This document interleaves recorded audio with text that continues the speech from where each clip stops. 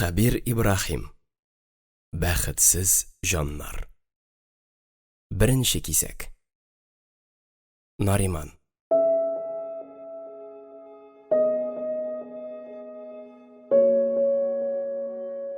Син миңа кияүгә чыгасыңмы, юкмы? Чыгам. Кайчан? Әгәр авылдан китсәң. Ташландык авыл йортының биек авыш бусагасына менеп кунаклаган егет һәм кыз авылдан китү китмәү турында әнә шулай гәп куерталар иде. Таза гәүдәле, нык бәдәнле, җитди һәм кырыс кыяфәтле, тик шуңа карамастан нечкә күңелле авыл җанлы Нариман кызларның үсеп җиткәч авылда калырга теләмәүләрен гакылы белән аңласа да, күңеле белән һич кенә дә кабул итеп бетерә алмый иде. Нәрсә калган аларга читтә? Шул таш калада бәхетне каядыр читкә китмичә генә туган җиреңдә генә табып булмый микән ни соң? Инде менә аның яраткан кызы Динә дә, алай дип кенә әйтү аз булыр, башлангычтан бер сыйныфта укып, бер партада утырдылар. Шәһәрдә училище тәмамлаганнан соң авылдан китүчеләр төркеменә кушылды. Бу кызый башкалада бер генә ел укып та, егетнең төн йокыларын качырырга өлгерде. Сөйеклесенә гашыйк булырлар да, урлап китәрләр төсле тоелды аңа. Урлавын урламадылар тагын. Аллага шөкер, исән-имин әйләнеп кайтты. Аңа да Нариманнан башка беркем дә кирәк түгел. Ул да аңа табынган, җаны белән береккән. Юк, ул Нариманын бер кайчанда беркемгә дә алыштырмас. Ярата ул аны. Кинодагы сымак кинәт кенә кабынып китеп мәхәббәт аңлашмасалар да, яшьләр өчен бу мәсьәлә көн кебек ачык иде. Алар тиздән ир белән хатын булачаклар. Өйләнеш кенә. Бер нинди дә каршылык юк, ике як та риза. Димәк китәсең. Бер мәлгә тын калган егет көрсенеп, авыр сулап куйды. Учларын уып авыл хезмәтеннән тупасланган бармак буыннарын шыгырдатты. Китмичә генә ярамыймы? Миңа авылда эш юк, диде Динә. Ул трамвай йөртүчегә укыды. Аны хәзер депода яңа трамвайы көтә. Ялгышмаса, Димитровградтан кайткан. Андый трамвайга хәзер яшь комсомолчыларны гына утырталар икән. Ярыйла, синең тракторың бар. Башка эш кенә ярамыймы? Яңа ферма ачтылар, сыер савучылар җитми. Менә син гел шулай. Кыз шундук үпкәләп, борынын салындырды. Ачуланма, шаярдым, җә. Кит. Син мине дә аңла. Мин гомер авылдан чыккан кеше түгел. Армиягә дә бармадым, ак билет белән калдым. Син барысын да яхшы беләсең. Аңлатма, кирәкми. Анда киткәч кая торырбыз? Миңа тулай торактан бер бүлмә бирәләр. 15 квадрат метрлымы? Башкалар яши бит әле. Әни белән нишлим, дип уфтанды егет. Ялгызын калдырыйкмы? Юк, синең белән борчак пешереп булмас ахры. Кыз кулын селтәп, кисәк кенә урыныннан күтәрелде. Нариман аны кулыннан тартып, кире урынына утыртты. Дәү учын кызның нечкә биленә шудырып, аны кочагына алды. Чыгасыңмы? Чыгам, әгәр дә авылдан китсәм име? Әйе. Ул Нариманга чыгарга әзер. Ләкин авылдан китү шарты белән. Шугынып китсен инде, дип эштән сызланды егет. Шулай итеп китәргә туры килер микән? Шулай. Яратмыйлар кызлар авылда калырга. Укыгач, әзрәк дөнья күргәч, офыклар киңәя, яңа мөмкинлекләр ачыла. Иләсләнгән башта яңа уйлар, үзгә фикерләр туа. Әлеге хыялларын тормышка ашырыр өчен аларга авыл җире генә тары булып тоела. Күңелләре белән алар барысы да туган авылларын яраталар, аңа тартылалар. Әле киткәч тә туган якларын үлеп китеп сагыналар, яшь кайталар. Ләкин әнә шул китү, китеп урнашу бәрабәренә алар ярату, сагыну хисләрен читкә кагарга мәҗбүр булалар. Ә ул китүнең исә иге-чиге юк. Авылдан китеп шәһәргә барып урнашу ниндидер бер модага, тансык гамәлгә әйләнде. Үзләре генә түгел, инде бер-берсен ияртеп китәләр. Авылда ачлыктан, хәерчелектән интеккән ата-бабалар кайчандыр Донбасс, Сибир якларына юл алганнар, тайгада урман якканнар, шахтада күмер чапканнар. Ләкин андый сәфәр киткән кеше өчен вакытлыча гына булган. Исән калса, ул кире әйләнеп кайткан. Авылда аны гаиләсе, бала-чагасы көтеп торган. Хәзер бер киткән кеше кире әйләнеп кайтмый. Ничек булса да шул киткән җирендә төпләнеп калырга тырыша. Авылга кунакка кайтуы гына рәхәт. Җир эшен, җир хезмәтен сөючеләр генә сирәк. Хәер, аларны да аңларга була. Көз-яз быкырдыкта галош яисә резин итек киеп пычрак йырганчы, чиста һәм шыма асфальтта модный ботинка, затлы туфли белән текелләвең күпкә күңеллерәктер шул. Күңелсез монда. Рәхәт эзләп калага киттең. Фермада эшләргә тиешле бер елыңны да тутырмадың, дип орышкан булды аны Нариман. Әйе, киттем, дип кырт кисте Динә. Китәргә хакым бар. Минем дә кешечә яшисем, ял итәсем килә. Ни җүнле эш юк, ни ялы.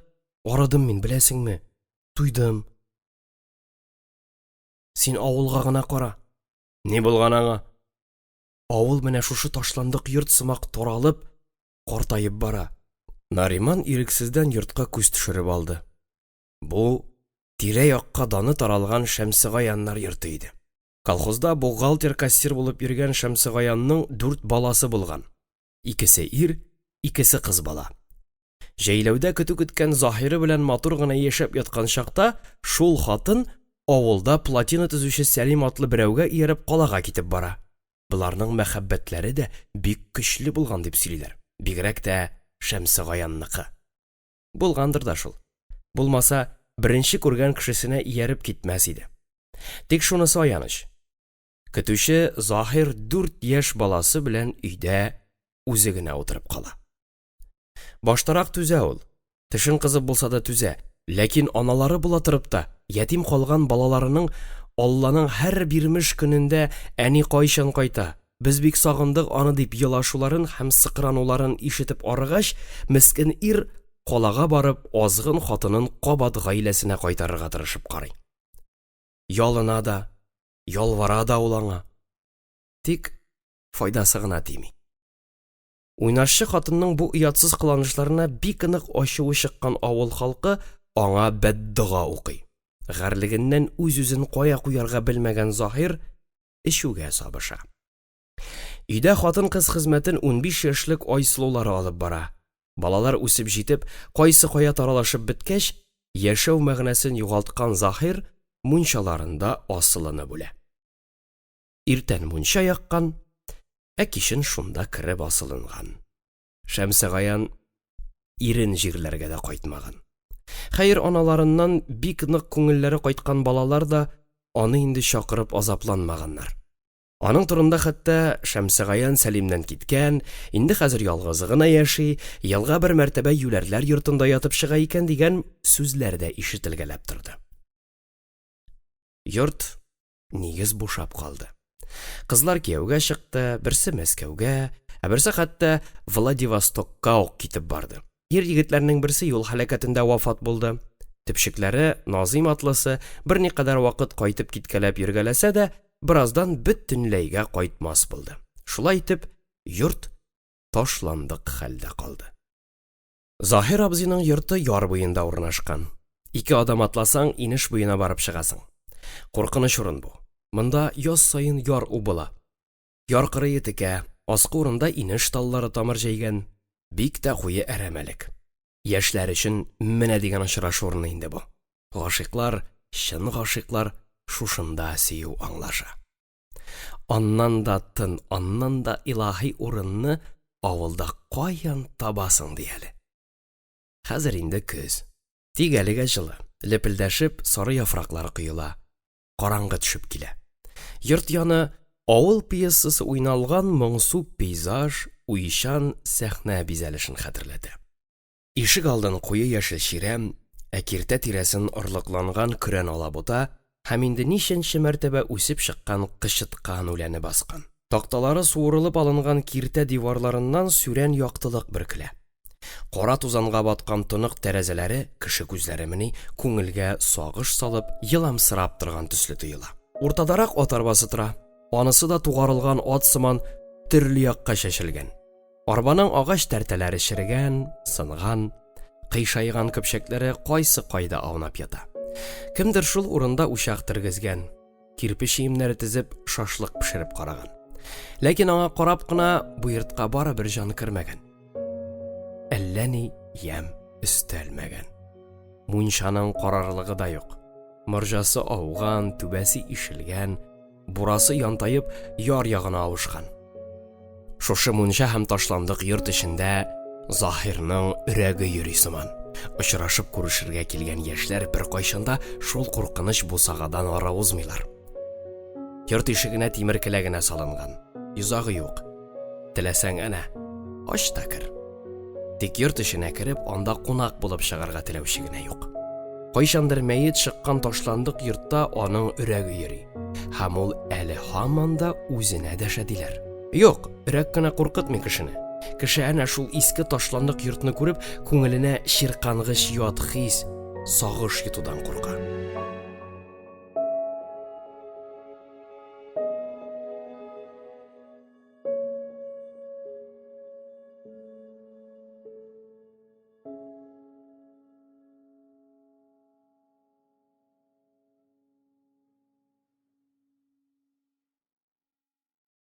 Хәбир Ибрахим. Бәхетсез җаннар.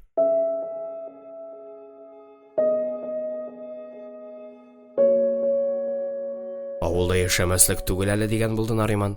Яшәргә була. Яшьләргә йортта салып бирә колхоз.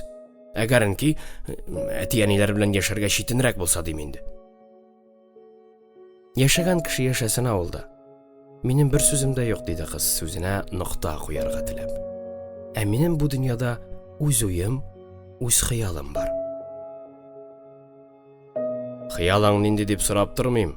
Билгеле инде, китүдер. Юк, ул гына түгел. Ә нәрсә тагын? Әйе, минем калада яшисем килә. Авылда каласым килми. Нишлим? Моңа мин гаепле түгел. Әйтик, менә бер генә мисал. Син беләсең, мин мул итеп, матур итеп киенергә яратам. Әгәр дә мин шулай модный киенеп авылга кайтсам, авыл халкы мине аңламаячак, миңа көлеп караячак. Юк, мин аларга үпкәләмим, чөнки алар аны күрмәгән, ә калада мин шул киемдә рәхәтләнеп йөрим. Миңа беркем дә кырын карый алмый, чөнки кала мине шундый кыяфәттә кабул итә, аңладыңмы? Шулмы бар булган хыялың? Юк, бу бер мисал гына. Әгәр хыялың шул гына икән, җаным, буш хыял бу. Кала стилягалар янында син барыбер ала карга булып күренерсең. Син мине аңламыйсың, аңларга да теләмисең, дип авызын турсайтты Дине. Һәм каударланып торып та басты. Син егет кеше, ә мин кыз. Сезгә авылда яшәү җиңелсез. Кайтырга теләмисең инде. Юк. Димәк чыкмыйсың да. Юк, алай түгел. Мин яратам сине. Миңа синең белән рәхәт, тыныч. Әйтеп аңлаттым бит инде сиңа барсын да. Әйттем. Нәрсә әйттең? Дип шаулады Нариман. Син әле миңа үзеп кенә бер сүз дә әйтмәдең. Әйттем бит инде. Шәһәргә китеп эшкә урнаш. Ярар, урнаштым ди шуннан. Менә шуннан соң мин сиңа чыгармын. Эх, Динә, Динә, дип уфтанды егет. Ачуланма миңа, Нариман. Шартым ул хәтле авыр түгелле. Әгәр дә син мине чынлап яратсаң, әгәр дә мине аңларга теләсәң, сиңа аны үтәүе әллә ни читен булмас. Каядыр еракта, авыл башында берәү өздереп гармонда уйнады. Авыл киен уйнады ул. Озату киен. Кыңгыраулы гармон шыңнары йөрәкне телгәләп үтте. Каян чыга диген син гади генә бер гармоннан шул хәтле моң? Каян? Рөстәмне армиягә озаталар, диде Нариман. Бүген яшьләр барысы да кызмача булачак. Безне дә чакырдылар алкага, ә синең шунда барасың килми. Мин аракы эчмим. Кеше эчкәнне дә карап утырырга яратмыйм. Алкага эчәр өчен генә бармыйлар, күңел ачар өчен баралар. Ә син минем күңелне ача сораңга миннән сорап алып утырасың. Әле урын булса иде. Шәмсегаяннар йорты каршында. Кинәт кенә караңгы капты. Ул гел шулай була инде. Инеш ягыннан җил исеп куйды. Ширәм өстенә кыйылган яфраклар кыштырдап, күгәрек йозакка ябылган ватык капка турысына тәгәрәде. Саташып, багана тирәсендә бөтерелде дә, ватык тәгәрмәч өстенә килеп өелде. Гармун тавышы каядыр еракка китеп югалды. Аның көен шыксыз җил һәм җир гүләве алыштырды.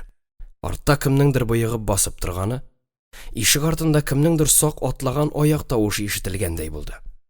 Кара шәүләне хәтерләткән бер нәрсә ябырылып, киртә авызын каплады. Динә сискәнеп Нариманга сыенды. Егет шуны гына көткән сыман кызны кочагына кысты. «Нишләп мондасың без?» дип пышылдады Динә. «Монда тынычрак булыр дигән идемле. Тапкансың тыныч урын. Туйганчы бер кочаклыймсың үзеңне. Туктале? Туктале?» дип тынычсызланды Динә. Анда кемдер йөри кебек. Шәмсегаянны җирләгәннән бирле кешеләр бу йортны әйләнеп буза башладылар. Нигә? Җен-пәриләр йөри имеш. Шаярмы әле? Шаярмыйм бит, дөресе шулай. Дөресе шул иде. Авылын һәм гаиләсен ташлап, азгын ир артыннан ияреп киткән Шәмсегаян авылга кайтып үлде. Сәлимнән качып берничә ел юләрләр йортында ятып чыккан хатын кинәттән генә авылга кайтып төште. Аның кайтканын күрүче дә булмаган. Халык сөйләве буенча ул төнлә белән кайткан. Ташландык йортта 2 көн рәттән шәм уты янып торган. Аның янына бер кем дә кермәгән. 3нче көнне урамда уйнап йөргән бала-чага аның өенә килеп кергәч, күрәсең белештермичә, Хуҗабикә: «Эй, минем балаларым кайтты, сөекле балаларым, әйдәгез, табынга узыгыз» дип, бала-чаганы шуен мичкәдә пешкән кабаклы бәрәңге белән сыйларга тотынган. Бәрәңгене тәлинкәләргә бүлеп салган, тәлинкәләр шакшы, китек, өстендә кара тараканнар чабыша икән. Шал чәчләре тузгыган хатынның чырае да кешечә булмаган. Балалар өчен шактый куркыныч булып тоелган. Ялгыш кына адашып кергән балалар чыршу килеп, барысы бергә урамга чыгып йөгергәннәр. Бу хәбәр шундук авылга таралган. Берәр сәгатьтән аның сәер куышына балта сәләкләр күтәреп авыл мужиклары бәреп керәләр. Һәм шунда башын өстәлгә салып, мәрткә китеп утырган хатынны күреп өнсез калалар. Күтәреп карасалар, ул инде үлеп ята. Хәер, буларның барысы да кеше сөйләве аша гына билгеле. Чөнки аның күбесе уйдырма, ягъни ялган сүз булуы да мөмкин. Ләкин Шәмсегаянның авыл зиратында күмелүе хак. Нариман аларын хәтерләми, ул чакта шактый яшь иде әле ул. Мәрхүмәнең кайда күмелүен инде беркем дә белми. Аның кабере дә билгесез. Кабер ташы куелмаган. Кем куйсын инде аңа? Кабер тактасы инде күптән черегән. Әлеге сәер хатын турында дөньялыкта бик күп сүзләр, бик зур гайбәтләр йөри, һәм аның сире әлегә тиклем ачылмаган. Кем белә, бәлкем тора бара ул сер дә бер ачылыр. Нариман өчен шунысы мәгълүм. Шәмсегаян җансызлыкның бер корбаны. Җансызлык. Җансызлар. Бәхетсез җаннар. Каян килеп кирде соң әле бу сүз, бу төшенчә аның башына? Каян? Һәм кайчан?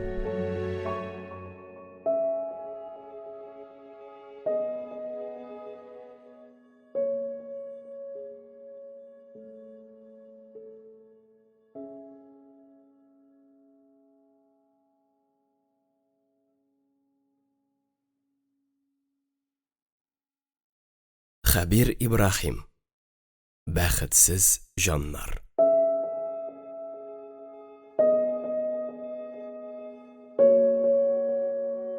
Икенче бүлек. Алар соңга калып килделәр. Мәҗлеснең инде кызган чагы иде. Советлар Союзында бөтен нәрсә эшүгә, ягъни юуга корылган. Диплом алсаң юу, комсомолга керсәң юу, туган көнең җитте икән юу, армиягә китсәң, анда инде икеләтә, эшләтә. Бит аракы эшүне, хәмер кабыны безнең борынгы бабаларыбыз кайчандыр нәрсә икәнен дә белмәгәннәр. Авылда булса, бер сәрхүш булган, анысы да тилемиле. Чөнки дин көчле булган, әхлак көчле. Большевиклар әнә шул рухи хәзинәне чүп базына чыгарып түктеләр. Хәзер авылда аяк кеше табып булмый, барысы да эшә. Һәм хәтта хезмәт бәясе дә аракылата түләнә. Эшүне безгә чит милләтләр такты. Һәм ни кызганыч, без дә аларга ярдык. Татарга бөтенләй эшәргә ярамый. Татар аракы эчеп кырыла. Үзгә халык гомере буе эчкән. Ул шуңа күнеккән. Алар аракыны тозлаган кыяр кәбестә кабып эчә, татарда исә кабымлык урынында гөбәдия. Тозлаган кыяр кәбестә кандагы спиртны йота, аны ваклый, ә менә камырдан ясалган гөбәдия тәнгә агу булып кына ята. Гасырлар буена эчкән милләтнең аракыга иммунитеты көчле, татарның аракыга каршы торырлык геннары юк. Аракы татар өчен агу. Шәшен төбенә тиклем кырдырып аткан Рөстәм бүген игътибар үзәгендә иде. Ул Нариманга туган тиешле кеше. Атасы ягыннан.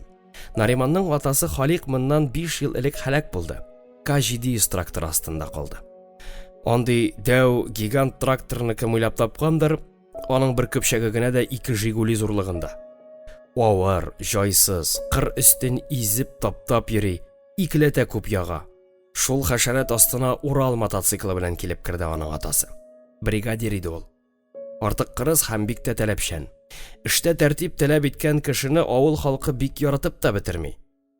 Үзе килеп кермәгән, үтергәннәр дигән сүзләрдә йөрде. Андый дәү трактор кабинасыннан Урал мотоциклы да чыпчык булып кына күренгәндер шул. Хәер, тракторчыны гаепли алмадылар. Шуннан бирле күрә алмый Нариман К700 тракторын.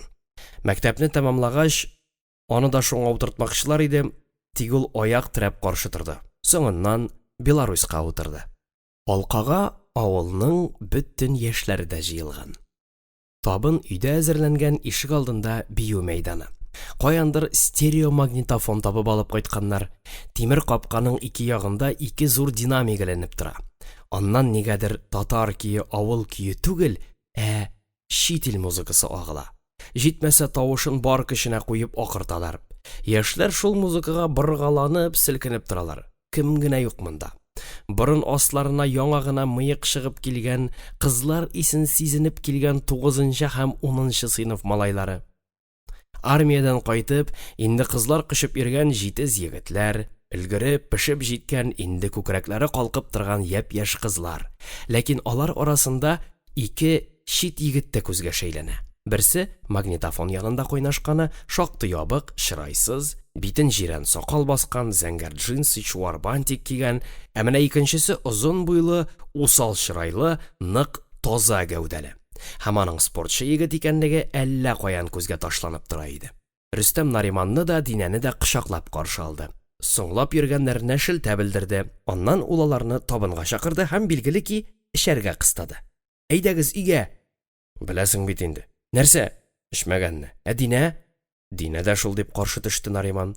Тик озак сөйләшергә ирек бирмәделәр. Яшьләр Рөстәмне өстерәп алып түгәрәк эшенә алып кирип киттеләр. Динә дә шуларга ярды. Нариманга тимәделәр. Авылда аның күңел ачарга, биергә яратмаганын барысы да яхшы белә иде. Ул ялгызы гына кырыйда басып торды. Шул чит ил музыкасын җене сөйми иде аның. Тыеп та карыйлар шуны, ләкин барыбер акырталар. Магнитофон янында бетерелүче шәһәр егете алып кайткан күрәсең аны. Авылда андый музыка тыңлаучы кеше сирәк. Инде хәзер менә бу авыл гыйбатлары да әлеге музыкаль яңалыкка бик нык сөенешеп, шуңа селкенешеп биеп торган булалар. Янәсе булар чит ил музыкасына бииләр. Клубта бер вакыт яшьләр шундый музыка акырта башлагач, Нариман бик каты тавыш җанҗал чыгарып алды. Ул магнитофонның шнурларын үзеп атып, колонкаларын тәрәзәдән атты. Аппаратура кешенеке түгел, клубныкы булып чыкты. Яңа алганнар. Клуб мөдире аның тәмам җанына төште. Ремонтларга туры килде. Милициягә хәбәр итәргә курыктылар, ник дигәндә Нариман авылны кулда тотып тора иде. Күңел ачарга дип төшкән яшьләр, татарчага биеп булмый бит дип зарланышкан булалар. Нишләп биеп булмасын ди икән? Нинди генә бию кию юк татарда? Күзләре белән Динәне эзләгән Нариман үзе дә сизмәстән биючеләр төркеме янына килеп басты. Алар арасына берничә авыл егете кушылды. Кул биреп күрештеләр. Егетләрнең берсе Хади, икенчесе Зиннур атлы иде. Хади армиядан кайтканнан бирле колхозда хезмәт итә. Зиннур Зимагур, кушаматы да шулай, ике арада калды. Ни салада калырга, ни калага китәргә белмичә йөри. Бер кайта, бер китә, һәм әле һаман да юньләп бер кая да урнаша алганы юк. Хади кечкенә буйлы, нык, үҗәт, кермәгән тишеге юк. Зиннур уртача буйлы, ак чәчле, авылда аны Акбаш дип йөртәләр, еламыйча бер генә эштә эшләми. Һәм ул пешмәгән, булдыксыз бер егет кәмәше иде. Хади белән алар музыка мәсьәләсендә дә капма-каршы фикердә иделәр. Хадига әйтик, андый музыка ошамый, ә Зиннурга барыбер. Шулай да алар чын дуслар, Агылый белән Тагылый сымак. Бу ике егет кемнәр соң дип сорады Нариман алардан. Тазасы Хамис, ябыгы Альфред диде Зиннур. Каян? Казаннан. Кемнәргә кайтканнар? Шәкүрләргә. Альфред Шәкүрнең абыйсының малае. Ә тазасы? Анысы аңа ярып кайткан. Коришлар. Ниндирәк? Булай ярыйсы егетләр. Масаерга яраталар дип сүзгә кушылды Хади. Бер сүз әйтергә ярамый, шундук кабынып китәләр. Иркәнең энесен шушылар кыйнады бит инде. Андый нәрсә бар иде аларда дип өстәп куйды Зиннур. Туктагыз әле дип кычкырды Нариман. Бу манкалар шулай авылга кайтып безнең егетләрне кыйнап йөрергә тиеш димени? Кая карыйсыз сез? Нишләп чара күрмисез? Агылый белән Тагылый башларын аска иделәр. Янәсе алар гына нишләтә ала иде? Алар монда Наполеон булып йөрергә тиеш түгелләр, аңлыйсызмы? Казаннарында шулай йөрсеннәр. Ниһаять яшьләр сикерешеп, биешеп арыдылар. Шуны сизеп алган Альфред тиз генә пластинканы алыштырып куйды. Мәйданда тын көй, ягъни медляк яңгырады. Урысча бу биюнең исеме Белый танец дип атала. Монда бөтенләй киресенчә егетләр түгел, ә кызлар егетләрне чакыралар. Динә үч иткәндәй Нариман каршына килеп басты. Нариман селкенмәде дә, ачулы күзләре белән Динәне ашады. Кыз елмаеп бер Хадига, бер Зиннурга карап алды. Янәсе сез ничек? Тегеләр юк дип баш селкеделәр. Нариманның сөекле кызы белән мидләк биеп йөрергә юләр түгел бит инде алар. Ә Динә кирәк бит әй, үпкәләп диярлек шундук теге шәһәр егете таза Хамис янына авышты. Нариманның ачуын чыгарып, әле шуның алдында тез чүккән була ичмаса. Егет карышып нитеп тормады, Динәне тиз генә эләктереп түгәрәк эченә алып кирип китте. Нариман шыгырдатып йодрыган кысты. Әйе, Динәдән мондый ук мәнсезлек көтмәгән иде ул. Бию беткәнче тыныч кына басып тора алмады. Музыка куючының маңгайын ярып, аппаратурасын пранзаран китерәсе килде аның. Шак кына тыелып калды. Бию бетүгә үк ул Альфред каршына барып басты. Слухаю, брат. Кунак егетнең чыраенда мыскыллы елмаю чагылды. Синең башка музыкаң юкмы әллә? Ә нәрсә? Татарчаң бармы? Татарча? Дип тел шартлатты диск жокей. Татарча арчадагына, брат. Нариман шак кына аның яңагына сукмыйча калды. Ләкин шул чак аңардан берәү: "Егетләр, әллә гармонга биеп алыкмы?" дип кычкырды. Шул вакыт барысы да каударланып: "Әхмәт кая? Әхмәт!" диештеләр. Әллә каян гына Әхмәтне табып китерделәр. Артсыз урындыкка утыртып, кулына хромка тоттырдылар. Әхмәт дигәннәре Кытайлыга охшаган кысык күзле хатын-кызлар карамаслык чырайлы бер әдәм иде. Инде 40-ка җитте, әле һаман да өйләнми. Шәп егет, җырга моңга гашыйк. Ыслухы менә дигән. Нинди генә җыр көйләсәң дә, ул аны шундук отып ала һәм уйнап та куя. Баягынак авыл башында гармон сыздыручы да ул булды күрәсең. Чөнки гармонда аның кебек оста уйнаучы юк иде авылда. Мәҗлес яисә концерт кебек нәрсә булса, барысы да аңа йөгерә. Карусыз үзе гармонын күтәреп килә дә җитә. Кайберәүләр сымак акча сорап та интектерми, аракы эчми, бирсәләр алып кайта. Авылда аракысыз яшәп булмый. Трактор чакыртып бәрәңге җиреңне генә сукалатсаң да, яртысыз котылам диме. Әхмәт үтүкләнгән шалбарына кызыл төсле аш җәймәсе җәеп, башын кырын ташлап, гармонда уйнарга тотынды. Бию кейін су урынына эчә. Ара-тирә хәтта дәртләнеп китеп импровизация кебегрәк нәрсә дә ясап алды. Яшьләр тупырдашып биешкән арада Динә Нариманга килеп йылышты. Гаепле кеше сыман башын аска иеп, нишләргә белмичә, егете янында ышкынып торды. Ул аңа күтәрелеп карарга да курыкты. Нариманның холкын яхшы белә. Аның шәшләмәсәң, бәла киләсен көттә тор. Кызуканлы, тиргәү генә түгел, сугып йыгарга да күп сорамый. Әнә хәзердә аның бик нык ачуы чыккан, кытырыныр хәлгә җитеп, тәмам тулышкан. Сөйгәнен көйләргә теләгән кыз башын егетнең җилкәсенә салды. Хатын кыз шул, белә иратны кай яктан аларга кирәген. Ачуыннан шартларга җитешкән Нариман акрынлап кына эреде. Юк, ул Динәне кочакламады да, үпмәде дә, бары тик тамагын кыргалаган булып, җиңелчә сулаша алырга тырышты. Кинәт дөнья җиңеләеп киткәндәй булды. Ләкин анысы да вакытлыча гына булган икән.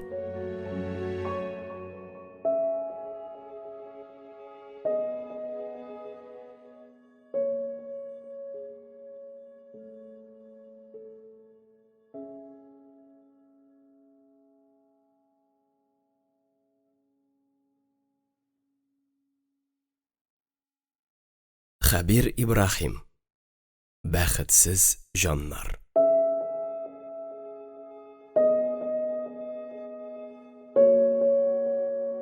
Әхмәт гармонда уйнап яшьләрне биетеп туктатырга да өлгермәде. Теге сакаллы егет кабат магнитофонын кушты. Бонни М имеш. Нариман Динәне ташлап зур адымнар белән диск жокейга таба атлады. Атлау дип кенә әйтеп булмас иде аны. Бу чынлап кешегә ташлану, һөҗүм итү белән бер иде. Ул музыкага да, магнитофонга да кагылмады. Кемгәдер ошый икән бисеннәр, Альфредны күлмәк якасыннан эләктереп, җилтерәтеп диярлек каралты кура артына алып чыгып китте. Күпләр моны сизми дә калды. Син нәрсә тагын шул музыкаңны куйдың? Дип акырды ул аңа. Яшьләр сорый. Сорый торганнардыр, бер сүзем дә юк дип аңлатырга тырышты ул сакаллы егеткә. Әле бит бию көе дә бетмәгән иде. Син тагын шул шайтан музыкасын китереп тыктың. Син нәрсә, брат, ышкындыңмы әллә? Дип тыпырчынды Альфред. Ул Нариманның музыка өчен генә түгел, гомумән бәйләнәсе килгәнен аңлады. Мондый нәрсәнең яхшылык белән бетмәгәнен сизгән диск жокей ярдәм көтеп тирә-ягына каранды. Кинәт кенә һөҗүмгә күчкән дошманын ул башта исерек дип уйлады. Исеректән мәгълүм ки, теләсә нәрсә көтәргә була. Сакалыңыз слушай. Узакта үтмәде, алар арасына Хамис килеп керде. Альфредтан ике башка озын бу әзмәвер күкрәген киереп дустын дошманнан биек дивар сымак каплады. Ачом базар? Урысча, ягъни шәһәрчә сөйләшкән кешеләр янында әзрәк каушабрак калырга гадәтләнгән Нариман бу юлы да бер мәлгә югалып калды. Юк, ул курыкмады. Үнсез дә калмады, бары тик биразга сүз куәсен югалтты. Шул арада эшне сизгәндәй булар янына авыл егетләре дә йөгереп килделәр. Шәһәр егетләреннән бик үк өркемәсә дә, Хади белән Зиннурның якында басып торулары аңа ниндидер көч өстәде. Аларга Динә дә ияргән иде. Тик аны шундук куып җибәрделәр. Ир-атлар арасында була торган бәхәскә хатын-кызны катыштыру кирәк нәрсә түгел иде. Шул чак эшнең зурга киткәнен аңлап алган бер яшь җилкенчәк өйдән Рөстәмне дәшеп чыгарды. Совет армиясенә чакырылган рекрут: "Егетләр, сез барыгыз да минем кунаклар. Әйдәгез, тыныч кына ял итик инде", дип үтенеп сорагач, бер-берсе белән каты гына бәрелешергә торган ике як та тынычланып, әкрен генә таралышырга мәҗбүр булдылар. Ул арада музыка да туктады. Яшьләр дәррәү килеп өйгә табын янына кереп тулдылар. Нариманны ничек кенә кыстасалар да, ул анда кермәде. Динәсен җитәкләп, урамга чыгып китте. "Нишләп син шундыйсың, а? Нигә? Кешечә генә кыланырга буладыр бит инде." Нариман кешечә кылану ничегрәк буласың ул дип кайтарып сорарга теләсә дә, бу юлы дәшмичә калды. Йөрәген ашаган шул юләр көнчелеге, шәһәр егетләренә булган чиксез ачуы тиз арада иреп юкка чыкты. Аның хәзер авыз ачып бу турыда сөйләшәсе дә, хәтта сүз дә эндәшәсе килмәде. Ул иң элек бер генә нәрсәдән, Динәсен югалтудан курка иде. Рөстәм дә китә инде. Рөстәм китер дә кайтыр да, ул әллә кая китми, армиягә генә китә, диде Нариман. "Менә син кайтырсың микән? Бер киткәч. Без синең белән сөйләштек түгелме соң?" дип моңсу гына елмайды кыз. "Нәрсә дип?" "Икәү бергә китәбез дип." "Мин сиңа китәм дип вәгъдә бирмәдем." "Димәк, син мине яратмыйсың?" "Яратам." "Мине түгел, авылны." "Авылны да, сине дә, Динә."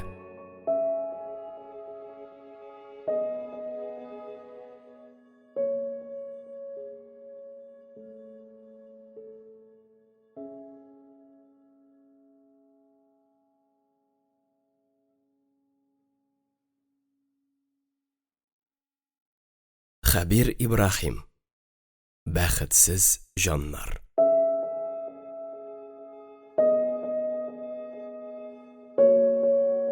Үшінші бүлек. Аңа арттан китереп ұрдылар. Динәне өенә хәтле озатып, кире кайтырга чыккач булды бу хәл. Урам шатыннан борылган гына иде, муены артына шап берне караңгыда суктылар. Шактый кат эләкте. Дошман кулында юмарлаган кырыч корал кастеток булды ахрысы. Чөнки кыры кул белән генә шул хәтле кат итеп сугып булмый. Әле ярый аңын җыеп егылмады. Егылса типкәләп имгәтеп үк киткән булырлар иде. Егылмады Нариман. Аягында басып калды. Борылып артына карарга теләгән иде, муен төбе шыртлап куйды һәм яман кат итеп авыртырга тотынды. Аптырагач, муенын катырып, мүшәсе белән борылды. Каршысында 5 метр гына арада күкрәген киереп кунак егет Хамис һәм аның артында яшеренеп Альфред басып тора иде. Караңгыда күз тиз ияләшә диләр. Ул аларны бик тиз танып алды. Кала белән сала арасында буталган Зиннур Зимагурның "Сак бул син ул егетләрдән, перваклар алар" дигән сүзләре искә төшкәч, ул ирексездән каладагы яман даны чыккан группировкалар турында уйлап куйды. Ләкин аларның берсе дә группировка малайлары түгел иде. Авылга кунакка кайтып, без перваклар дип дан истәп йөрүчләр генә иде бугай. "Ну как, колхозник, эләктеме?" дип мыскыллы елмайды тазасы. "Походу да", дигән булды ябыгы. "Авызың ачканчы уйла башта. А может, на мировую? Әйдәгез соң." Нариман беренче булып кул сузды. Көндәшләр моны көтмәделәр билгеле. Аны шурли икән бу дип уйладылар, ләкин ялгыштылар. Хамис шуңа алданып, аңа якынаюга ук Нариман аягы белән аның тез астына китереп типте. Нидер шыртлап сынды. Тез асты, аякның иң йомшак һәм иң зәгыйф җире. Бу ысулга ул бригадир атасыннан өйрәнеп калды. Колхозчылар бер генә дә бригадирны яратмыйлар. Аны гел мыскыл итәргә генә торалар. Бер вакыт тракторчы Гаифине җирне сай сукалаганы өчен трактордан алып ташлагач, 3-4 исерек җыйнаулашып әтисен кыйнарга дип килгән иде. Ул аларны 2-3 минут эчендә барысында диярлек җиргә түшәп салды. Соңыннан исә тез аслары имгәнгән колхозчылар ай буе чатанлап йөрсәләр дә, бригадир өстеннән шикаят язарга курыктылар. Шуннан бирле аны мыскыл итүчеләр азайды, ә хөрмәт итүчеләр киресенчә күбәйде генә. Менә шушы шакалларга да шундый бер шәп сабак укытырга теләде ул. Хамиска шактый кат эләкте күрәсең. Ул авыртуга түзә алмыйча башта бик яман кат итеп кычкырды, аннан соң тез башын тотып җиргә чүкте. Нариман Хамис каршына иелде. Тегесенең кыйнарга тели дип уйлады ахрысы, куркудан күзләре акайды. "Без егылганны кыйнамыйбыз, брат. Сез генә ул егылганны изәсез. Бар, бүтән бу авылда күренмә" дип, ул Хамисны тартып торгызды. Шул чак җигүле ат артыннан өреп барган ләңгелдек әнчек сыман "Казанга гына кил, без сине изәчәкбез" дип Альфреды шәңгелдәргә тотынды. Нариман озак уйлап тормады, җирдә унап яткан бер таш кисәген кулына алып, аңа томырды. Тегесе чырулап алга томырылды. Төзәмичә генә аткан таш Альфредның нәкъ аркасына килеп төште. Ул качкын эт сымак чинап, күрше тыкрыкка кереп югалды. Хамис исә бер аякка чатанлап, бар көченә сүгенә аның артыннан иярде. Нариманны таң белән уяттылар. Мәктәптә гомере буе балалар укыткан, инде хәзер пенсия яшенә җитеп килгән Хәлимә ханым, "Торайды, соңа каласың" дип, тирән йокыдан изрәп йоклап яткан улын төртеп уятты. "Кая? Эшкәме? Эшкә. Кая тагын?" "Рөстәм китә бүген. Озатасы бар. Әбәткә тиклем зәпкә чыкмыйм. Соң әбәт җитеп килә бит инде." Ой, Нариман армиядәге солдат сыман ялт кына сикереп торды һәм ыштан бауларын эләктерә урамга чыгып йөгерде. Капка төбендә халык җыйналган, шунда ГАЗ-51 машинасын китереп куйганнар. Китмәгән әле. Нариманның йөрәге җылынып китте. Озату кичәсендә утыра алмады, капка төбеннән генә булса да озатып калырга кирәк егетне. Юласы шундый. Туганмы, туган түгелме, бер-береңне озату зарур. Халык шактый күп җыелган, күбрәк яшьләр, Нариманның яшьтәшләре. Машинага утырыр алдыннан митинг сыман бер нәрсә үткәреп алдылар. Башта сүзне парторг абзыйга бирделәр. Карт чырайлы күзлекле агай бик тәмләп һәм озак итеп матур сүзләр сөйләде. Ир-егетнең армиягә баруы, ил алдындагы изге бурычын үтәве аның намус эше булуын аңлатты. Абзыйның тел төбендә әнә шул нәрсә ята иде. Яшьләр аны бик тыңларга теләмәсәләр дә, йоласы шул булгач, башларын аскаеп тыңладылар һәм хәтта соңыннан кул да чаптылар. Парторг сөйләп бетергәч, капка төбендә ыгы-зыгы китте. Рөстәм кочаклашып берничә кат әти-әнисе, туганнары белән саубуллашты. Нариман белән ул коры гына хушлашты. Күрәсең, кичәге хәлне исендә калдырган. Аннан соң аны яшьтәшләре, дуслары сырып алды. Алар Рөстәмне күтәреп алып, кузов өстенә чөйделәр, аның артыннан барысы да машинага менеп тиелде. Кузовта басып торырга да урын юк иде. Алар инде егетне районга, хәрби комиссариатка хәтле озата барачаклар. Бер туктаусыз җырлашалар, акырышалар. Җырлый белмәгәне җырлый, бии белмәгәне дә биегән булып маташа. Чөнки күбесе исерек, иртән кереп, баш төзәтеп чыкканнар. Машина кузгалып киткәч кенә капка яны тынып калды. Китүчеләргә караганда озатучылар азрак иде. Рөстәмнең сөйгән кызы Җәмилә, ул авылда башлангыч класслар укыта, районга хәтле бармады, исерекләр арасында кысылып барырга яхшы сынмаган димәк. Ни әйтсәң дә, укытучы кеше бит. Ул кулын булгап, машина артыннан берникадәр атлап барды да, бер урында туктап, катып калды. Яшьләр төялгән машина авыл башын узып, кыр юлына кереп күмелгәч, дөньясы җиңеләеп калгандай булды. Һәр хәлдә Нариманга шулай тоелды. Ә менә кадерләп үстергән баласын кеше белмәгән, күз күрмәгән җирләргә чыгарып җибәрү ата-анага җиңел булды микән? Әйе. Әнә шул армиягә китүче һәм аны озатучыларның без авылдан чыккан чакта күтәрелде томаннар, исән булсак бер кайтырбыз, сау булыгыз туганнар дип җырлавы әле һаман да аларның җаннарына моң, сагыш салып, колакларында яңгырап торыр. Тик иң аянычлысы шул. 2 генә ел бит туганнар, 2 ел нәрсә инде ул дип сөйләнгән Рөстәмнең соңыннан Әфганга эләгеп, медицинак табутта әйләнеп кайтуын алдан ук белсәләр, аның кырыс ата-анасы да, башлангыч класс укытучысы Җәмилә туташта Рөстәм белән булай җиңел генә хушлашмаган булыр иделәр. Анасы баласын кочаклап елар, сөекле яры исә яшьләр төялгән машина артыннан басы юлында күмелгәнче йөгерер иде кебек. Шын ир кеше армиядә хезмәт итәргә тиеш дип тукыган акыллы атасы да, кызыл сүз сөйләп, ширек сәясәт шире белән шиләнгән парторг та аз гына уйланыр иде бәлкем. Кадерләп, иркәләп үстергән балаңны тот та шул тәмух эшенә китереп тык әле. Ә сугыш ялкын өреп торган аждаһа авызы сымак гынахсыз бала җаннарын суырып кына тора. Җан кирәк бит аларга. Җан, кеше җаны. Властьны, сәясәтне тотып тору өчен кирәк. Ә аны каян алырга? Каян? Авылдан билгеле. Инде кайчаннан бирле шул авылның җанын суыралар. Тик әле һаман да суырып бетерә алмыйлар. Ләкин җан капчыгы да төпсез нәрсә түгел. Җан шишмәсе дә мәңгелек түгелдер шул. Ул да кайчанда булса бер тишелергә һәм сайыгырга мөмкин.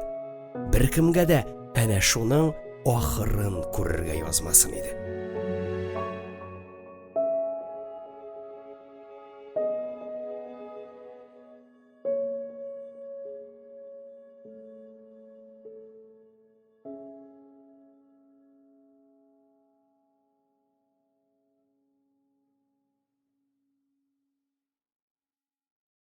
Хәбир Ибрахим. Бәхетсез җаннар.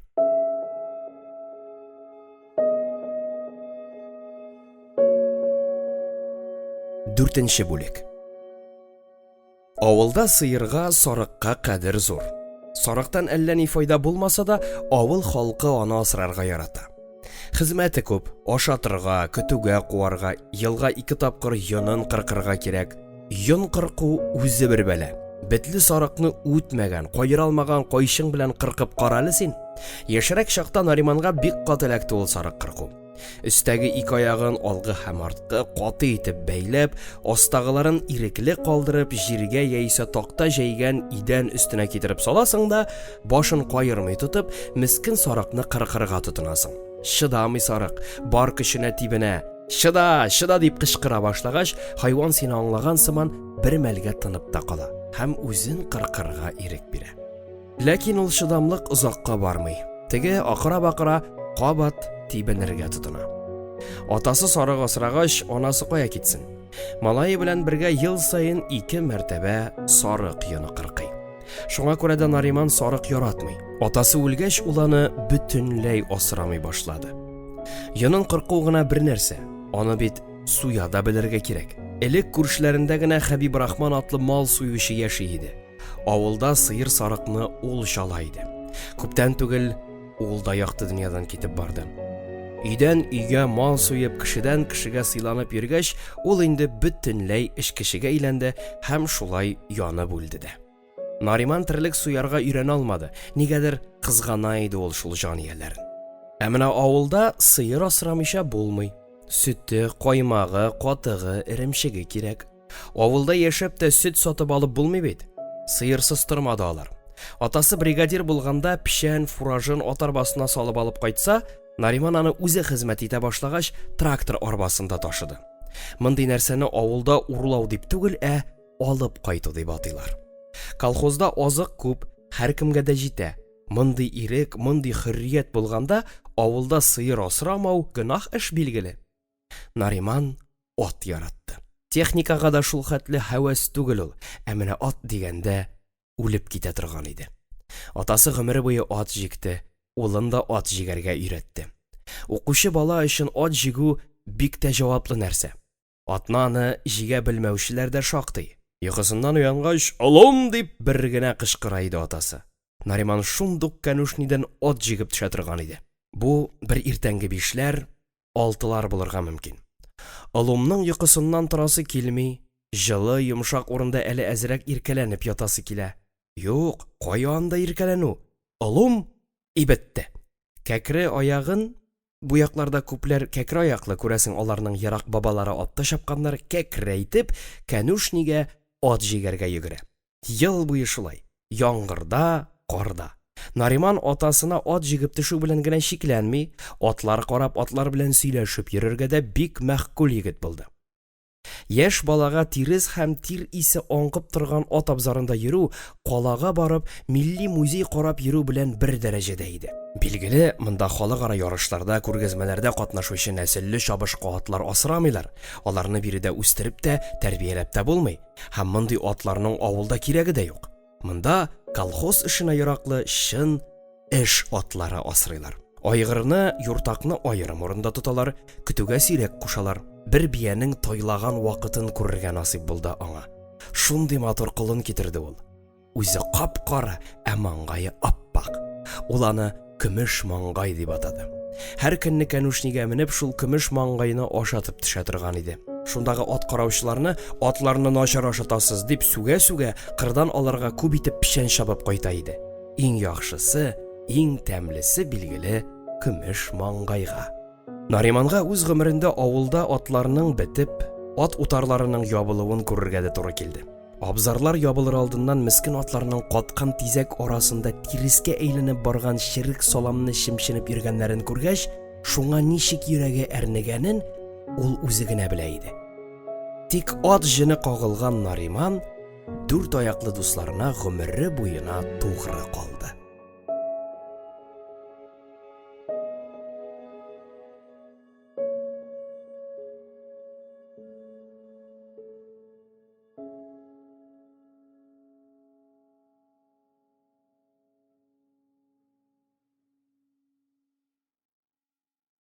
Хәбир Ибрахим. Бәхетсез җаннар.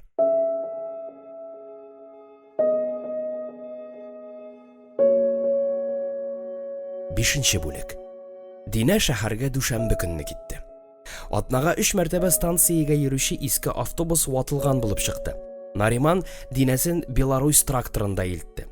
Таш юл шул тиклем тетелгән ки, шакыр-шакырдан сикереп барасы килмичә, ул тракторын қыр аша гына куды. Турыдан юл якын 10 километрга кыскара.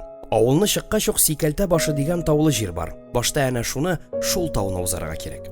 Сикәлтәне узгач ук гаҗәеп күренеш башлана. Күз алдында зур тау асты җәйрәп ята.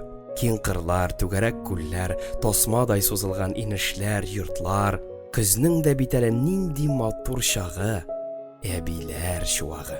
Күңелләрне җилкендереп, талгын гына җылы җил исә. Кыр өсләрендә тезелгән салам шүмәләләре кояш нурларында алтын ятмасы сымак җемелдәп, ялтырап китә. Бу хозурлык һәм бу матурлык та калага китеп баручы кызга "Кал, Динә, йөрмә әллә кайда" дигән тылсымлы сүзләр белән эндәшә сыман иде. Тракторның тәрәзәсе ачык, кыр ягыннан җанны кытыклап җил исә. Менә ул аның сөеклесе, üzülеп сөйгән кешесе, күлмәк итәкләрен җилфердәттереп, терәлеп диярлек аның янәшәсендә генә, янында гына утырып бара. Кая барасың бу кыз? Нариман, бер тракторыңны, әйдә кире кайтык дип кенә әйтсә иде бит юкса. Юк. Кызның башында әллә нинди иләс-миләс уйлар. Ул каядыр ашкына, ашыга, әйтерсең лә шәһәр җирендә ул бик кирәк. Аны анда көтеп торалар, аңа барысын да әзерләп куйганнар. Юк, аңа анда тизрәк китәргә кирәк. Ул авылда калу турында уйламый да. Кыз бар кешенә үкереп барган тракторны да, аны дуамал йөрткән Нариманны да эшеннән генә сүгеп бара. Ә инде җиңел машиналарга утырган, аларны узып киткән кешеләрдән исә көнләшеп кала иде. Нариман станциягә хәтле барып җитә алмады. Олы юлга чыккач, Динә трактордан төшеп, Жигули машинасына күчеп утырды. Поездга соңга калырга курыккан кызның теләгенә каршы килеп булмый иде. Ә каршы килергә аның хакы бармы соң? Хушлашканда кыз аны кычмады һәм хәтта кул да бирмәде. Хат язарга, шалтыратырга вәгъдә итеп, тиз генә җиңел машинага кире утырды. Жигули йөртүче яшь егет янына чибәр, ягымлы кызның утыртуына сөенеп, шаулатып газга басты. Тау астында кызу җәй айларында шактый саеккан һәм актык тамчы суларын җыйнап Идел ягына аккан Үләмә елгасы кырында ул бер ялгызы гына басып калды. Ул аны бик нык юксынды. Эштә вакытта аны әзрәк оныткалап торса да, кичен өенә кайтып яткач, Динәсен уйлап бер туктаусыз газаплана торган иде. Әлдә ярый өендә телефон бар. Авылда күп кешедә ул юк. Атасы бригадир булып эшләгәч, телефонны районнан килеп куйдылар. Динә башта һәр көн диярлек шалтыратты. Аны уйлап сагышлануын, сагынуын җиткерде. Ләкин телефоннан сөйләшеп кенә ул егетнең сагынуын баса алмады. Киресенчә, көчәйтте генә. Ярты ай вакыт узгач, Динә инде һәр көнне түгел, атнага 2 я 1 мәртәбә генә шалтырата башлады. Сәбәпләре дә табылды. Беренчедән, ул эшли башлаган, беренче сменада, икенчедән, һәр көнне сөйләшү пунктына төшеп, анда чират көтеп утыру туйдыргандыр да бәлкем. Үзең килгәч күрерсең дия торган иде ул. Динәнең шулай өздереп әйтеп куя торган гадәтен тракторчы егет яхшы белә иде. Улының газапланганын күреп сагышланган анасы бер көнне Нариман белән бик ныклап сөйләшергә булды. Уку елы әле башланган гына. Мәктәптә физика укыткан Хәлимә ханымның эше алай бик тыгыз түгел иде. Пенсия яшенә якынлашып килгән, күзгә күренеп ылагая башлаган укытучы хатын һәр вакытта да аның якын кешесе һәм киңәшчесе булды. Юк, ул әле дә үзенең сылулыгын югалтмаган, чөнки бер кайчан да юанаймады, гел шулай чандыр булып ябыктырды. Аның гәүдәсе дә, фигурасы да әле дә яшь кызларныкы кебек. Ләкин бите бик нык җыерчыкланган. Йөзендә исә ниндидер арыганлык, тирән моңсулык сизелә иде. Улыгаюында ул соңгы 2-3 елда гына улыгайды. Нариманның атасы үлгәннән соң анасы бик нык бетереште дисәк, бик үк дөреслеккә туры килмәс. Әйе, Халик фаҗигале үлемгә дучар булды. Хәлимә иренең үлемен шактый авыр кичерде. Ул бик нык кызганды мәрхүмне. Төннәрен йоклый алмыйча, аның утырып елап чыккан вакытлары да еш булгалады. Шулай да ул ирен бик үк яратып яшәмәде кебек. Сөйләшүләре буенча аның атасы әнисе артыннан 7 ел йөргән. Атасы артык матур кеше түгел иде аның. Кыска буйлы, кызыл чырайлы, тукмак борынлы, холкы да ташка үлчим генә. Әнисе аның алдында һәр вакыт патша кызы булып күренде. Атасы аны бик яратты. Ә анасының аңа бик исе китмәде кебек. Һәр хәлдә Нариманга шулай булып тоелды. Өйдә тавышлар да шыккылады. Бик тә ярсыган, дуамаллаган чакларында атасының «Яратмыйсың инде син мине, хатын, яратмыйсың» дип üzгәләнгән чакларын яхшы хәтерли әле ул. Хатынының җанына төшеп, канына туз сала торган гадәте дә юк түгел иде аның. Халик әле үлгәч тә Хәлимәнең төшенә кереп интектерде. Каберенә таш куйдырганнан соң Нариман колхоз пилорамында агач рәшәткәләр ясатып кайтырган иде. Шулар белән ул атасының каберен тотып алырга уйлады. Әллә Нариманның эше күп булды, әллә башка сәбәпләр табылды. Шул рәшәткәләр урынына куелмыйча озак кына өй янында яттылар. Тик менә шуннан соң фаҗигаи рәвештә якты дөньядан киткән Халик «Нишләп куймыйсыз шул рәшәткәләрне? Шуңа җаным сызлана» дип төннәрен Хәлимәнең тешенә кереп йөдәтә башлады. Күп тапкырлар керде. Ире гел өй янында йөри икән. Шыгыр-шыгыр килеп, һаман да рәшәткәләр актара. Каберен шул рәшәткәләре белән тотып, аны яшел төскә буяп чыккач кына, атасының рухы беразга тынычланган кебек булды.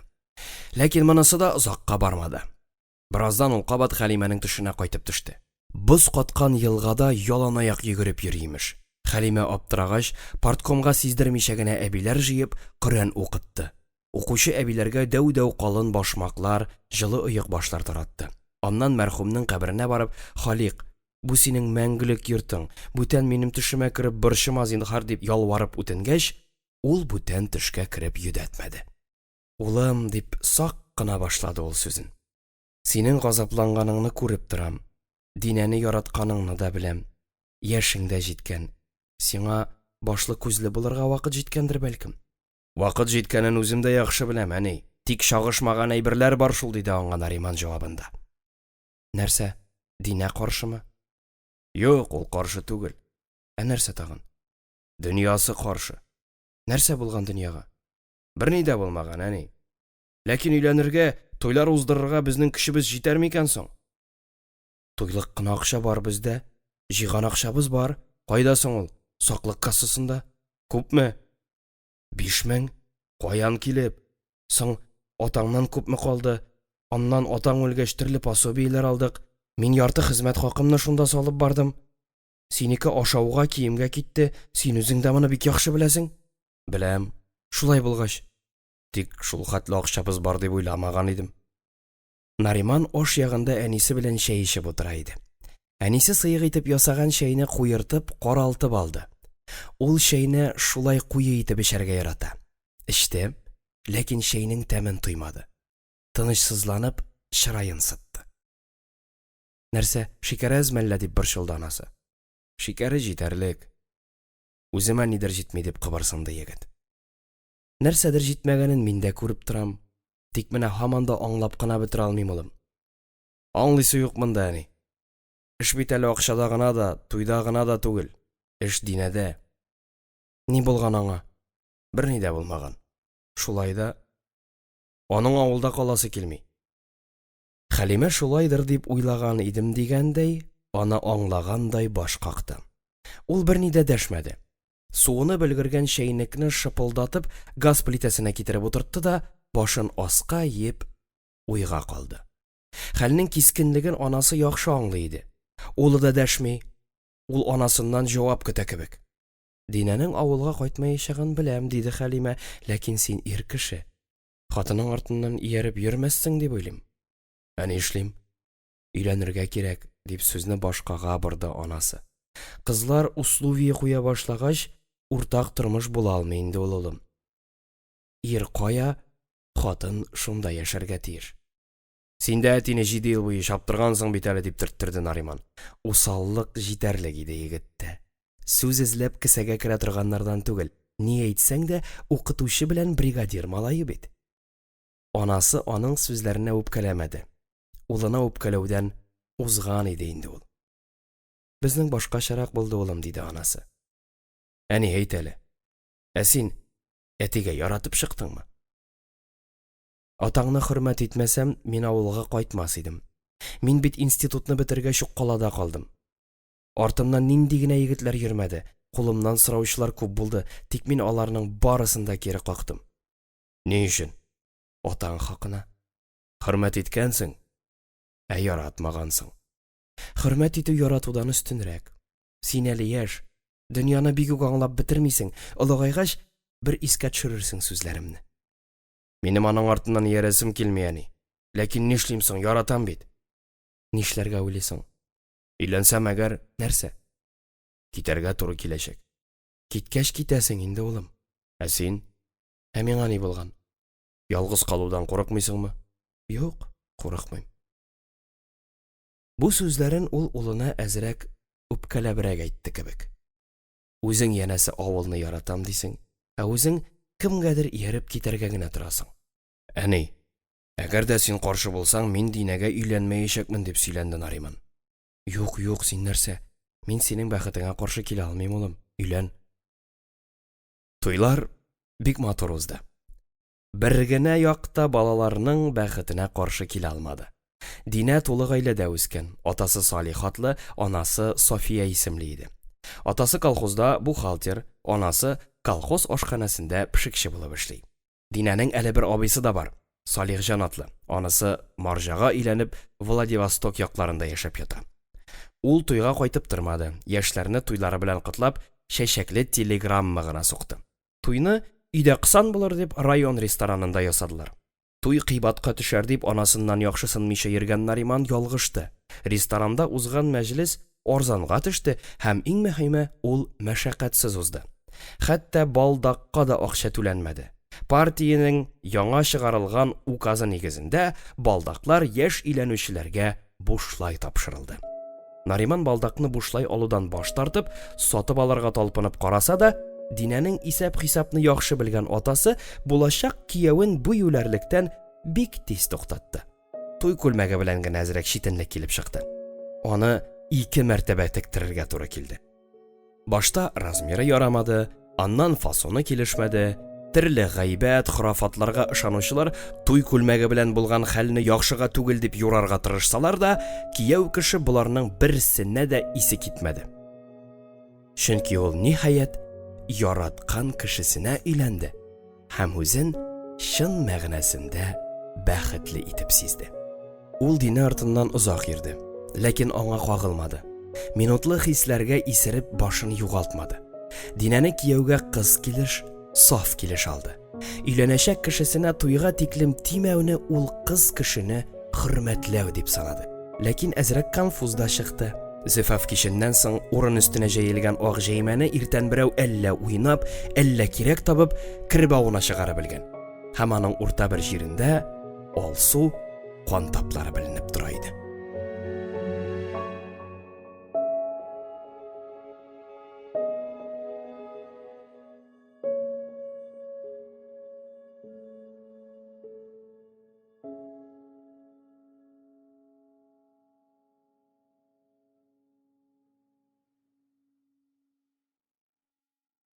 Хәбир Ибрахим. Бәхетсез җаннар.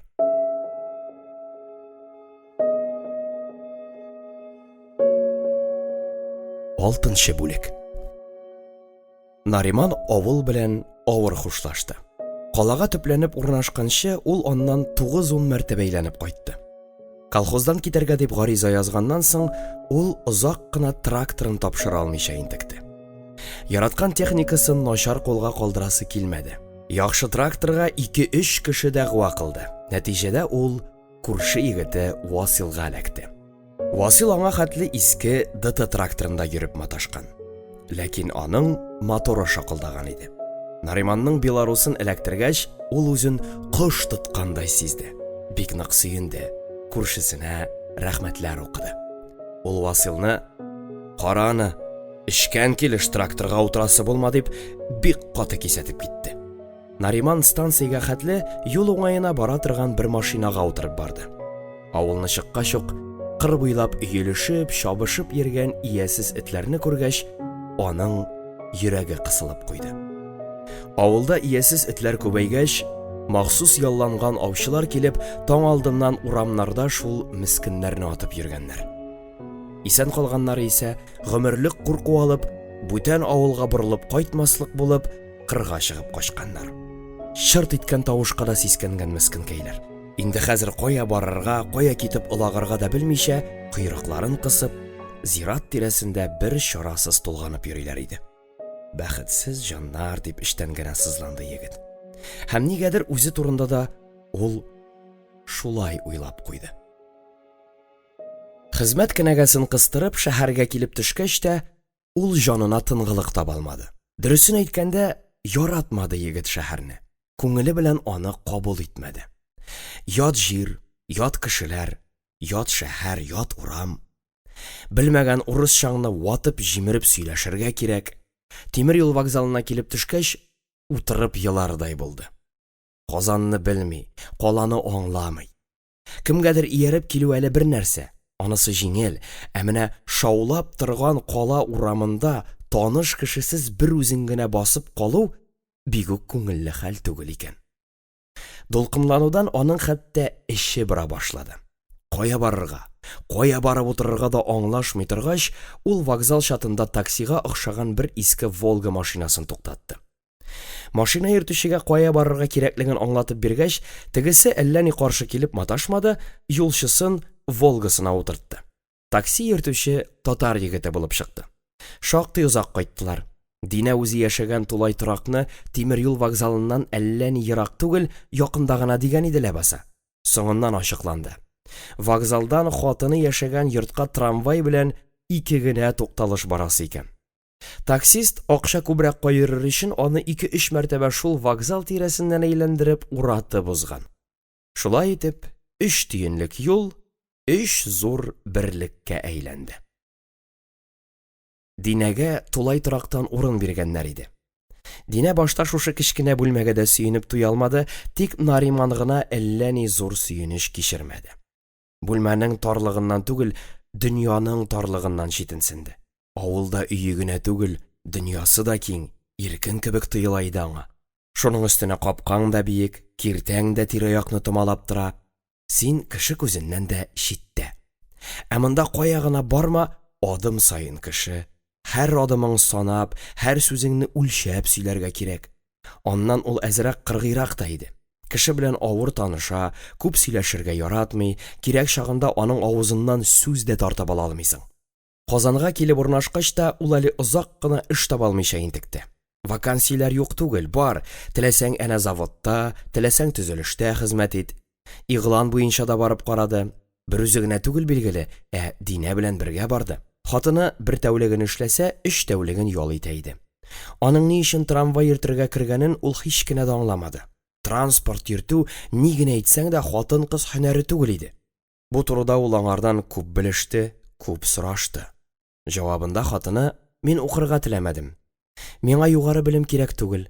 Калага беренче мәртәбә килеп төшкәч үк урамда игълан күрдем. Яртыгына ел укыйсы, торырга урын бирәләр, стипендия түлиләр. Нигә бармаска? Бардым", диде.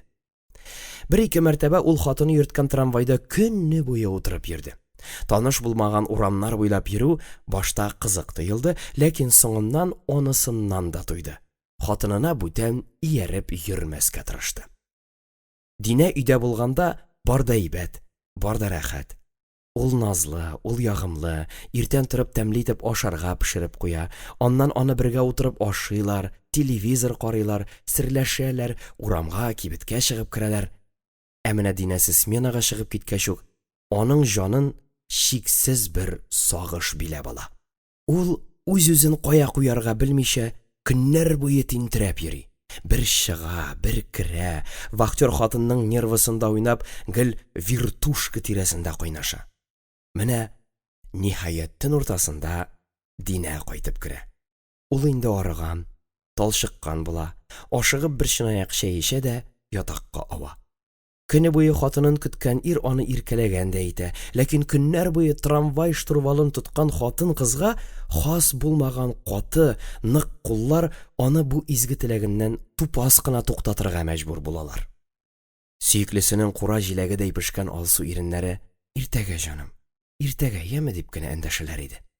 Нариманның эшсез утыруы аның үзен генә түгел, инде Динәне дә туйдыра башлады. Ниһаять бер белгән кеше аркылы аны сөт комбинатына эшкә урнаштырдылар. Нариман үзе дә каршы килмәде. Һаман да хатын-кыз җилкәсендә утырып булмый бит инде. Эше җиңел түгел билгеле, иртәдән кичкә хәтле конвейер каршында басып торырга кирәк. Хәер, Мәктәптә укыганда җәйге каникулларда ат чигеп, фермада тирес түккән, комбикорма ташыган егет бер вакытта да авыр хезмәттән курыкмады. Сөт заводын ул колхоз фермасы кебегрәк кабул итте. Сыер савучы апаларның сөт бидоннарын шактый күп ташыды инде ул. Монда да шул. 1 литрлы сөт шешәләрен унлап тимер тартмаларга тутырганнар һәм шулар конвейердагы транспортир буйлап бер цехтан икенче цехка күчәләр. Шуларны үз вакытында берсеннән икенчесенә күчерә барырга кирәк. Билгеле, ул зур кул көче сорый. Ялкауларны, сыек куллы хөрәсәннәрне яратмый. Өендә һәр көн диярлек берәр пытлы гыр күтәреп уйнаган Нариман монда да үзен сынатмады. Конвейер буйлап йөзгән сөт шешәләрен ата бер артлы икенче якка чиятырды. Егетне күзәтеп торган цех бригадиры да аның эшеннән бик нык канәгать калды. Молодец! Сынауны әйбәт уздың, егет. Кал бездә. Китмә дип, аны аркасыннан сөеп мактады. Әлеге урынга юньле кеше табуы да бик авыр икән. Кем генә килеп, кем генә китмәгән моннан. Түзә алмыйлар.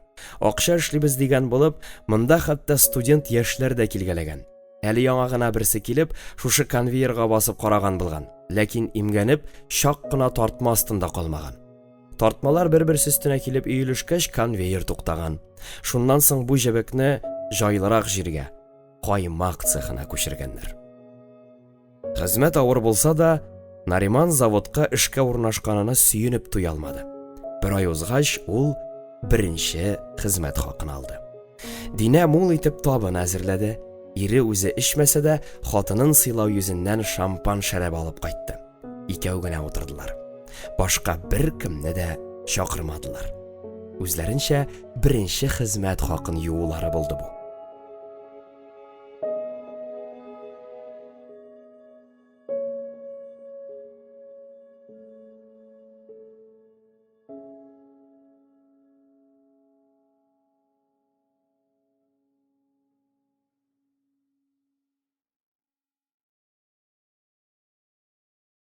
Хәбир Ибрахим.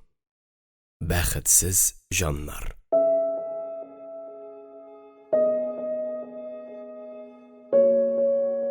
Төнлә йокыга китә алмыйча озак кына сөйләшеп яттылар. Нариман, синең нинди дә булса хыялың бармы? Хыял, дип шаккатты ир. Нәрсә соң ул? Хыял, теләк бар. Нинди? Минем машина аласым килә. Шулмы хыялың? Минем өчен бу зур хыял. Нәрсә ашамыймы? Ашый. Бик тә ашый. Машина алу зур бәхет ул, җаным. Яңасын алып булмас, искене алсаң да ярар. Яңасына акчаң җитмәсә дә, талон кирәк шул, блат кирәк. Мин менә шуңа аптырыйм. Нәрсәгә? Нишләп машиналарны бөтен кешегә дә җитәрлек итеп чыгармыйлар икән? Күпме кеше акчасын учлап тотып, яңа машина алмыйча йөри. Бөтен кешегә дә җитәрлек итеп чыгарсаң, бөтен дөнья машина белән тулыр иде, диде Нариман. Йөрергә урын, суларга һава калмас иде. Менә шуңа күрә дә артыгын чыгармыйлар, чамалап кына чыгаралар. Сөтне дә заводта кирәк хәтлегенә тутырабыз. Ни өчен дисеңме? Ни өчен? Артыгы аның әшигенә. Син дә инде, дип көлде Динә. Чагыштырдың сөт белән машинаны. Сөттә кирәк нәрсә, сөтсез торып булмый. Ну яхшы, дип төпченгән булды хатын. Алдың ди ул машинаңны. Ни өчен? Нигә кирәк ул сиңа? Авылга кайтып йөрер өчен. Синең уеңда гел шул авыл да авыл инде. Мин башка төрле җавап ишетермен дип уйлаган идем. Нинди? Мине йөртерсең дип. Син дә йөрисең инде. Ничек? Минем белән авылга утырып кайтасың. Мине сәяхәт иттерерсең, кибетләргә йөртерсең. Шулай бит?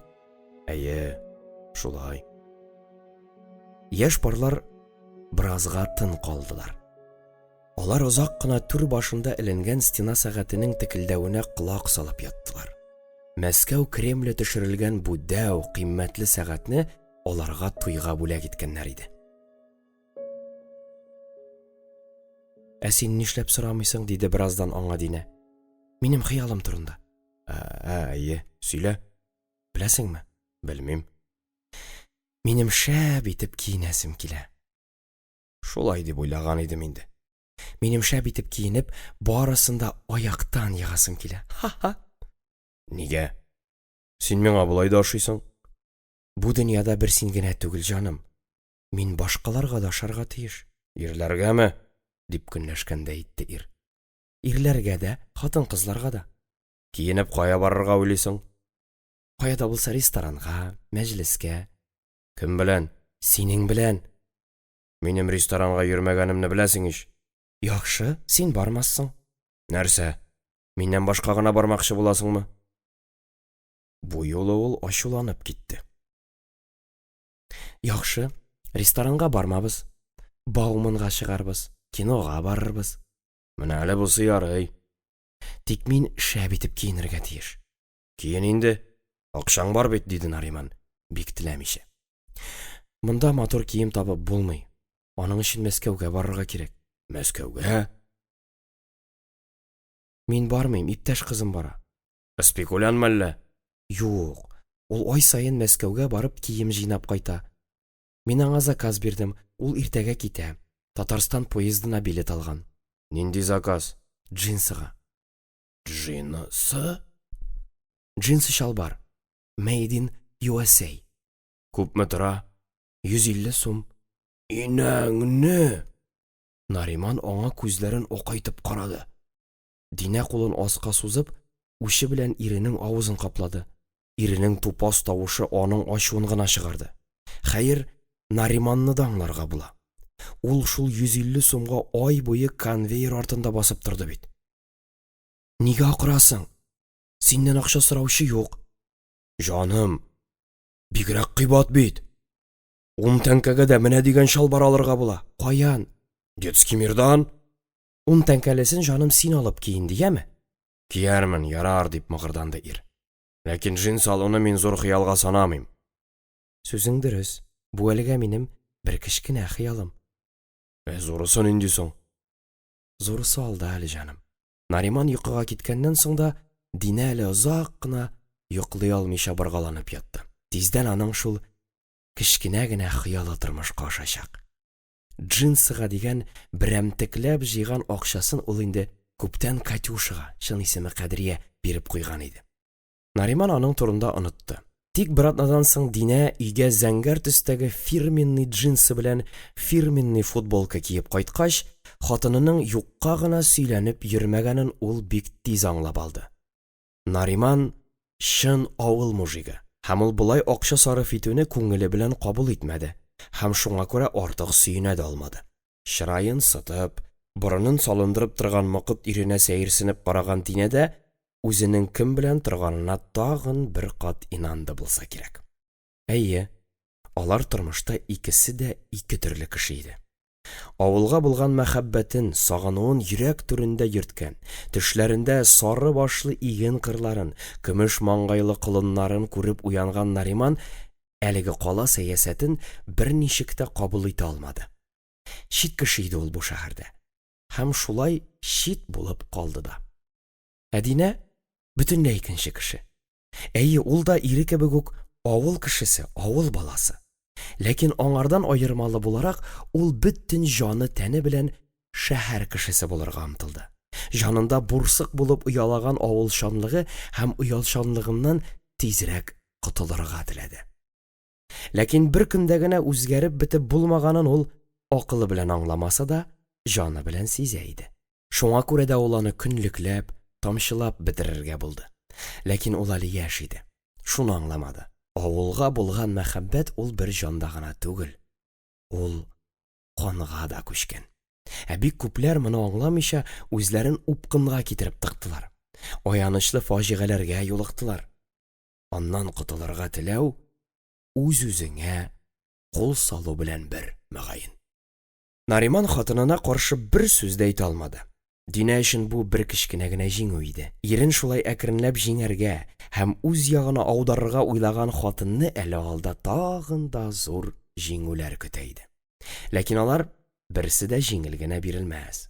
Аның өчен гел көрәшергә туры киләчәк. Гаилә, дөресен генә әйткәндә, ике ярны, ике капма каршы җенесне берләштерер вә сөештерер өчен генә түгел, аларны көрәштерер һәм хәтта сугыштырыр өчен дә төзелә торгандыр күрәсең. Чынлап та, бу әле бәләнең башы гына булган икән. Язлар җитеп ташулар аккан чаклар.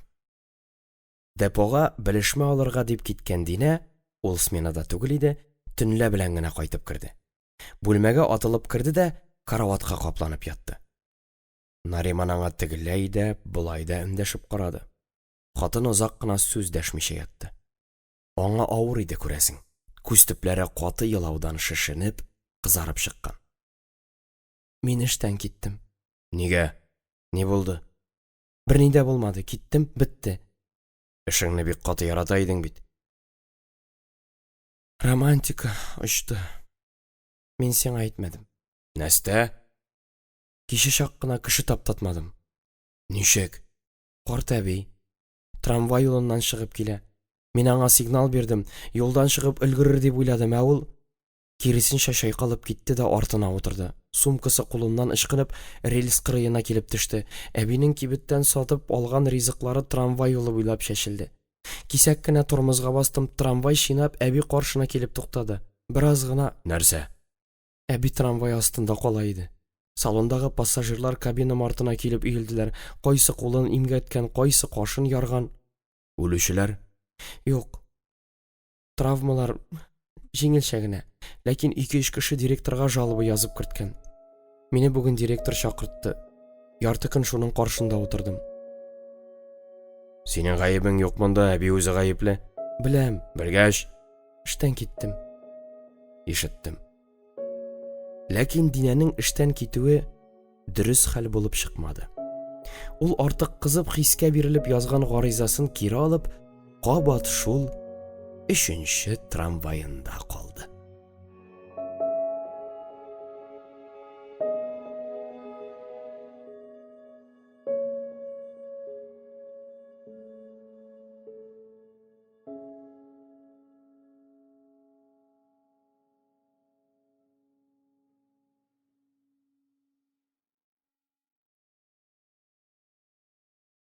Хәбир Ибрахим. Бәхетсез җаннар.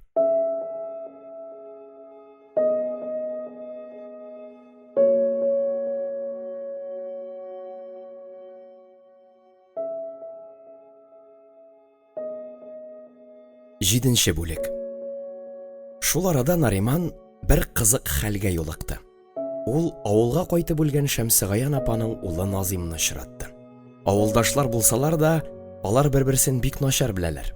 Назим авылдан иртә чыгып киткән. Атасы асылынган, анасы калага китеп адашкан. Ә иң гаҗәбе шунда, бу ир-ат Нариманнар яшәгән тулай торакта ялгызы гына көн күреп ята икән. Депода монтер булып эшли. Аерылган. Кайчандыр 2 балалы хатынга йортка кергән булган. Хәзер шул хатыннан китеп, тулай торакка кире әйләнеп кайткан. Әйе, хатыннарыннан аерылган ирләрне совет заманында бары тик бер генә юл көтә. Ул яшәгән фатирын бушатып, тулай торакка кайтырга мәҗбүр. Закон бу очракта һәрвакыт хатын-кызны яклый. Һәм ул бәлкем дөрестәдер. Балалар күп очракта аналары тәрбиясендә кала. Назим нигәдер Нариманны үз итте. Авылдаш булганы өчен генә түгел, ә ничектер алар үзара уртак тел таптылар. Алар икесе дә авылда туып, авылдан чыккан кешеләр, икесе дә тормышны үзләренчә аңлап, үзләренчә яшиләр. Һәм алар шулай ук үзләренчә бәхетсез дә иде. Назим шәһәргә китеп монда әллә ни зур бәхеткә ирешә алмады. Ул ялгышып, балалы хатынга йортка керде. Хатын аны баштарак үзенә ияләштерергә тырышса да, соңрак балалары үсә башлагач, мыскыл итәргә тотынды. Бала да табарга теләмәде. Соңгы вакытларда ул аңа хәтта исеме белән дә эндәшми башлады. Колхозник дип кенә атады. Бираздан барысы да ачыкланды. Бер каяда эшләмәгән хатын базарда өрек сатучы берәү белән очраша башлаган икән. Назимның аз хезмәт хакыннан канәгатьсез калган хатын Ленин башлы 25-лекләрне куен кесәсенә тутырып йөргән үзбәк егетен үз иреннән өстенрәк күрде. Яшереп кенә йөрсәләр дә бер хәл. Инде ачыктан ачык йөри башлагач, Назим бу хурлыкка түзеп тора алмады. Вак-тияг әйберләрен җыйнап, бер көнне тулай торакка күчте. Хатыннан уңмасаң, юк икән инде ул, дип көрсенде Назим. Бәхетең генә түгел, тормышың да уңмый. Нариман буш вакытында аның янына кереп, авылдашы белән сөйләшеп утырырга ярата иде. Ләкин аның белән сөйләшүе җиңел түгел. Чынында исә, кара чырайлы, калын кашлы, яше әле 40-тан узмаса да маңгаен тоташ җыерчык баскан Назим шактый авыр холыклы, кыргый кеше булып чыкты. Шул ягы белән ул әзрәк Нариманга да охшаган. Ул кайчак кызып сөйләшкән чакта, кинәт кенә үз эшенә бикләнеп, кем белән сөйләшкәнен дә оныта торган иде.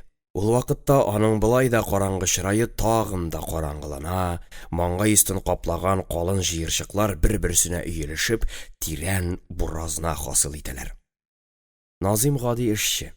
Институтлар бетермәгән, ләкин үзгә акылы, фикерләве белән ул әле бик күп диплом ияләрен бәреп егарлык гади зат иде. Юк, достым. Мин үземнең бәхетсезлегемдә хатынымны гына гаепләмим. Мин бит аны үзем таптым, дип сөйләгәнен хәтерли әле ул аның. Сөйләгәндә ул аудиториядә дәрес алып барган профессорлар кебек саллы итеп, үтемле итеп, басынкы, калын тавыш белән сөйләргә ярата иде. Минем бәхетсезлегем безнең нәселдән килә. Безнең геннардан, ягъни.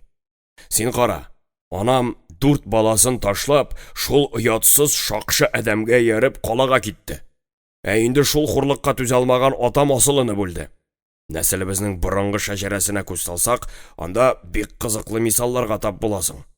Анамның бабасы калада милиция начальнигы булып хезмәт иткән. Бик яман, авыр холыклы адәм булган.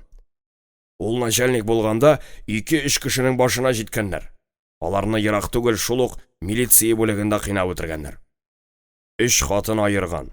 Соңгысын, яшен, үзе үк асып үтергән. Хатыны үз-үзенә кул салган дигән ялган уйдырма чыгарып, абзый төрмәдән качып калган. Ләкин кылган явызлыклары бумеранг булып кире үзенә әйләнеп кайткан. Абзый шүләрләнеп үлгән. Күп алар безнең нәселдә. Сиңа барысын да сөйләп тормыйм. Ерак китәсе юк. Әни белән ни булып бетте? Әнинең ниндидер мужикка ияреп, тик томалдан калага китеп баруы иң элек безне, балаларны акылдан йыкты. Без башта берни дә аңламадык. Шулай кирәктер дип уйладык. Әти, әниегез тиздән кайта, балалар, чынлап әйтәм, кайтачак дип әйтеп сөйләп торгач, дөньяда иң кадерле кешебезнең әниебезнең кайтуына без бер дә шикләнмәдек. Олы апабыз Айсылу барысын да белә иде. Ул безне тынычландырган булды.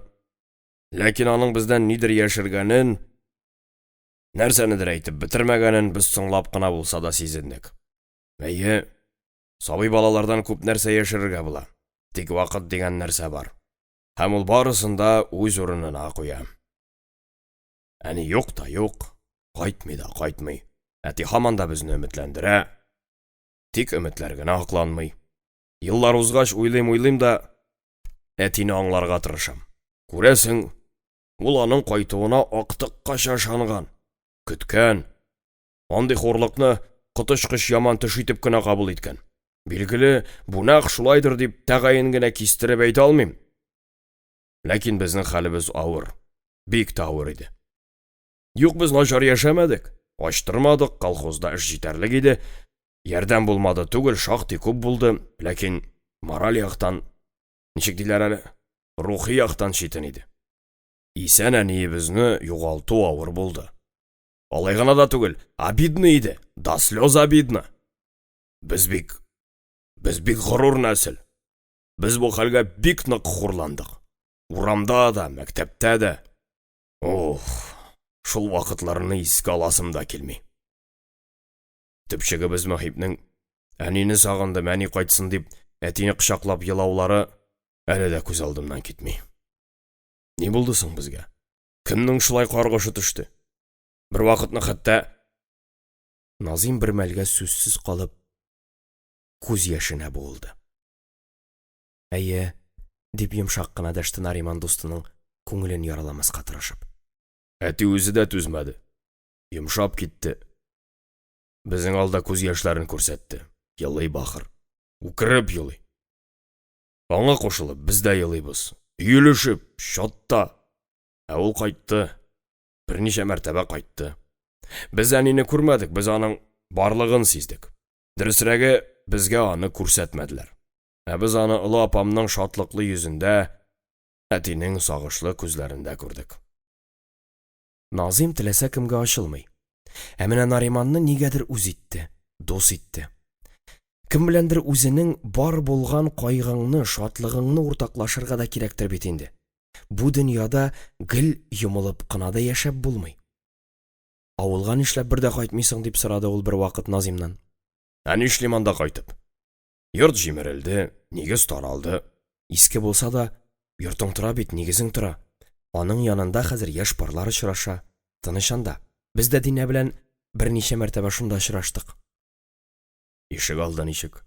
Дип кызыксынды Назим. Элеккечә. Элеккечә була алмый инде. Әзрәк кыймаларыгыз ишелгән билгеле. Ат арбасы торамы? Тора. Әти күрше авылдагы Вилдан абыйга заказ биреп ясаткан иде ул арбаны. Алтын куллы кеше иде әти. Үлгәнче хуҗалыкта ат асрады. Менә шул камыт бавына асылынып үлде дә инде мискин.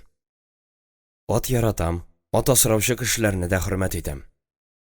Әллә шул хөрмәткә чыгып керәсеңме? Әче су аласыңмы? Диде Назим. Аның күзләрендә яшь җемелдәде. Бүлмәне шиксез сагыш биләп алды. Ишмәгәнне беләсең бит инде, дип җилкәсен җыерды Нариман. Оныттым, гафу ит. Теләсәң алып керәм. Кирәкми. Шул хәтле тинтәк түгел лә мин бер үзем арак эчеп утырырга. Салган килеш ул аны берничә мәртәбә урамда күрде. Аягында чак кына басып тора. Нариманны күргәч тиз генә ларёкка кереп качмакчы иде, булдыра алмады. Абынып егылды. Нариман аны тулай торакка хәтле өстерәп кайтты. Аңа шелтә белдерүче дә, хәтта сүз әйтүче дә булмады. Комендант та дәшмәде. Чөнки Назим шушы тулай торакның бар булган эшен башкарып тора иде. Ут янмаса да, краннан су акмаса да, комендант беренче булып Назимны эзләп килә. Ә ул шундый карусыз, бер вакытта да каршы килми һәм җаныңны интектереп акча да сорамый. Авыл егете чөнки. Һәм ул шулай тәрбияләнгән.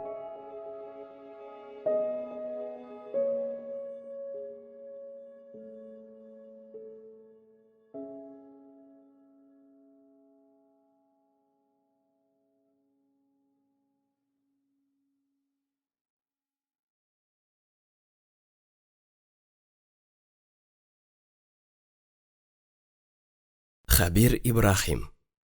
Бәхетсез җаннар.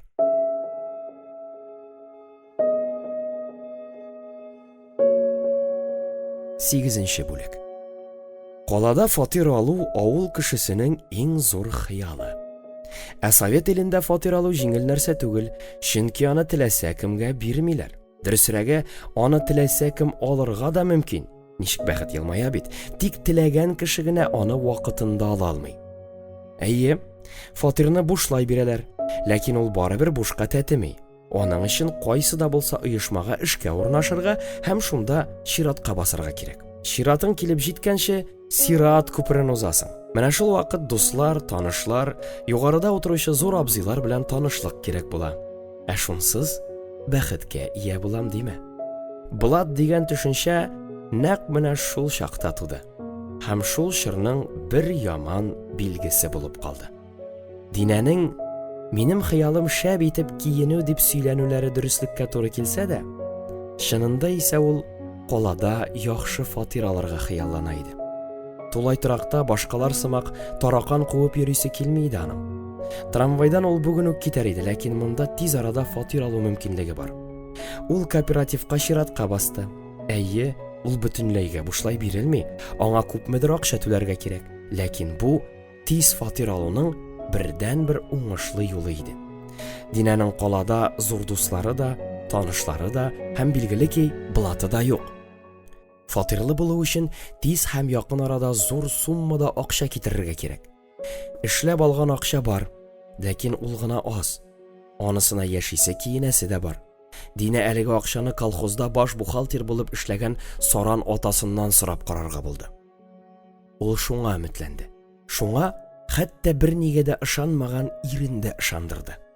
Ләкин Салих абзый аның өметен акламады. Җавабын да бик кыска тотты. Кызым, синең ирең бар. Ул хәзер баш, ул хуҗа, әгәр дә ул акчаны мин бирсәм, ирең йортка кергән кебек була диде. Кызы исә атасының хылкын яхшы белә. Бер әйттеме, бетте. Чынлап та саран кеше иде шул аның атасы. Аның кысмырлыгы турында авылда легендалар йөри иде.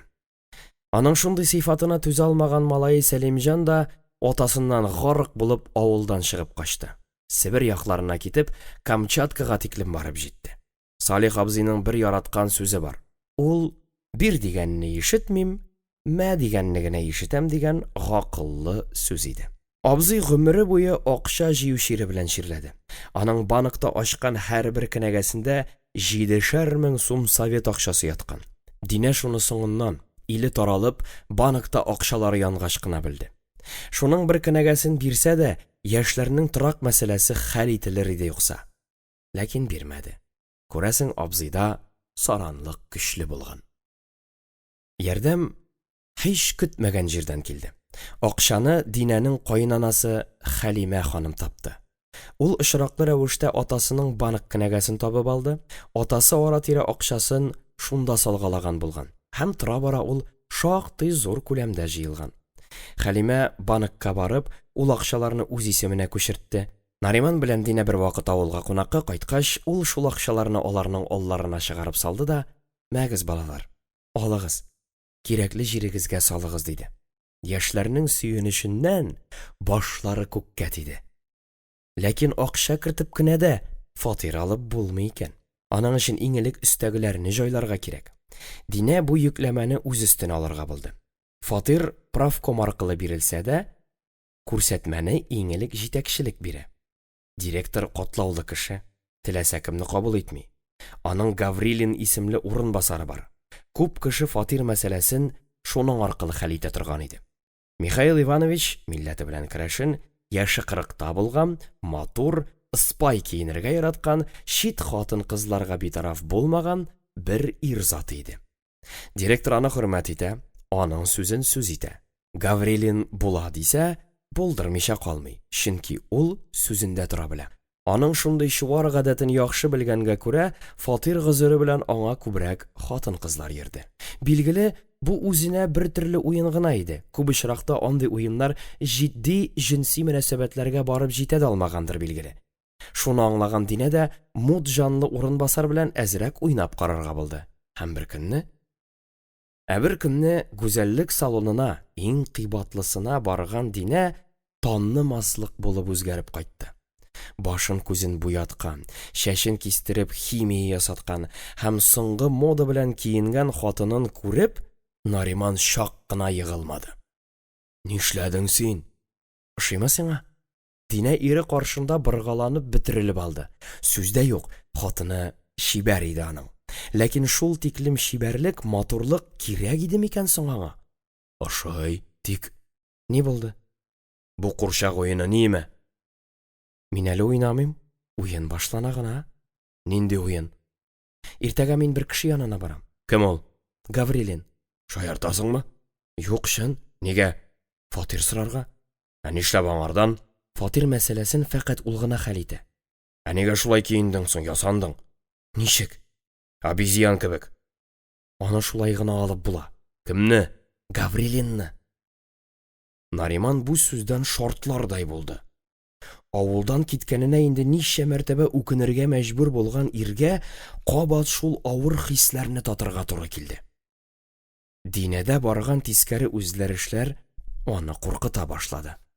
Хатынын көн сайын, сәгать сайын югалта барганын сизгән ир өчен тиздән читен вакытлар җитәчәге ап-ачык иде. Ул әле Динәне һаман да ярата, бик тә ярата. Һәм аны чит ятлар белән бүлешү уе акылдан шаштыра иде. "Бармыйсың!" Нариман хатынына шундый каты итеп акырды, тегесе сискәнеп, баскан җиреннән урынга инде. Иренең аңа кычкырганы булгалады, ләкин әлегә бу хәтле үк каты итеп кычкырганы булмады. Дөньялар булай барса, тиздән ире аңа кул күтәрергә дә мөмкин. "Барам." "Бармыйсың!" "Яхшы." Динә кәҗәләнеп өстенә матурлап кигән киемнәрен салып бәрде дә урын өстенә барып ауды. "Үзең баралайса." "Нишләп мин?" "Сиңа фатир кирәкмимени?" "Юк, кирәкми." "Кирәкми?" Динәнең болайдан ишкә тавышы бу юлы шәрелдәп чыкты. Аңарда истерика башланды. Нишләп сиңа берни дә кирәкми? Нишләп соң миңа гына кирәк? Нәрсә гомерең буе шушында шкаф хәтле бүлмәдә яшәргә уйлыйсыңмы? Юк, уйламыйм. Нәрсә уйлыйсың? Кайтып китәргә. Кая? Авылга кая? Во, дип үртәнде хатын. Синең башка әйтер сүзең дә юк. Һаман шул авылда авыл, к чурту.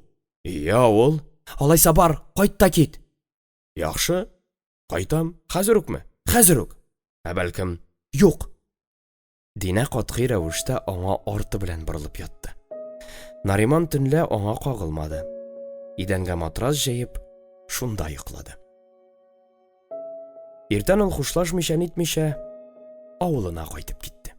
Хәер, аның бу беренче генә кайтуы түгел иде. Динә аны туктатмады һәм үзе дә аңа иярмәде. Динә Гаврилин янына барыбер барды. Ире аны соңыннан гына белде.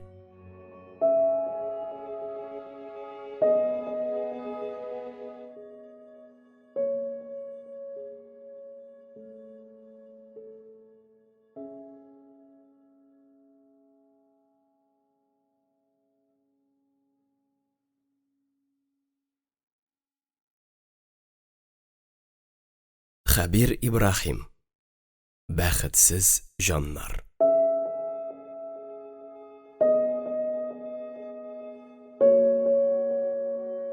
9-нчы бүлек. Кала белән бөтенләйгә саубуллашу булмады бу. Нариман 2 көннән соң кабат Казанга килде. Динә өйдә юк, сменада булып чыкты. Эчендәге сагышын кая куярга белмәгән ир Назим янына керде. Авылдашы бик нык дулкынланган иде.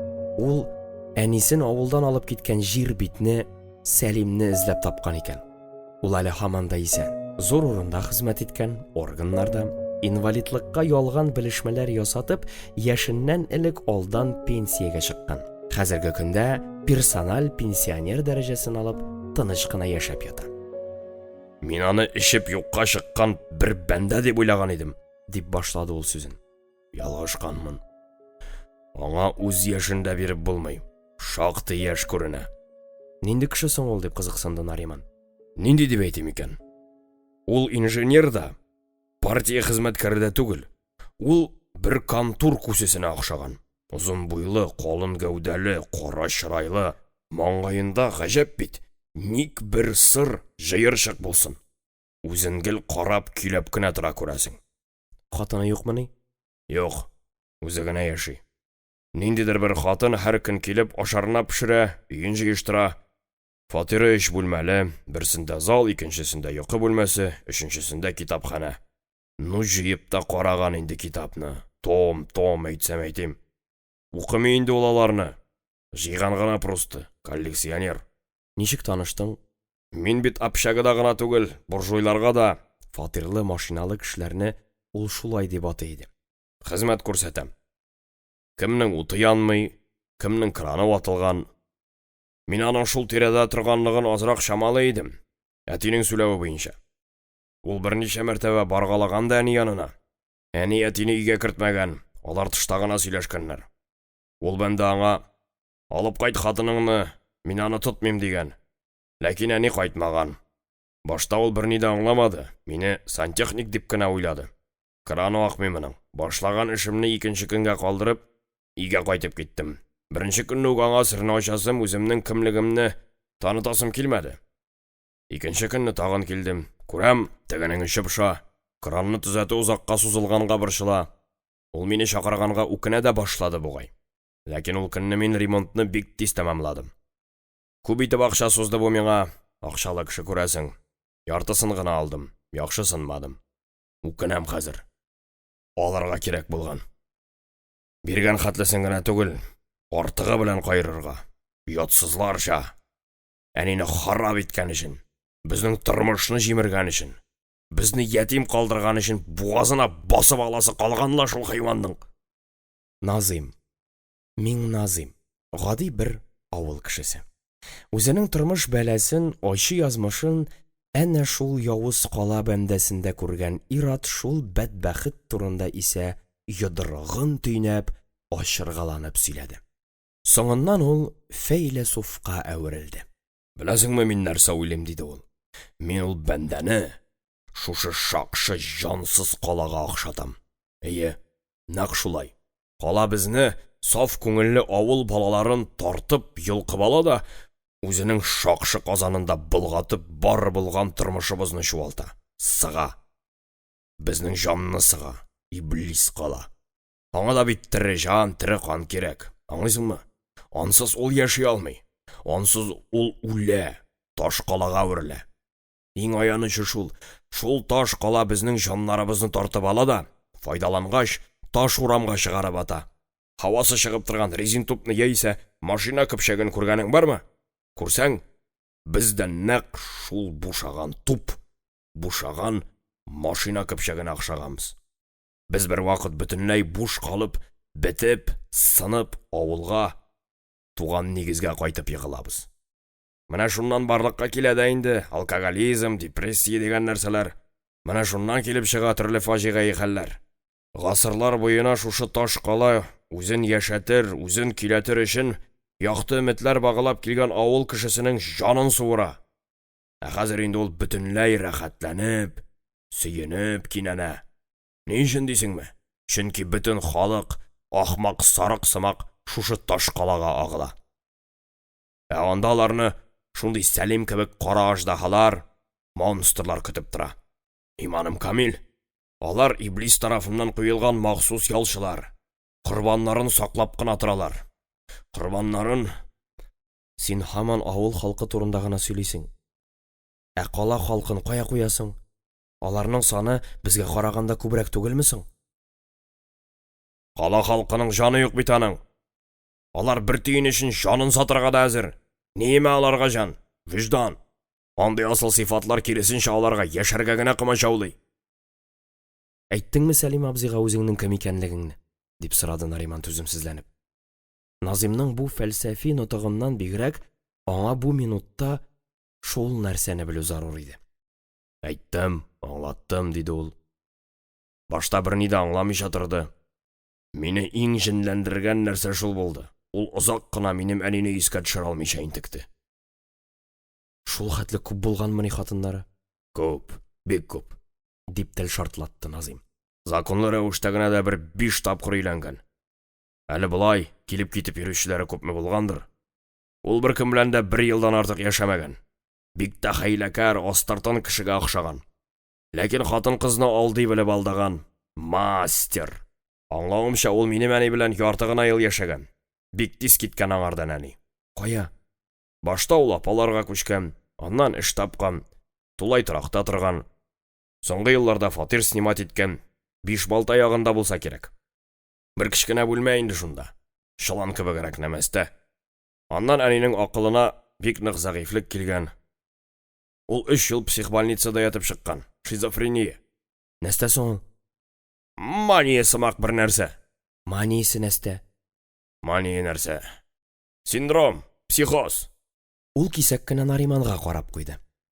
Әнисенең авыруын китап укырга яратмаган авылдашына үтемле итеп аңлату өчен гади сүзләр таба алмаган Назимга акылын тагын да көчлерәк җигәргә туры килде. Булай ул, достым. Ниндидер сәбәпләр аркасында кешедә акылсызлык чире башлана. Кеше акрынлап акылын җуя. Әни мисалында мин сиңа шуны гына әйтә алам. Аның иң элек авылга кайтып, безнең белән, гаиләсе белән кушыласы килгән. Бу теләк аңарда көннән-көн, елдан-ел көчәя барган, ләкин хыялы тормышка ашмагач, аның җанына чир яккан. Аның башында да, җанында да авыл, бары тик авыл гына булган. Безне күрәсе, безне, ягъни мәсәлән, балаларын бер кычып сөясе килгән аның. Дөресен әйтим, күчтән эшләр кайткалы иде бит авылга. Хәлвәдер, прәннектер, конфеттер килә торган иде. Аларның тәме, ышанасыңмы юкмы, әле дә менә авызда тора. Безгә аны каладан тәти апагыз җибәрде дип бирә торганнар иде. Хәзер аңлыйм. Ул күчтәнәчләрне безгә каладан әни җибәреп яткан икән бит. Әни, аңлыйсыңмы? Әнигә кайтмаган? Әти кайтармаган. Нигә? Ул аны кичерә алмаган. Баштарак ул әнигә бик нык ялынган, аның кайтуын теләгән, тик соңыннан үзе үк аны кайтармаган. Ни өчен? Хурлыгы ни тора, достым? Құрлығы. Кім гаепле? Нәсіл, достым. Нәсіл. Нәсіл дегеннен мен көптен түгел генә үзем өчен бер ачыш ясадым. Моны миңа кайчандыр Казанда яшәүче тәти апам сөйләгән иде. Ул безгә әни ягыннан туган. Минем әнинең әтисеннән ишеткән ул аны. Минем әнинең Сиражи атлы бер ерак бабасы булган. Бабай яшь чагында Хәерниса исемле бер хатынга өйләнгән. Шул хатын аңардан 2 бала таба. Берсе ир бала, анамның әтисе, икенчесе кыз. Кызга Гайни Камал дип кушалар. Менә шул Сиражи бабай Хәернисага өйләнгәчтен Самар губернасы алпавытында хезмәт итеп йөргән. Баштарак бабай ел сайын кайткалап, гаиләсенә ярдәм итеп киткән. Шуннан соң ул бөтенләй кайтмый башлаган. Шул чорда миссионерлар дин мәсьәләсендә бик зур пропаганда алып барганнар. Бабайга бер марҗа димләгәннәр. Бабай каһар суккыры ислам динен ташлап, христиан диненә күчкән. Әлеге кара хәбәрне хәтта Вулыстан килеп, рәсми төстә игълан да иткәннәр. Әби бу хурлыклы хәбәрне ишетеп бик каты елаган, кара күз яшьләре белән елаган. Гомер кеше каргамаган әби динен алыштырган хыянәтче ирен генә түгел, шул Сиражиның бүтән нәселен, аруын каргаган. Тормышы бик авыр булган. Кулда 2 бала. Шуннан соң Хәерниса әби кеше Пәтрәк авылының бер картына кияүгә чыга. Һәм үзе белән Гайни Камалны да алып китә. Әбинең улы, минем бабай, горур булган күрәсең, әнисенә ярмый. Аны бер туганы үзенә асрамага алып кала. Син моның белән ни әйтмәкче буласың? Әнә шул Хәерниса әбинең каргышы төшмәгән микән дим. Безнең нәселгә. Кешене каргау начар гамәл. Тик әбине дә аңларга була. Хәер, мин үзем бу юрауларга бик үк ышанып та бетмим.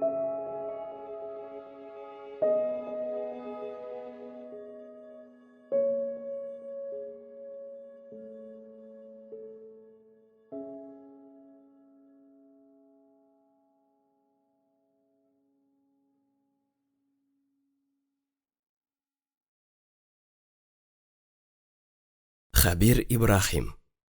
Бәхетсез җаннар.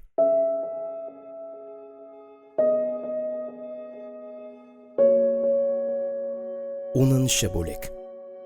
Буласы булган икән. Нариман Динәне Гаврилин белән тотты. Хыянәт өстендә түгел билгеле, урамда, Бауман урамында. Алар кич кырын култыклашып Татарстан кинотеатрыннан чыгып баралар иде. Аларның ял көне кинога барачакларына аңа тулай торакта яшәүче бер таныш егет җиткерде. Ул аны начар уй белән түгел, ялгышып, белешмичә генә ычкындырды. Нариман моңа башта ышанмады. Ышанырлык та түгел шул. Газиз хатының тик торганнан рөхсәтсез нисез чит кеше белән кинога барсын дияле. Егет аларның кинога барачакларын эштә үк, ул Динә белән бер депода эшли иде, ишетеп кайткан. Татарстанда бик тә тансык бер фильм бара. Аншлаг. Чөнки билетлар инде 2 ай элек алдан сатылып беткән. Гаврилинга кемдер билетлар китереп биргән. Тегесе коллективка үзем генә бармыйм, берәр кеше белән барам дип мактанып алган. Шунда эшләүче хатын-кызлар Гаврилинның хәтта кем белән кинога барасын да белеп, исәпләп тә чыгарганнар. Ул Динә булып чыккан. Динә ял көне иртән уянды. Көзге каршына барып ясанырга, бизәнергә кереште. Ял көне сменың юк бит, диде аңа ире. Апайларга барам дип җавап кайтарды ул аңа. Каушамады, ярсымады. Нариман, мин дә барыйммы дип сорагач, ул юк, апай бу юлы үземне генә чакырды дип кырт кисте. Нариманның йөрәге жу итеп китте. Җанны кабат шул ачы, каһәр көнчелек хисе телеп алды. Кинотеатр каршында басып торган ирен күреп алгач та, Динә иңелек үз-үзен кулга алырга тырышты. Гаврилин тиз генә аңлады булса кирәк, Нариман тарафына җиңелчә генә баш какты да, Динәгә кул булгап, каядыр китеп тә югалды. Алар бер-берсенә карашып, кинотеатр каршында басып калдылар. Нариман хатыныннан күзен дә ала алмады.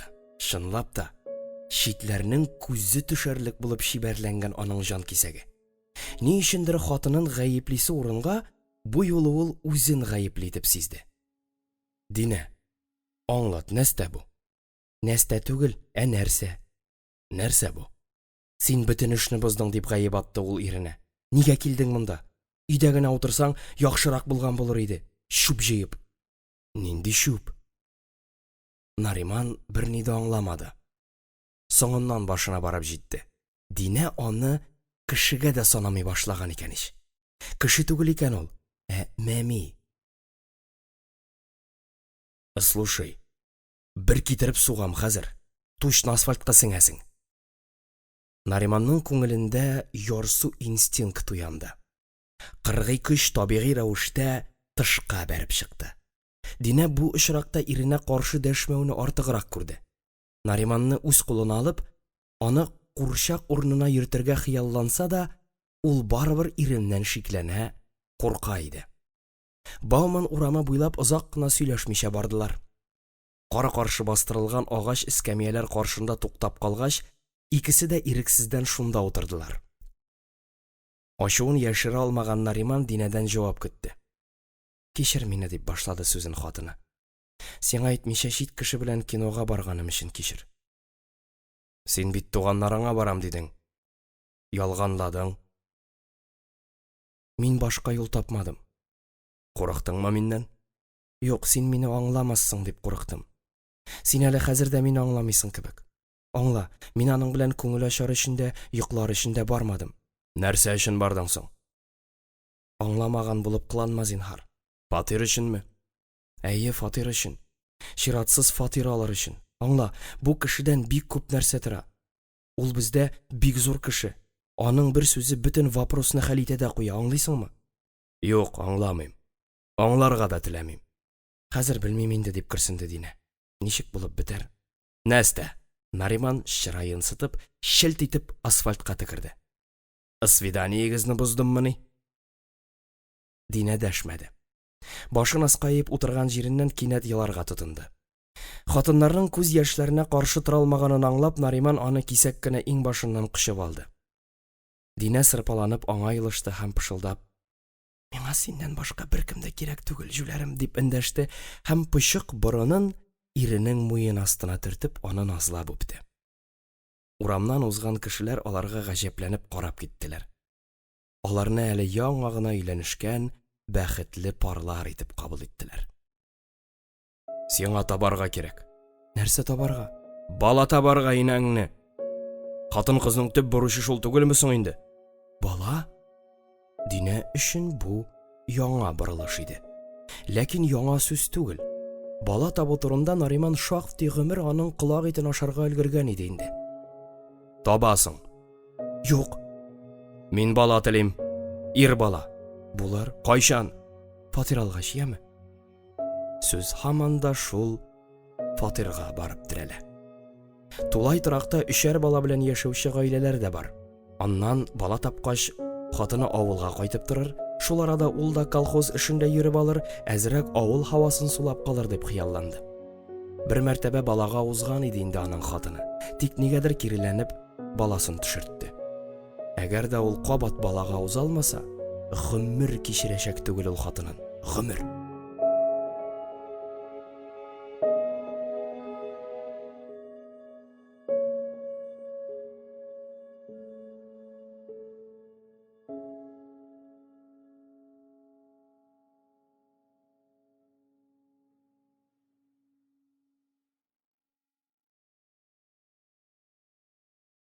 Хәбир Ибрахим. Бәхетсез җаннар.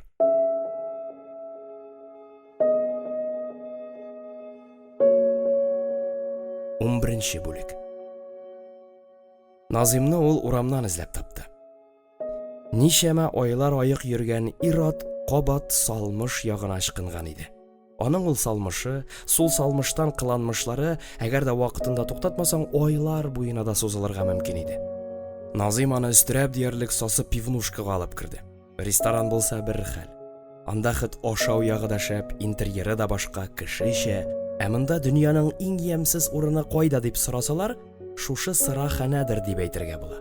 Контингент кытычкыч. Әйтерсең лә дөньяның бөтен шакшысы шушында җыелган. Монда бер кайда эшләргә теләмәгән сәер язмышлы сукбайлардан алып, төрмәдән башы чыкмаган бәндәләргә хәтле очратырга була. Шакшы тәмуг казанын хәтерләткән һәм тулы антисанитария хөкем сөргән бу сыраханәдә Нариман үзен шактый уңайсыз хис итте. Сыраны да баскан килеш кенә чүмерәләр. Кырылган, куптарылган түгәрәк өстәлләр өстендә төрле балык башлары, ипи балчыклары аунап ята. Алар барысы да бер мәртәбә кулланылган. Аларны җыеп алып чистартучыларда күренми. Җәйнең эссе вакытларында сыра эчүчеләрнең саны тагын да арта. Сыраханәдә зур-зур чиратлар барлыкка килә. Тынчу, авыр һава, бөтен җирдә тәмәке төтене, өстәл өсләрендә түшәмнәрдә кап-кара чебеннәр очып йөри. Сыраны дәү пыяла кружкаларга салып бирәләр. Озак агызалар, чөнки сыра яратучылар моны үзләре үк шулай таләп итә. Сыраны тиз генә салдырып шундук эчәргә тотынсаң, кружкадагы эчемлек яртылаш кына кала. Ә шуның яртысы исә кубикка чыгып бетә. Сыра яхшы кубикләнсә, эчүчеләр дә сөенә, димәк, эчемлек яхшы, яңа. Кеше сөйләве буенча, яхшылап кубикләнсен өчен сырага дөрес булса, чебен, таракан утыра торган дихлофос та кушалар икән. Чебенне дихлофос белән бер сиптерүдә үк үтерергә була. Ә менә бер савыт сыра өчен җанын бирергә дә әзер торучы сәрхүшләрне берни дә алмый димәк. Үтерәм мин аны. Кемне? Сәлимне. Сыраханәгә кергән җук шактый капкан. Монда кергәч инде бөтенләй иреп киткән Назим кружкадан берничә йотым сыра кабып куйды да йодрыгы белән каты итеп өстәлгә сукты. Төкерекләрен чәчеп, селәгәен агызып акырган авылдашы оңарда 100 чөергеч нәфрәт уятса да, Нариман үз-үзен кулга алырга, аны ахыргача тыңлап бетерергә булды. Нигә? Ул кабахат бу дөньяда яшәргә тиеш түгел. Нишләргә тиеш? Аңлыйсыңмы? Сүгенмә. Җаным сыкрый. Аңлыйсыңмы, юкмы? Кабатлап әйтәм, ул кабахат җир йөзендә яшәргә тиеш түгел. Бер кайчан да аңлыйсың? Аңлыйм. Тик гаепне бары тик ул кешедән генә эзләргә ярамый. Монда бит синең анаң да гаепле. Ул сезне ташлап киткән. Ул шуңа, шул кабахәткә ярып киткән, балаларын ташлап. Әй, син манка, дип укырды Назим. ни сөйлисең син? Орынма син әнигә, яме? Әни алгышкан, ие. Ләкин ул кире безнең янга кайтырга теләгән, тигәти аны кичер алмаган, кире кайтармаган. Тигенә түгел, авыл аны кичер алмаган. Ул бит безне сагынып, зар-интизар булып яшәгән, безне күрер өчен. Шиши башына кайтып, төннәр кунып чыккан. Син орынма әнигә, яме? Кагылма, орынасың икән. Ни була? Манка! Исерекнең эчемдәге тышында була диләр. Аяк баштан әйтә алмаганны ул салмыш хәлендә чыгарып бетерә. Әйе, Назим аңа абый тиешле кеше. Ул аңа энекәше кебек. Ләкин үзен кечерәйтеп, түбәнсетеп сөйләшкәннәрен кем генә ошатсын икән. Баядан бирле күкрәк кагып, шу биләп торган Назим тирләп чыккан шакшы куллары белән энекәшенең якасына ябышты. Юкка билгеле. Абзый ни эшләгәнен үзе дә аңлап бетерми иде. Нариманның гыр күтәреп ныгыган таза куллары аны бик тиз бөгеп салды. Нидер шыртлап сынган кебек булды. Авыртудан бик каты итеп чырайын сыткан абзый кулын кире тартып алды һәм бер мәлгә каршысында кем басып торганында, кем белән сөйләшкәнен дә онытып, комсызланып, кружкасыннан сыра чимерде. Бер генә атна элек аек акыл белән эш иткән, яшәгән бүлмәсен кызлар кебек пөхтә һәм чиста итеп тоткан, вәгазь көйләп, фәйләсүф булып йөргән кеше бүген бер мизгелдә убырга әверелгән иде. Нариман аның яныннан тиз генә ышкыны ягын карады. Кая? дип сөйләнде исерек аның артыннан. Синең белән утыра алмыйм монда. Кайда? Бу тәму хыязында. Ә мин аны барыбер үтерәм. Әле аның краны ябылып бетмәгән. 3 көннән бәреп чыгачак ул су. Менә күрерсең. Кып-кызыл су.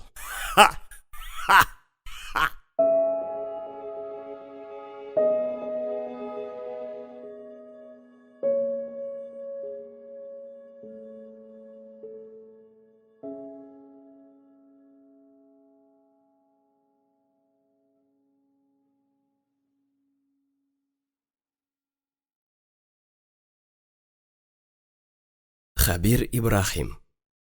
Бәхетсез жаннар.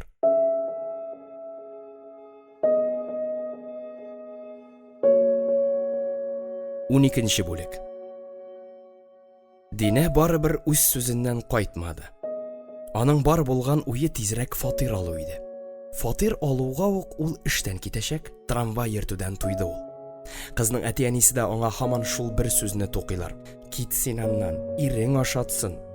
Ләкин фатир алмыйча эштән китеп булмый. Беренчел сумманы түләүгә карамастан, фатирны барыбер тиз генә бирмиләр. Бер көнне тулай торакка ашкынып кайтып кергән Динә ятакта ял итеп яткан иренә: "Мин кабат Гаврилин катына кердем" дип уран салды. "Нәрсә? Ресторанга чакырдыңмы?" "Әйе, чакырдым." "Бер чакырдың бит инде. Бармады."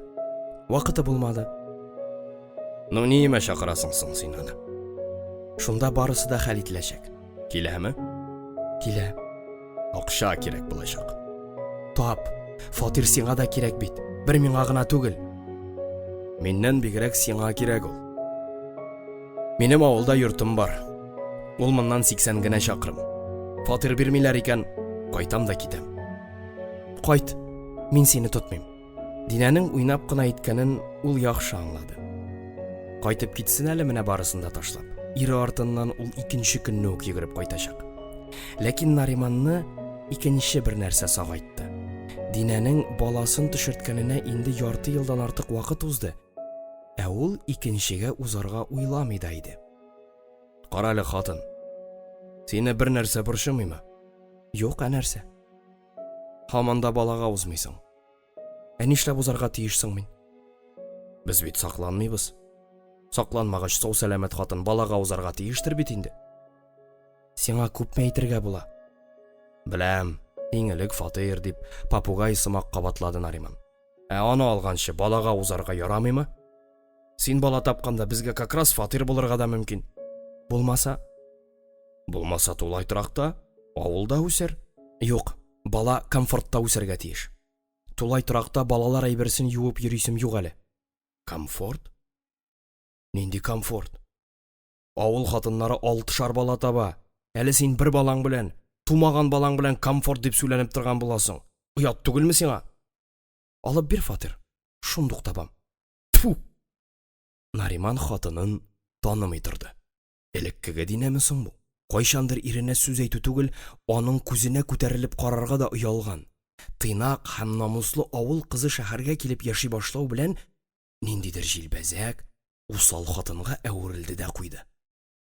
Бар булган хыялы мода артыннан куып, өйдә бот күтәреп яту. Авыл хатыннары сыман таң тишегеннән торып сыер саварга барса, аның башында мондый исәр уйлар булмас та иде бәлкем. Кем белә? Бәлкем Динә хаклыдадыр. Хатын кызны эш аты итеп күрүдән дә туктатырга вакыттыр. Әгәр дә эшлисе килми икән, бала тапсын, бала карасын, ирен яратсын. Юк, ни генә әйтсәк тә, шәһәр җире хатын кызны аздыра. Аны хәтта акылдан, юлдан яздыра.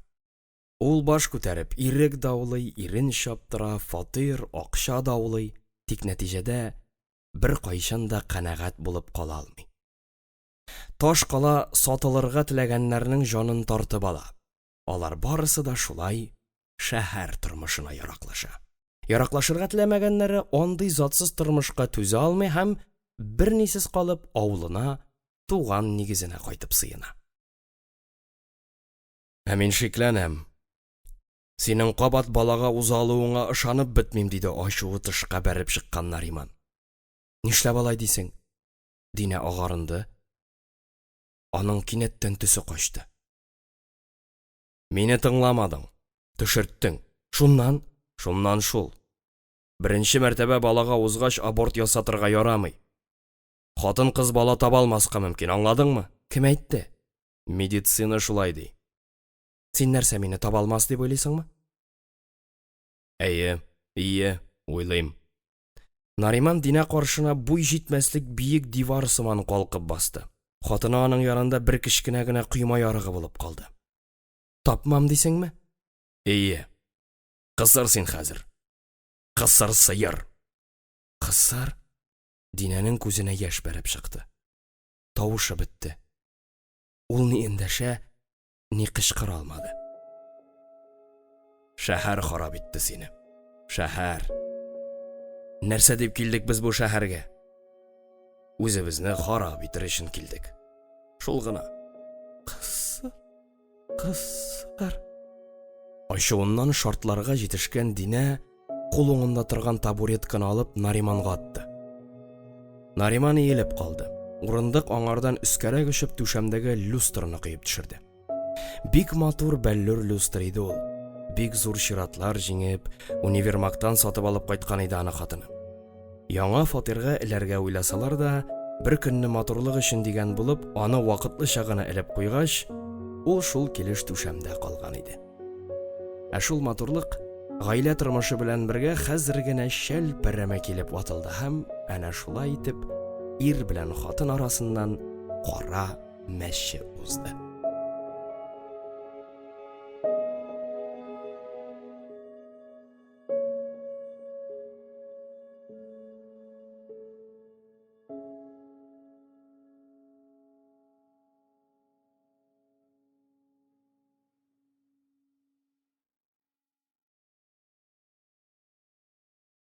Хәбир Ибрахим. Бәхетсез җаннар.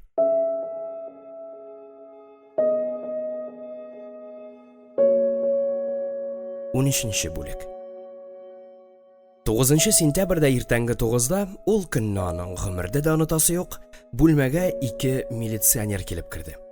Берсе милиция формасыннан, икенчесе штатский киемнән. Юк, Нариман алардан куркып калмады. Куркак егет түгел иде ул. Ләкин тик томалдан милиция килеп кергәч шактый гаҗәпләнде. Ул үзенең бернинди кырын эш кылмаганын белсә дә, каушап калып озак кына аңлашмыйча торды. Бер вакытта да нәрсә булып бетәсен белмисең. Милициядән теләсә нәрсә көтәргә була. Өйдә ялгызы гына Динә төнге сменада. Милиция киемендәгесе участковый, ә икенчесе исә тикшерүче булып чыкты. Икесе дә авылныкылар. Олырагы участковый Нариманның аны 1-2 мәртәбә күргәләгәне дә булды. Бу тирәдә шактый күптәннән бутала. Милиция хезмәте авыр хезмәт булса да, ул бер кая да китә алмый. Чөнки аңа эшеннән служебный фатир биргәннәр иде. Фатирны үзеңә калдырыр өчен милициядә 10 ел хезмәт итәргә кирәк. Икенчесе әле яшь егет. Күрәсең, югары уку йортын яңа гына бетергән юрист, аңа да хәзер үзен күрсәтергә, эш күрсәтергә кирәк. Нариман Җамалов сез буласызмы? Дип сорады ул ишек төбеннән тукталып. Ну, Нариман төртелеп калды. Синме Нариман? Дип усал елмайды участковый. Аның бу елмаюын 2 төрле аңларга була иде. Ул аның янында иптәшләрчә кыланырга һәм шулай ук милиция хезмәткәре сымак әзрәк кенә тупас, вәкарле булып калырга тырышты. Әйе, мин. Җыен әйдә. Кая? Отделениегә. Ни өчен? Анда аңлатырлар. Урамда аны милиция машинасы көтеп тора иде. Артына тимер шелтәр киертелгән зәңгәр УАЗик. Аста йөгереп йөрүче таныш вахтер, комендант хатын һәм тулай торакта яшәүче берничә кеше милициягә ияреп чыгып барган Нариманга сәерсенеп карап калдылар. Әле ярый кулына бугау салмадылар. Оятыннан кая кереп качкан булыр иде икән. Чөнки эчмәгән, тартмаган, бер кайдан да тәртип бозмаган, үзен һәр чак әдәпле тоткан, кирәк вакытта кешеләргә һәр вакыт ярдәм итәргә торган Нариманның әлеге тулай торакта абруе зур иде. Шуны аңлаган участковый УАЗикның арткы ишеген ачтырып тормады. Нариманны тиз генә алга утыртты. Милиция бүлегендә аны аерым бүлмәгә алып керделәр. Бер зур өстәл, 2 урындык һәм башка берни дә, хәтта гадәттә диварларга эленә торган совет плакатлары да юк. Сорау алу бүлмәсе булып чыкты бу. Бираздан бүлмәгә салмак адымнар белән генә атлап, Нариманга килгән баягы тикшерүче керде. Ул аның каршысына утырды, кызыл папкасын ачып, аннан ниндидер кагазлар чыгарды. Карап торышка гади бер авыл баласы инде. Ләкин авыллыгын, татарлыгын яшергән булып, үзе кебек үк авыл егете белән урысча сөйләшкән була. Кара юка костюм, зәңгәр күлмәк, кызыл галстук бар да тәртиптә, бар да үз урынында. Тик менә буе гына кыска. Шуның аркасында аның кигән киеме зуррак булып күренә. Нариман Халикович, диде ул ниһаят. Әтисе исеме белән аңа әле беренче мәртәбә эндәшәләр иде. Ул әллә нишләп китте. Сез кеше үтерүдә гаепләнәсез. Бу коточкыч сүзләрдән соң Нариманга бер юлы кызык та һәм куркыныч та булып китте. Каян килеп? Бар кызыгы шунда. Ә куркырлык берни дә юк кебек. Аның кеше үтергәне юк. Ләкин органнарның бер гаепсезгә кешеләрне утыртканнарын һәм хәтта үлем җәзасы биргәннәрен ишеткәне бар иде аның. Менә шуңа күрә дә аңа куркыныч булып китте. Ләкин җибеп тә төшмәде. Үзен үзе кулга алырга тырышты. Брат, син кайсы авылдан? Дип сорады ул тикшерүчедән. Ничек кайсы? Ул мондый күчешкә әзер булмаган күрәсең, аптырап, каушап калды. Ләкин ике араны тигез тотты, дилбегәне ычкындырмады. Биргән сорауга төгәл генә җавап бирегез, пожалуйста. Җавабым шул. Карале миңа. Әйе, мин кеше үтерүчегә охшаганмы юкмы? Нариман тикшерүченең күзләренә ихлас итеп туп-туры карады. Мондый караштан соң ул аңа кыенсынып кына «Гафу итегез, ялгышканбыз» дип әйтергә тиеш иде кебек, ләкин юрист авызыннан андый сүзләр яңгырамады. Тикшерүченең моңа карата үз фикере һәм иң гаҗәбе үз дәлилләре дә бар икән ләбаса. Сез бу кешене беләсезме? Тикшерүче олы яшьтәге бер ир кешенең фотосурәтен чыгарып күрсәтте. Юк, кем соң ул? Корбан. Аны кичә өендә үтергәннәр. Казан кешесе ул, гомере буе калада яшәгән. Сезнең кайчанда булса Карбышев урамындагы 10-нчы йорт 81-нче фатирда булганыгыз бармы? Юктыр дип уйлыйм. Нариман Халикович, бу уен эш түгел. Монда шаяру урынсыз. Төгәл итеп җавап бирегез. Булдыгызмы сез ул фатирда, юкмы? Юк, конечно. Яхшы. Ә менә бу нәрсә сезнекеме? Тикшерүче юка гына бер документ кисәге чыгарып күрсәтте. Нәрсә ул? Профсоюз билеты. Тотып карарга ярыймы? Юк, ярамый, дип кырт кисте юрист. Мин аны сезнеке дип уйлыйм, чөнки монда сезнең исем фамилияегыз язылган. Сезгә аны Казан сөт комбинатыннан профсоюздан биргәннәр. Нариман әле яшь. Аның күзләре әйбәт күрә иде. Ул үзенең профсоюз билетын бик тиз таныды һәм аның тышында әзрәк кан таплары да шәйләп алды. Шундук аның башыннан «Эй, абый, нишләдең син?» дигән үкенечле уйлар йөгерде. Исенә төште. Ул үзенең профсоюз билетын Назимга бүләк иткән иде. Дөресрәге, ул үзе аны Нариманнан сорап алды. Эчкән вакытларымда кесәгә паспорт тыгып йөрергә куркам, югалуым бар. Әгәр ул сиңа кирәкмәсә, бир миңа. Мин аны үземә яраклаштырып ясап куям дип сорагач, Нариман авылдашының сүзенә каршы килә алмады. Профсоюз билетын ул бик үк кирәк нәрсә дип тапмады, шуңа күрә аны бер дә кызганмыйча Назимда калдырып чыкты. Ничек булып чыгасың бу хәзер? Димәк, Назим абыйсы шаяртмаган. Ул әйткән сүзендә торган. Шәмсегаян апаны харап иткән әдәмнең башына җиткән. Ул аны үтергән. Үтерүченең әле аның краны ябылып бетмәгән. 3 көннән бәреп чыгачак ул, менә күрерсең, су. Кып-кызыл су дигән сүзләре җанны ишетеп, баш миен тагын бер кат чыбыркылап алды. Үтерелгән кешенең исеме ничек соң дип сорап куйды Нариман. Сез белмисезме? Дип сынаулы караш ташлады аңа тикшерүче. Юк, белмим. Белмәсәгез әйтәм. Сәлим. Сәлим? Беләсез, димәк. Нариман бер сүз дә әйтмәде. Әйе, ул Сәлим атлы иде. Димәк, Назим аңардан үзенең үчен алган. Ул аны үтергән.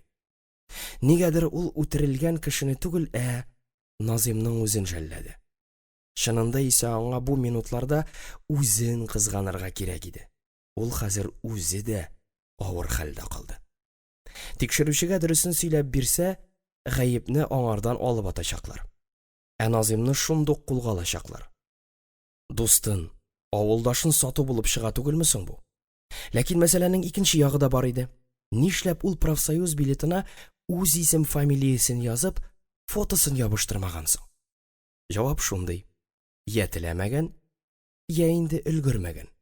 Әгәр дә ул үзенең җинаятен башка кешегә бу очракта Нариманга аударыр өчен махсус шулай эшләгән булса? Юк. Назим абыйсы андый юлга бармас. Ул андый кабахәтлекне эшләмәс. Бер кайчанда. Мин сиңа шуны гына әйтә алам. Мин аны үтермәдем.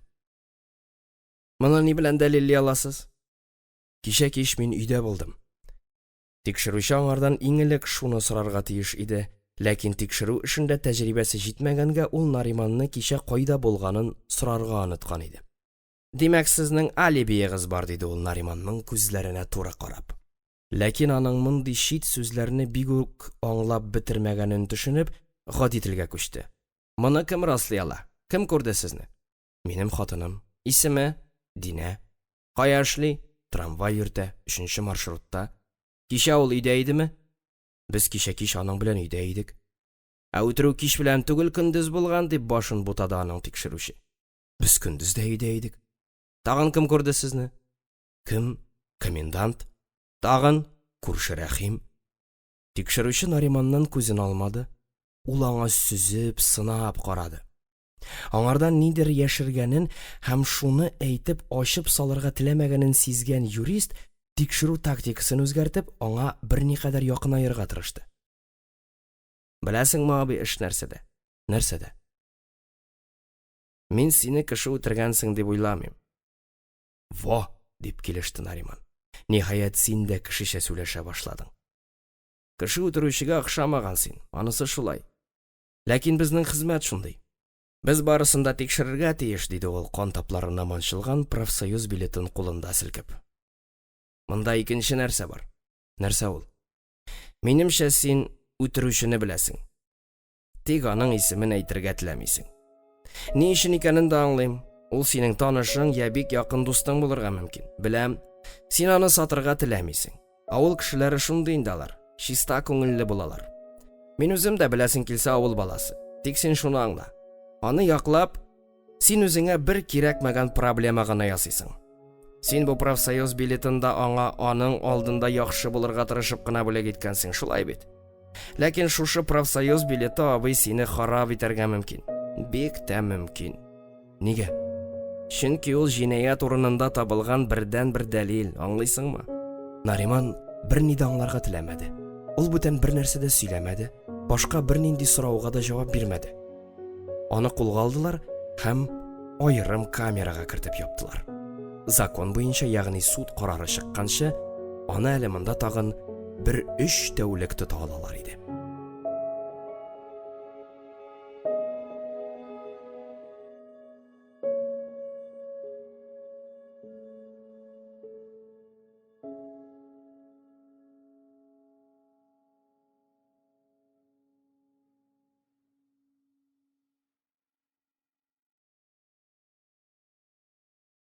Хәбир Ибрахим. Бәхетсез җаннар.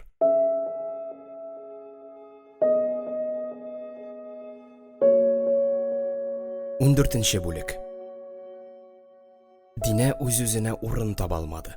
Нариманның өйдә юклыгын күргәч тә, ул иң элек күршеләренә керде.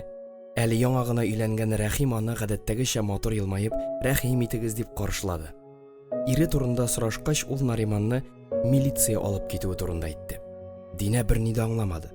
Мискин хатынның куркуы эшенә үтте. Рәхимнең Карбаш урамындагы фатирда бер кешене үтергәннәр. Бик каты тикшерү бара ди. Иреңне дә шуның өчен алып киттеләр. Ышанмасагыз, безнең коменданттан сорый аласыз дип сөйләнүе булай да бик куркуга калган Динәнең йөрәгенә кабат шом салды. Ул нигәдер комендант хатын янына төшмәде. Авылдашы Назим янына керергә булды. Ире милициядә түгел, шушындадыр кебек тоелды аңа. Динә ишекне дә, ул ачык иде, шакып тормыйча бүлмәгә атылып керде. Нариман бүлмәдә күренмәде. Назим тимер караватында аунап ята иде. Кунак килеп кергәч, ул саташып аз гына башын күтәрде һәм шаккаткандай күзләрен акайтып Динәгә төбәлде. Инде ничә көннәр кырынмаган, юынмаган, исереклек юлында әшәкләнеп йөргән ялгызак абзый бу хәлдә Динәдә шактый авыр тәэсир калдырды. Эчүе генә бер хәл. Ул әле икенче чирдән жан шириннән газаплана кебек тоелды аңа. Назим абый, дип куркып кына эндәште хатын. Мин иремне, Нариманны эзлим. Аны нигәдер милициягә алып киткәннәр. Син ни дә булса белмисеңме? Карбыш урамында бер адәмне үтергәннәр. Шуның өчен алып киткәннәр аны, дип Бик теләмичә генә аңлатты ул. Каян беләсез? Соң бөтен общага күреп калган. Миңа кереп әйттеләр. Нәрсә? Нариман кеше үтергән булып чыгамны инде? Белмим, әйтә алмыйм, диде ул башын аскаеп. Булырга да мөмкин. Син нәрсә, Назим абый, ни сөйлисең син? Мин бер кайчан да ялган сөйләмим, сеңлем. Кинәт исерек абзый караваттан шуып төште дә шаркылдап көләргә тотынды. Аның мондый кыланышы Динәне өнсез итте. Әйтерсең лә аның каршында авылдашы түгел, явыз иблис көлеп утыра иде. Борчылма, утыртмыйлар аны, дип сөйләнде исер. Үтерүче иректә, тиздән кулга алачаклар. Кайчан? Берәр сәгатьтән. Ничек? Бәлкем ярты сәгатьтән. Килүдән тора инде. Каян беләсең? Мин үзем чакырдым. Кемне? Милицияны. Кайчан? Аска төшеп, автоматтан шалтыраттым. Автоматтан? 02, беләсең ичинде. Нигә? Син мине нәрсә? Шундый сволочь кабахат кеше дип уйлыйсыңмы? Яраткан иреңне күрәләтә торып төрмәгә утырта алмыйм бит инде. Кешене бер гаепсезгә. Җавап гаҗәеп килеп чыкты. Динә берни дә аңламады. Ул һаман буталды. Назим абыйсы аның башын әйләндереп маташа кебек тоелды.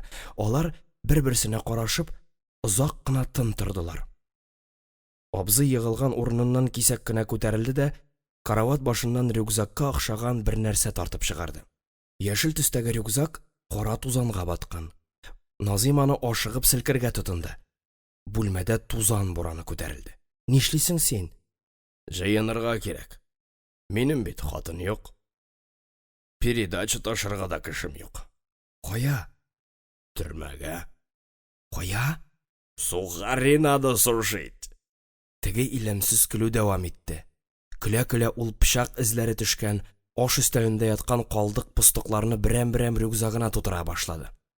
Өстәлдән алырлык әйберсе калмагач, карават каршысында торган агач тумбычканы актарырга тотынды.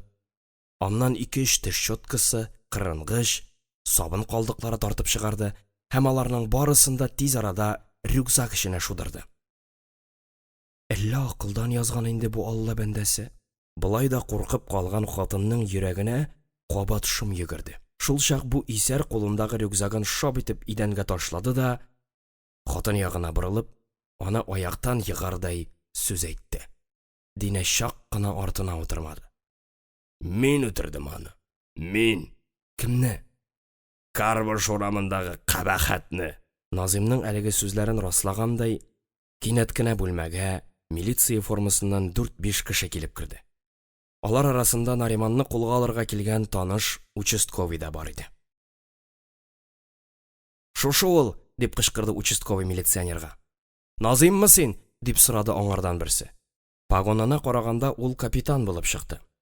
Назим дәшмәде, юләр кеше сымак елмаеп, бер урында басып тора бирде. «Әйе, Назим», – диде аның өчен Динә. «Иреңме?» – дип сорады милиционер. «Юк, ирем түгел», – диде коточкан хатын. «Нишлисең монда?» «Иремне эзләп кирдем». «Ирең кем?» «Нариман, аны алганнар». «Аңлашылды. Без аны кичә кулга алдык», – диде участковый капитанга. «Бар әле чыгып тор моннан». Динә тиз генә ишек ягына атылды, ләкин ишек төбендә туктап катып калды. «Алыгыз», – дип команда бирде капитан җинаятчы ягына таба ишарә ясап. Ләкин Назим кинәт кенә һаваланып, үз кулы белән ясаган тимер урындык күтәргәч, тегеләр шундук туктап калдылар. «Менты поганые», – дип сүгенде Назим. «Живым я вам не сдамся». «Назим, тынычлан», – диде участковый. «Без сиңа тимибез. Синең гаебең әле ачыкланмаган». «Ачыклыйсы юк. Мин үтердем ул кабахатны, мин. Ул адәм минем анамны мыскыл итте. Бөтен нәселне авыл халкы алдында мәсхәрә итте. Безне авылдан качырды. Минем апай-абыйларның тормышын җимерде. Атамны бауға мінгірді. Мен шуңа төзіп тұрға тиешме, ә? Яқ. Аны үтіргеніме мен грамм да өкінмейм. Мен хақлы. Халық мені ақлар. Аңлар.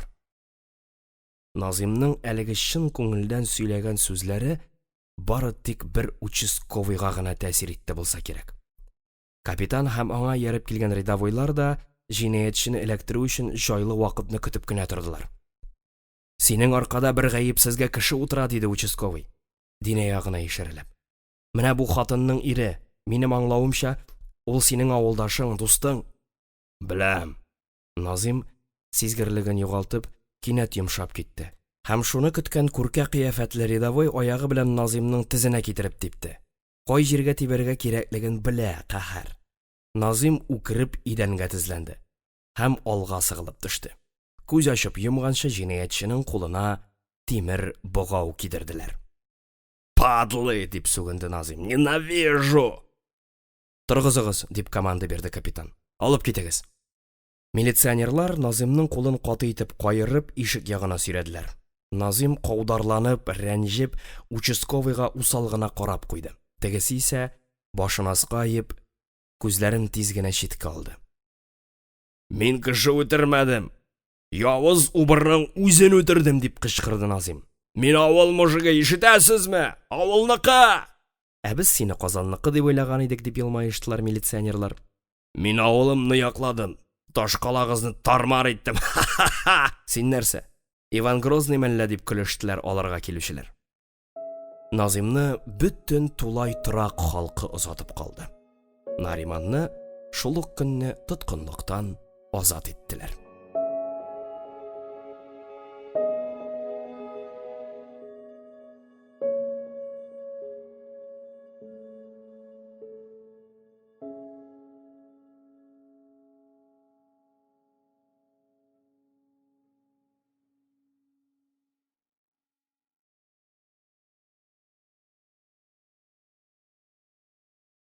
Хәбир Ибрахим. Бәхетсез җаннар.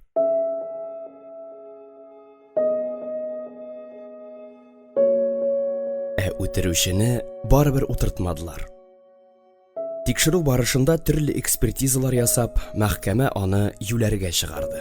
Төрмәдә түгел, ябык психиатрик хастаханәдә дәвалана икән дип ишетте Нариман аның турында. Янына барып та, кирип тә булмый.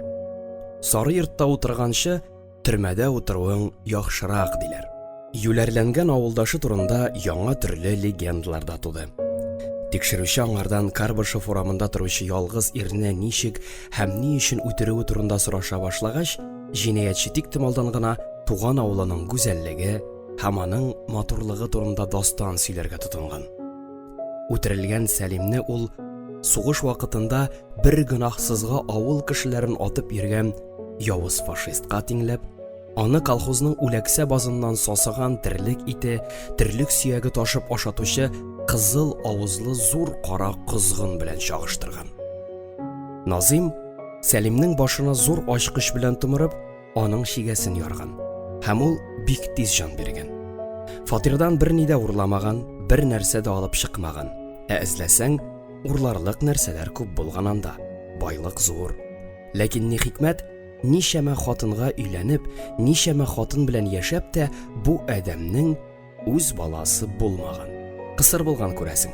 Шулай булмаса, хатыннарның берсе булса да аңардан бала тапкан булыр иде. Шуңа охшашлы нәрсә Нариманнар авылында да булды. Кайнанасы белән ире ничә еллар буе син имгәк, син бала таба алмыйсың дип бер яшь киленне кыерсытып яшәделәр. Баксаң, гаип хатында түгел, ирдә булган икән. Шуннан соң теге ир башын иеп кенә йөри башлады. Киленнәре Берлинны алгандай рәхәтләнеп күкрәк киереп йөрде. Тикшерүчеләрнең ни өчен үтердең дигән соравына Назим: "Мин аны үтермәдем. Ул үз-үзен үтерде", дип җавап кайтарган. Һәм соңыннан дөресрәге, ул үз-үзен үтерә алмыйча интекте. Мин аңа ярдәм генә иттем. Андый кабахәт җир йөзендә яшәргә тиеш түгел, дип сүз истәгән. Мәгълүм ки, тикшерү барышында үтерелүченең дә каршылыклы шәхес булганлыгы ачыкланды. Ләкин ул Сәлим дигәннәре ничек итеп Назимның анасын мыскыл итсә дә, нишәмә хатынның тормышын бозса да, аларның барысын да ярыктагырак каршында утыртып калдырса да, Назимның кеше үтерергә хакы юк иде билгеле. Җинаять урынында Нариманның профсоюз билетын калдыруы да бигүк аңлашылып бетми кебек. Юк, ул аны махсус авылдашына шик төшсен дип ташлап калдырмаган билгеле. Юк, Назим андый кабахәтлеккә бармас. Бәлкем, ул аны ашыгып кесәсеннән ялгыш төшереп калдыргандыр. Ул бит документтагы исем-фамилияны үзгәртеп, шуңа үзенең фотосын ябыштырып куярга да өлгерми калган. Аның «Мин теләсә нинди документны үзгәртеп ясый алам. Миндә дустым каллиграфический почерк» дип мактанганы да Нариманның хәтерендә яхшы сакланып калган. Әллә инде авылдашының язмышына битараф булмаганга, әллә үзенә үк шушы җинаять процессы аша узарга туры килгәнгәме, Нариман йоклар алдыннан көн саен диярлек Динәдән Назимның ничек итеп кулга алынуын сөйләтте.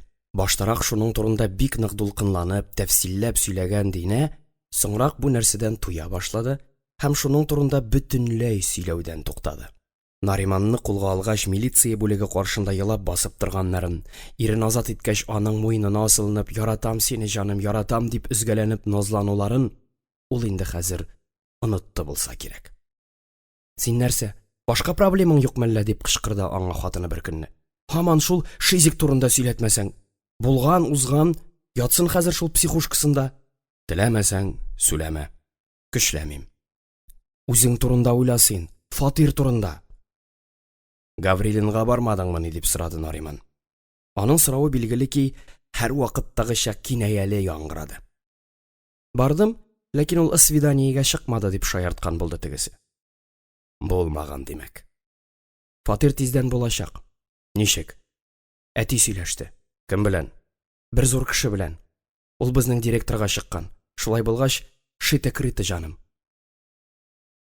«Синең әтиең?» дип шаккатты ир. «Әни булган минем әтигә?» «Атаңның шундый эсвәзләре бар дип, һич кенә дә уйламаган идем». «Син аны шундый төшеп калган кеше дип уйлыйсыңмы?» «Уйлый идем. Хәзер фикерем үзгәрде». Фикерләр әкренләп үзгәрә торды.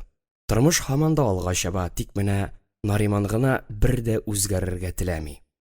Илдә комсомол төзелешләре колач алды. Чаллыда КАМАЗ заводы, Түбән Камада химия комплекслары калкып чыкты.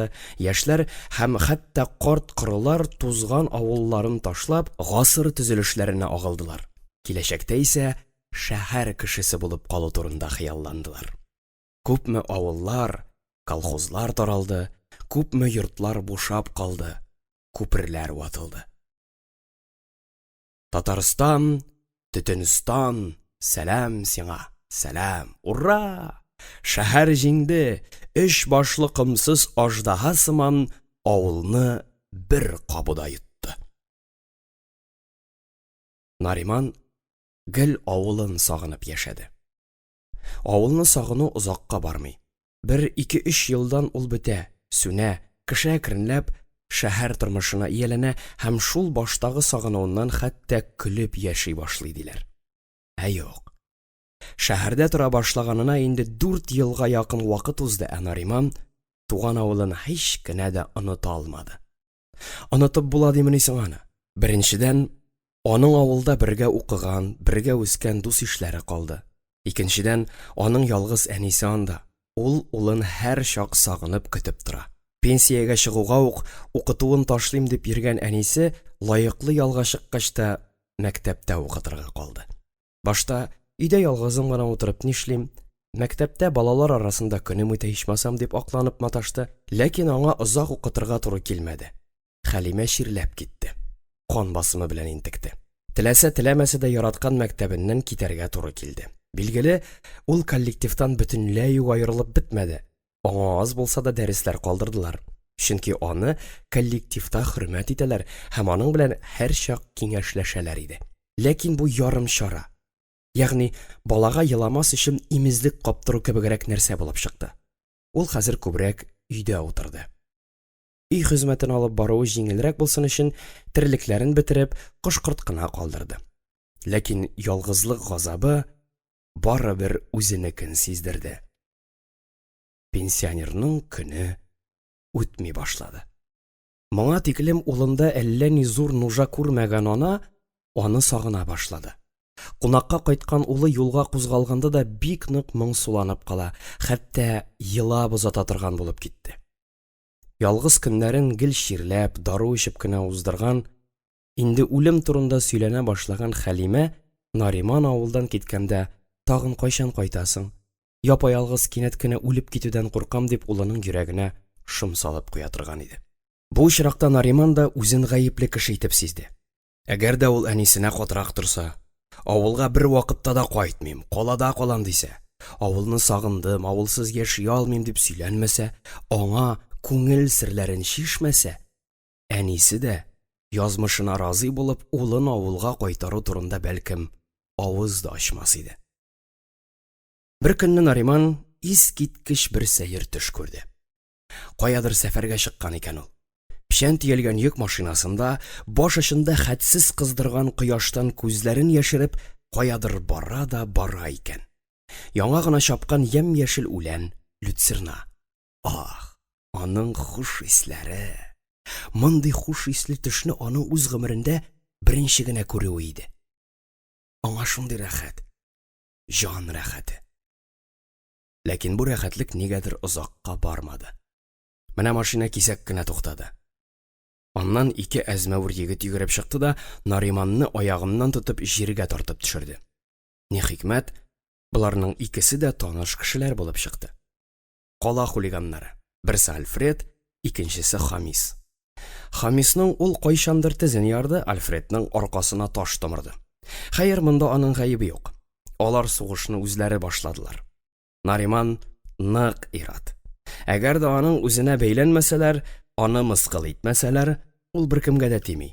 Ә инде бәйләнеп, теңкәсенә тисәләр, я инде аның каршында әллә кем булып кылансалар, ул аларны изеп атып, җир белән тигезләп куярга да күп сорап тормый иде. Бу юлы исә ул үзен гаепле итеп сизде.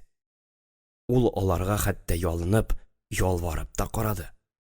Тик номер барып чыкмады. Алар әрсез мусафирны арт ягына тибеп, тузанлы юлда бәреп калдырдылар. Җәй эссе, гаять каты кыздыра. Шул чак давыллы җил чыкты. Кара тузаннар тузды, күзләргә чүп кирип тулды. Җил тынгач, ул әкренләп күзен ачты. Бер кызыкай көянтә чиләкләрен асып чишмәгә су алырга төшеп бара.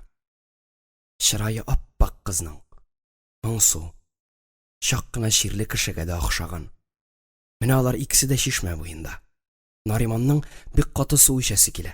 Ул кыздан су сорый. Кыз аның авызына чиләк кырыен китерә. Нариман йотылып су ичә һәм күтәрелеп кызга карый. Ялгышкан икән бит. Суны аңа хатыны Динә бирә дип уйлаган иде. Ә ул бөтенләй башка кеше, башка кыз булып чыкты. Кыяфәтенә караганда, ул гади бер авыл кызына охшаган иде. Бу төш берничә мәртәбә кабатланды. Нинди төш ул? Нишләп керәсең ул аңа? Төшләр юраучы авыл каршыгына да сөйләп күрсәтте, җавабында багучы аңа: "Бик хикмәтле төш, улан.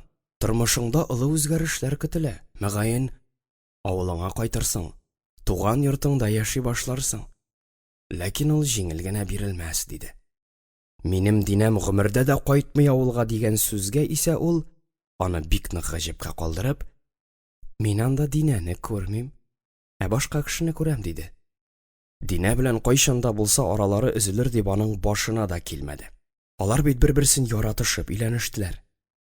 Хәзер дә бер-берсен яраталар кебек. Ләкин Динәнең сәер холкы, кимәне һәр чак үз уңаена ишәргә тырышуы, Нариманның исә һаман да икенче якка ыргылуы, авылга тартылуы, авылны оныта алмавы аларны күптән бер бөтен итә алмыйча, гаиләнең тотрыклылыгын җимерә торган иде. Ә бәхетсезлек ни гаҗәп? Бәхеттән башланды. Ниһаять алар фатир алдылар. Фатирны аларга яңа ел алдыннан бирделәр. 2 бүлмәле, лоджияле, Ленинградка. Динә сөенеченнән 2 көн кунак җыйды. Кемнәр генә килмәде дә, кемнәр генә кытламады аларны. Авылдан Динәнең ата-анасы да килде, бары тик Нариманның анасы Хәлимә генә килә алмады. Авырды. Хәер, өй туе 2 көн белән генә чикләнмәде. Фатирны атна буе юдылар. Яңа елны яңа фатирда каршы алдылар. Фатир алырга хыялланган Динә Нариманга белгертмичә генә берникадәр акча җыйган булган икән. Шуңа зур стенка, диван, карават алдылар. Ә менә ире үз акчасына балалар караваты алып кайткач, Динә әллә нишләп китте. Ул сөенә дә, көенә дә алмады. Утырып бер елады. Нариман шул вакытта ук нидер сизгән иде инде. Соңыннан әлеге уеның юаш килгәнлеге, бәхетсезлегенә каршы бөтен хаклыгы белән ачыкланды. Нариман кеше әйберендә актарынырга яратмый. Ул куркыныч кәгазь дә аның кулына очраклы рәвештә генә килеп керде. Бер көнне кадрлар бүлеге аның паспортын соратты. Ул аны стенканың бер кечкенә тартмасына тыгып куйган иде. Шунда актарынган чагында тартмадан мөһер сугылган төрле медицина белешмәләре, анализ кәгазьләре килеп чыкты. Динә иренә әйтмичә генә сырхауханәдә тикшеренеп йөргән икән. Бу анализларның медицинада әллә ни аңламаса да, бала белән бәйле булганлыгын сизгән Нариман буларны калада хирург булып эшләгән элеккеге классташына күрсәтте. Кабинетта берничә табиб җыйналды. Араларында гинеколог хатын-кыз да бар иде. Олырак яшьтә, тәҗрибәле. Менә шул табибә Нариман җыйнап килгән кәгазьләрне карап чыккач, озак кына бер сүздә эндәшми торды. Барысы да аңардан сүз көтте. Дөресен әйтергә ярыймы дип сорады ул башта Нариманнан. Ризалык алгач, синең хатының бер кайчан да бала тапмаячак диде. Аннары хатының беренче баласын төшерткән идеме? Булдымы шундый хәл дип сорады. Нариман моңа каршы бер сүз дә әйтә алмады. Әйе дип башын түбән иде. Күпме әйтте. Ясатма, йөрмә, тап, үстерербез дип. Юк, тыңламады. Кеше әйткәнне тыңлый белә димени соң ул? Шат атасы, киренең киресе. Бер нәрсә уйлады икән, үзенекен әйтмичә калмый. Инде хәзер нишләргә? Әйтергәме үзенә? Юкмы? Баласыз нинди гаилә була ала? Шәһәр хатыннары бала санын 2дән уздырырга тырышмыйлар. Күбрәк үзләрен карап, үзләрен көйләтергә яраталар. Ә монда хәзер 2 түгел, 1 дә булмаячак. Гаиләдә бер генә бала булып үскәч, ул гомер буе ишле гаилә турында хыялланды. Апа-сеңелләрнең, абый-энеләрнең булуын теләде. Каршы якта гына атаклы комбайнчы Сабир абзый яшәде. Аның хатыны 6 бала тапты. 3 ир, 3 кыз. 6-сы да исән-сау, 6-сы да тап-таза булып үстеләр. Ишле гаилә авыр яши, балаларның киярләренә җитми, ашау яклары да такыр була диләр. Шулайдыр, төрле чагы буладыр. Тик нигәдер Нариман бала чагында алардан гел көнләшеп яшәде. Бер-берсен карашып, бер-беренә ярдәм итеп үскән күрше балалары гел бердәм булып яшәделәр. Матур итеп хезмәт итәләр, күңелле итеп уйный да белә торганнар иде. Ә ул һаман да үзе генә, ялгызы гына уйнап үсте. Ни өчен аның анасы бер генә бала белән калган? Менә бу нәрсә аның өчен әле дә зур сорау булып кала килә. Шуны белеп, шуның бер очына чыгасы килсә дә, нигәдер анасыннан сорарга яхшысынмый торган иде. Ә менә Динә белән нишләргә? Әйтсәң билгеле тавыш чыгачак. Минем арттан эш йөртәсең дип үпкәләячәк. Табибларга да тулысынча ышанып җитеп булмый. Бала язмышы ул барыбер Ходай кулында. Баланың ничек һәм кайчан туасын бер Алла гына белә. Юк, ул әлегә хатынына бер ни дә әйтмәскә, әзрәк көтәргә булды. Бер җае чыгар бәлкем.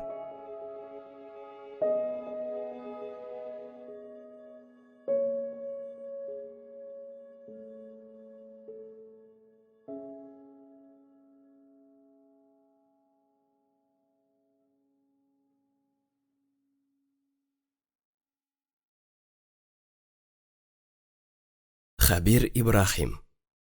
Бәхетсез җаннар.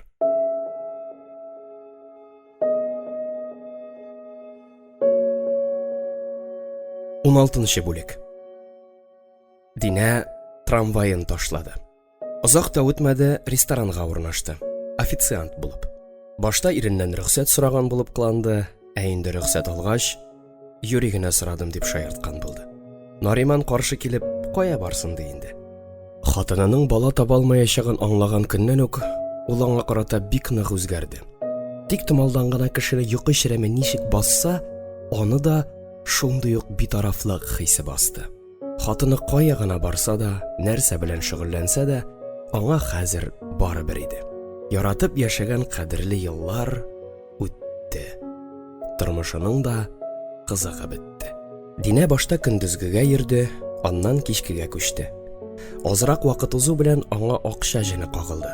Ул бер туктаусыз хезмәт хакына гына байып булмас, алдау хакына байып карарга кирәк дип сөйләнде. Алдау сүзе монда бик үк аңлашылып та бетми, чөнки ресторанда шәйлек дигән нәрсә бар. Әзрәк байрак, кыланчыграк адәмнәр официантлардан сдача мазар сорап тормыйлар. Тоташ акчалар калдырып чыгалар. Билгеле, андый зур акчалар атканда алар шактый кызмача булалар, ни кыланганнарын үзләре дә аңлап бетермиләр. Икенче көнне акчаны артык күп тамызганнарына бәлкем үкенә дә торганнардыр. Ләкин инде сон була. Динәнең рестораннан кайтканын көтеп җаны чыгайды Нариманның. Вакыт узмый да узмый. Аптырагач, телевизор кабызып карый. Онда да әллә нәрсә юк. Яхшы фильм булса әле бер хәл. Юк шул. Зәңгәр экраннарда һаман да шул партия функционерларының карт, иләмсез чырайлары гына чагыла. Шуларның ялган һәм эш пошыргыч сүзләрен тыңлап утыру саруны кайната. Ә ил хуҗасы, ягъни генсек, бөтенләй картайды.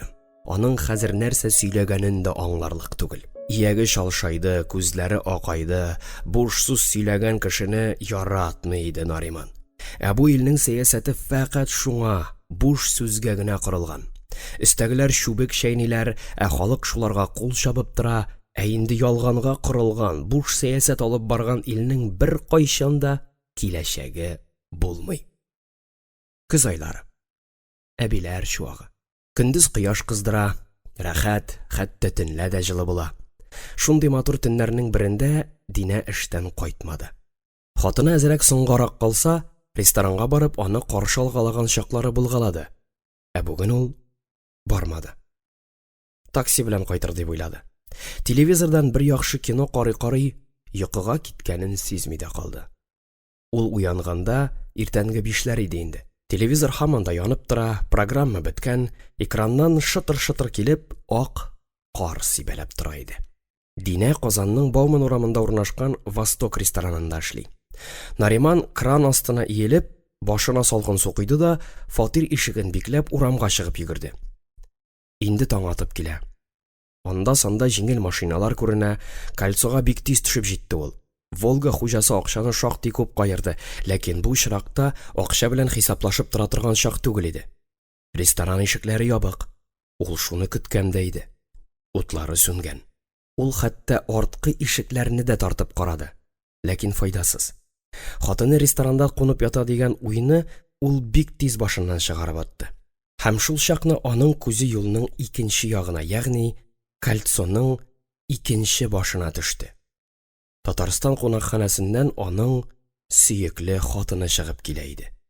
Ул өстенә алт өстәге ветровка кигән, аңа кара озын плащлы бер олы яшьләрдәге ир кеше ияргән. Аларны бергә күргәч, Нариман имәнеп китте. Икенче якка җир асты юлыннан һәм шулай ук турыдан трамвай юлы аркылы да чыгып була. Нариман җир асларына төшеп, вакыт уздырып тормады, кунакханәгә туп-туры бәреп чыкты. Алар кунакханә каршында бер-берсенә бик нык якынайып, сыянышып, күңелле генә сөйләшеп торалар иде.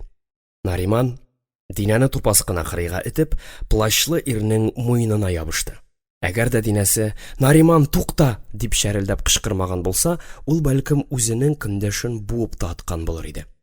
Динәнең кычкыруы бу адымнан тыеп калды. Шулай да кирәгеннән артык ярсыган Нариман берни белештермичә тизе белән тегенең корсагына типте. Плащлы ир шундук сыгылып төште һәм асфальтка тезләнде. Аңа шактый каты эләкте. Күрәсең, ни эндәшә, ни хәрәкәтләнә алмады. Нариман Динәне җилтерәтеп алып, универмаг каршында торган таксига утыртты. Өйгә кайтып җиткәнче алар бер сүз дә сөйләшмәделәр. Ә өйгә кайтып керүгә үк башланды. Ир түгел, хатын башлады. Нишләдең син, ә? Нишләдем? Уйнашчыны тоттым. Нишләдең? Бөтен эшне боздың. Кымачауладым име? Кемгә суктың син, кемгә? Кемгә? Сөяркәңә. Нинди сөяркә? Ул бит безнең зав. Нәрсә? Зав булгач аның белән йокларга да ярыймы? Нинди йоклау? Син таң алдыннан чит ир белән кочаклашып, гостиницадан чыгып киләсең. Шулай булгач мин ни уйларга тиеш? Колхоз булудан туктарга вакыт сиңа, җаным. Соң шул зав аркылы бөтен шумара ясала да бит инде. Шуның акчасын яшибез ләсә. 5 ай эшләп күпме әйбер генә алдык, машинага акча салдык. Синең акчаң ашарга да җитми. Мин аның белән йокламадым, без аның белән акча бүлештек. Мә, менә кара. Хатын крокодил тиресеннән тегелгән затлы сумкасыннан бер төргәк совет акчасы тартып чыгарды. Бөгәрләнгән акчалар таслап, җыеп саналган иде. Динә, дип ярсыды Нариман. Нәрсә? Кит син рестораннан. Әгәр китмәсәң, нишләтәсең? Атап әйтәм, бу акча уеныгыз сезнең яхшылык белән бетмәячәк. Акча кешене боза. Кеше акча кылына әйләнә. Обахыйсыз җибәреп рестораныгызны яптырамы, слушай. Заваңны утырттырам, аңладыңмы? Ай-хай, мине дәме? Әйт дөресен, яшермә, әйт, юкса мин сине... Нариман Динәнең кулыннан кайырып, аны каршысына бастырды.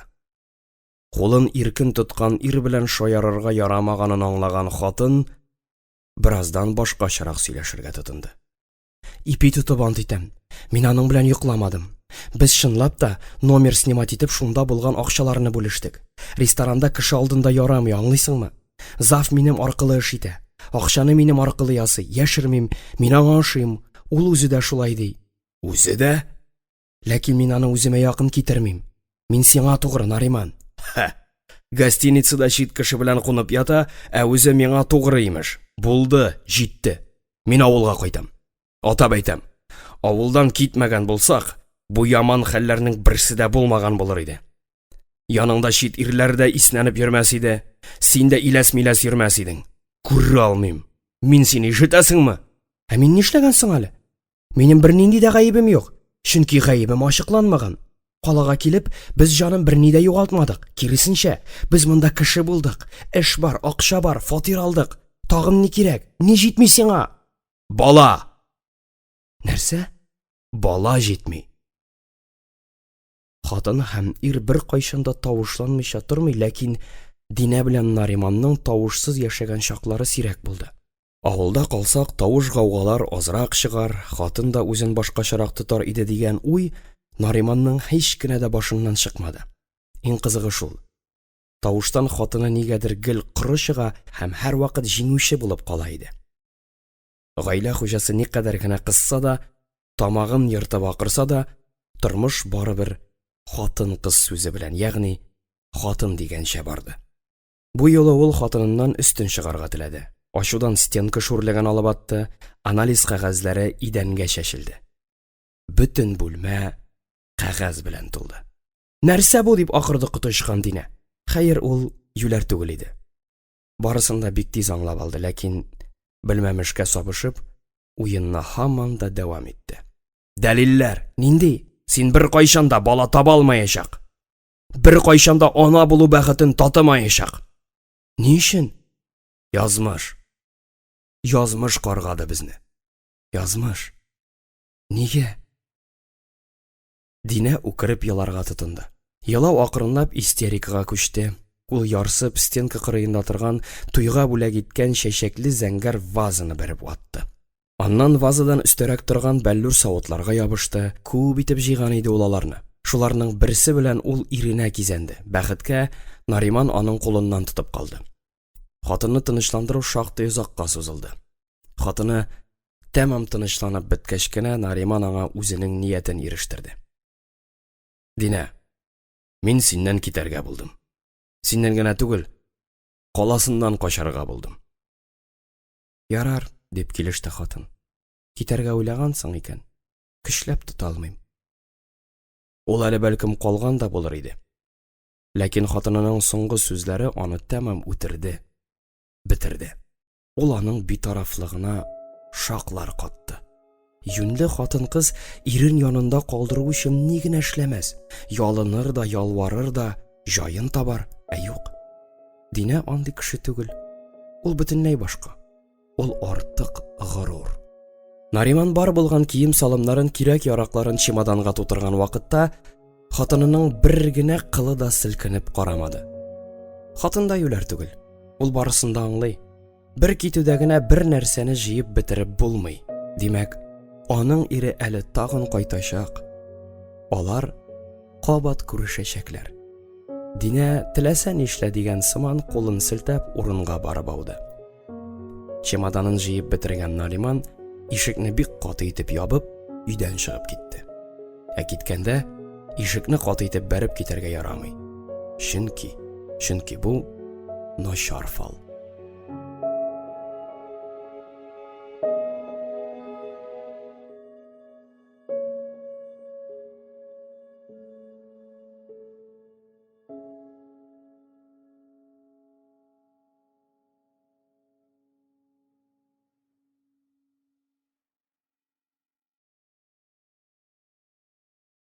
Хәбир Ибрахим.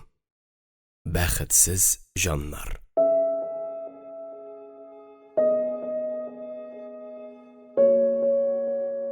Унҗиденче бүлек. Юлсызлык авылның иң зур бәләсе. Бөтен СССР юлсызлыктан интеге. Авыллар арасында кыр юлларын, ат сукмакларын бетереп, дамбалар өеп, шуңа таш салган шоссылар да төзеп карадылар, ләкин юллар аңа карап кына яхшырмады. Юллар яз көз кардан, яңгырдан изелде, кышын аларны кар басты. Җәен күбәләк очкан вакытта әзрәк йөреп алганнан соң, көзен тагын чын газап, михнәт башлана. Юл булмау аркасында шәһәр белән авыллар арасында автобуслар да йөрми. Нариман шәһәр-ара поездга төшеп утырды. Калыкта аны кызыл поезд дип йөртәләр. Ни өчен шулай атаулары яхшы аңлашыла. Поезд кызыл төстә. Ул кассада сатып алган билетын таслап, кесәсенә салып куйды, киң вагон тәрәзәсеннән тышка, урам ягына күз салды. Ул бүген иртә төште. Поезд кузгалырга шактый вакыт бар, вагоннар буш, әле халык утырып та бетмәгән иде. Перрон буйлап шабыша кешеләр йөгерешә, кайсы чемодан, кайсы капчык күтәргән, кайсылары кечкенә кибет арбалары тартып бара. Бираздан ул перронда ике таныш егетне күреп алды. Булар Нариман авылында күңел ачып яткан, соңыннан аны кыйнарга йөргән Альфред белән Хамис иделәр. Ул аларны инде күптән күргәне юк. Чөнки ни хәтле гомер үтте. Ишеттерделәр. Алар Нариманнан үч алырга йөргәннәр, аны калада тулай торакта яшәгәнен белеп, берничә мәртәбә хәтта эзләп тә килгәннәр. Ул вакытта очрашу насыйп булмаган. Менә хәзер аларны язмыш, һич көтмәгәндә кабат очраштырды. Нариман аларны күрмәмешкә сабышты, ләкин егетләр аны бик тиз танып алдылар. Юк, ул алардан курыкмады, ләкин күрергә дә ашкынып тормады. Менә шул ике егет тиз арада поезд эченә үтеп, Нариманның каршысына ук килеп утырдылар. Икесе дә шактый кызмача, икесе дә күңелле сөйләшә. Альфреды авырый күрәсең, бөтенләй ябыккан, чырае көл сымак аппак, иек астындагы җирән сакалы гына тырпаеп калган. Хамис киресенчә, тагын да тазара төшкән, куллары, беләкләре юанайган, зур кырсак үстергән. Сәлам, друган, как хәлләр? Шаярышып кына алар аңа кул суздылар. Тик Нариман аларга кул бирмәде, бер сүз дә дәшмәде. Авылга мәллә дип сорады Альфред. Авылга дип тексе генә җавап бирде юлчы. Вижу, кайфың юк дип Хамисы сүзгә кушылды. Әйе, юк. Поезд кайчан китә дип сорады Альфред. Ярты сәгатьтән. Да, вакыт бар икән әле. Айда пивнушкага кирип чыгабыз дип тәкъдим ясады Хамис. Кайфың да күтәрелер. Кирегез. Тик миннән башка. Акчаягы такыр, братан, дип моңсуланды тегесе. Синдә юкмысың? Миндә бар, ләкин мин кулга акча бирмим. Западло, что ли? Бәлкем сыйларсың? Күрәсең, хәл начар. 7-нче көн җәбез. Запойда, слушай, может, угостишь, а? Авыл егетләрендә шундый бер сәер гадәт бар. Кеше ярдәм сораса, алар ярдәм итмичә калмыйлар. Бу гадәт авыл кешесенең канына сеңгән. Авыр вакытта бер-береңә ярдәм итү, бер-береңнең хәлен белү авыл кешесе өчен зарур нәрсә. Әлеге очракта исә моны куркаклык түгел, йомшаклык итеп кабул итәргә була иде. Соңыннан бәлагә тарыгач үлем белән яшәү арасында калып, Газраил белән көрәшеп ятканда, ул шушы йомшаклыгы өчен бәлкем үз-үзен битерләгәндер дә һәм үкенгәндер дә. Тик киләчәкне белеп булмый икән шул. Шулай аянычлы килеп чыгасын белсә, ул бәлкем урыныннан да кузгалмаган булыр иде. Шәһәр егетләре күрмәгәндәй вокзал сыраханәсендә сыра чөмерделәр. Нариман аракы белән дус булмаса да, соңгы арада әзрәк сыра капкалый башлаган иде. Компания өчен дигән булып, үзенә дә бер ярты кружка сыра алды. Тик шуның яртысын да эчеп бетермәде. Ул бер туктаусыз кулындагы сәгатенә карады. Поезд китәргә 15 минут кына вакыт калган иде. Тегеләр дә аңа ярып чыктылар. Пивнушки янында гына агачлык бар. Хамис та, Альфред та тәмәке кабызып шуның эченә кереп бастылар. Ни өчен алар артыннан ияргәнен ул әле дә ахырына хәтле аңлап бетерә алмый. Тиз генә хушлашып поездга кереп утырасы иде бит юкса. Юк, аяклары аны нигәдер әнә шул якка тартты. Альфред агач төбенә иелеп кечкенә генә йомышын башкарды. Хамис ярсуланып, дәү агачлар тирәсендә үскән яшь үсентеләргә типкәләп алды. Рәхмәт, братан, дигән булды агач төбендә эшен бетереп яткан Альфред. Ни өчен? Сыйладың? Альфред рәхмәтем ничектер төрттереп, астыртын мәгънә салып әйтте. Нариман инде монда үзенең артык кеше икәнен аңлап, тизрәк китәргә ашыкты, ләкин аны Хамисның бер төрткө сүзе туктатты. Һәм шул сүз Нариманны бик нык кечерәйтте, мыскыл итте кебек. Курыктың, друган? Куркып сыйладың? Минме? Да, син походу. Әгәр курыксам, поезддан да чыкмаган булыр идем. Курыктың, дип каныкты Хамис. Авылыңда герой булып йөрдең, монда ыштаныңа җибәрдең. Кабатла, дип кычкырды аңа Нариман. Нәрсә? Сүзеңне кабатла. Шул чак Хамис ветровка кесәсеннән пычак тартып чыгарды. Вакыйгалар зурга китүдән курыккан Альфред Хамисны бу эшеннән туктатмакчы булды, ләкин тегесе аны тыңларга теләмәде. Пычагын уйнатып Нариманга ташланды. Ләкин Нариман да куркып калмады, ыжгырып Хамиска каршы чыкты. Ярсыган чагында Нариманның теләсә кемне ботарлап атканын яхшы белгән Хамис шүрләп артка чигенде. Лады, пошутили, хватит. Дошманының кулына пычак тотып та коралсыз кеше алдында куркып калганын күргән Нариман, мыскыллы елмаеп, аңа кул селтәде дә борылып перронга таба китте. Сизде ул. Сизде теге бәдбәхетнең артыннан йөгереп килгәнен, бик яхшы сизде. Аяк астында кырган яфракларның кыштырдаганына хәтле ишетте, ләкин борылып, саклану чарасын күрмәде. Бу очрашу шулай җиңелчә генә үтеп китәр, бу бәдбәхет явызлык кылырга кыймас дип уйлады ул. Аркага тимер кадак белән суккан кебек булды. Пычак тәнне ярып керде. Нариманның күз аллары караңгыланып китте. Шул мизгелдә кечкенә көмеш тайның ак маңгайның куш аяклап җәйләү буйлап чабып үткәне күренде. Аннан инде ул хәле бетеп аңын җуйды. Ул 3 көннән соң гына аңына килде. Үзенә операция ясаганнарын белми дә, сизми дә калды. Кан эчендә яткан Нариманны перрондагы пассажирлар күреп алганнар. Ашыгыч ярдәм машинасы вакытында килеп җиткән. Бәхетенә ул Казан вокзалы тирәсендә генә туктаган булган. Ул уянганда аның каршында әнисе Хәлимә һәм палатаның бер чатында динәсе боегып утыра иде. Авыру уянгач, әзрәк аңына килгәч, ак халатлы шәфкать туташы атылып керде. Ул авыруга куелган системаны төрлечә тарткалап төзәтергә тотынды. Аннан табиблар җыйналды. Алар авыруның хәлен белгәч, үзара нидер сөйләшеп, Нариманга уңышлар теләп, палатадан чыгып киттеләр. Медперсоналдан бушап калган бүлмәдә әнисе белән хатыны гына утырып калды. "Җә, улым, ни хәлең?" дип сорады кайгыдан күз яшьләрен сыгып туйган анасы.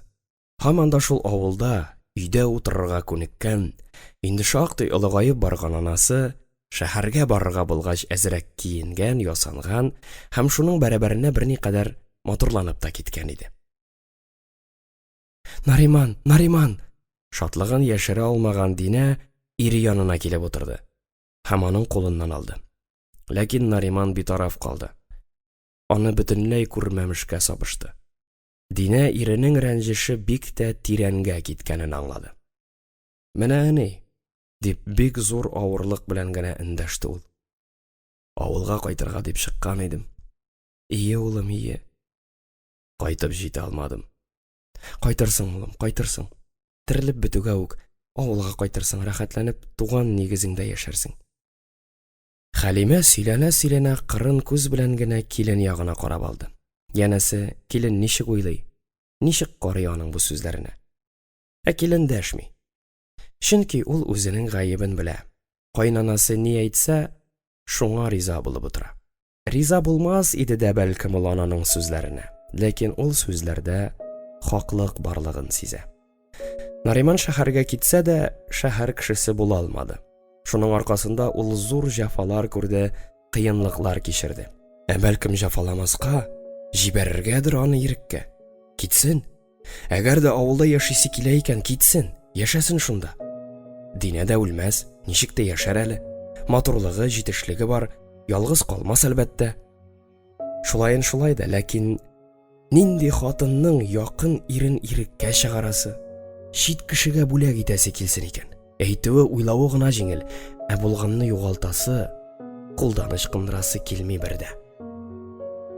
Авыру Нариман исә анасы янында иркәләнеп, бала сыманрак кыланды. «Әни, алып кит мине моннан. Ярый, улым, ярый. Калдырма мине монда. Юк, улым, калдырмам».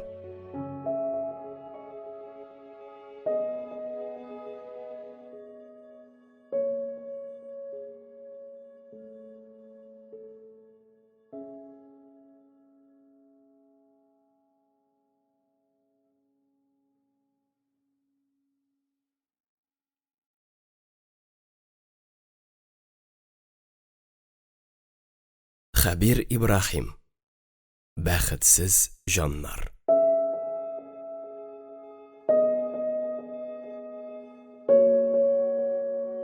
Он 8-нче бүлек.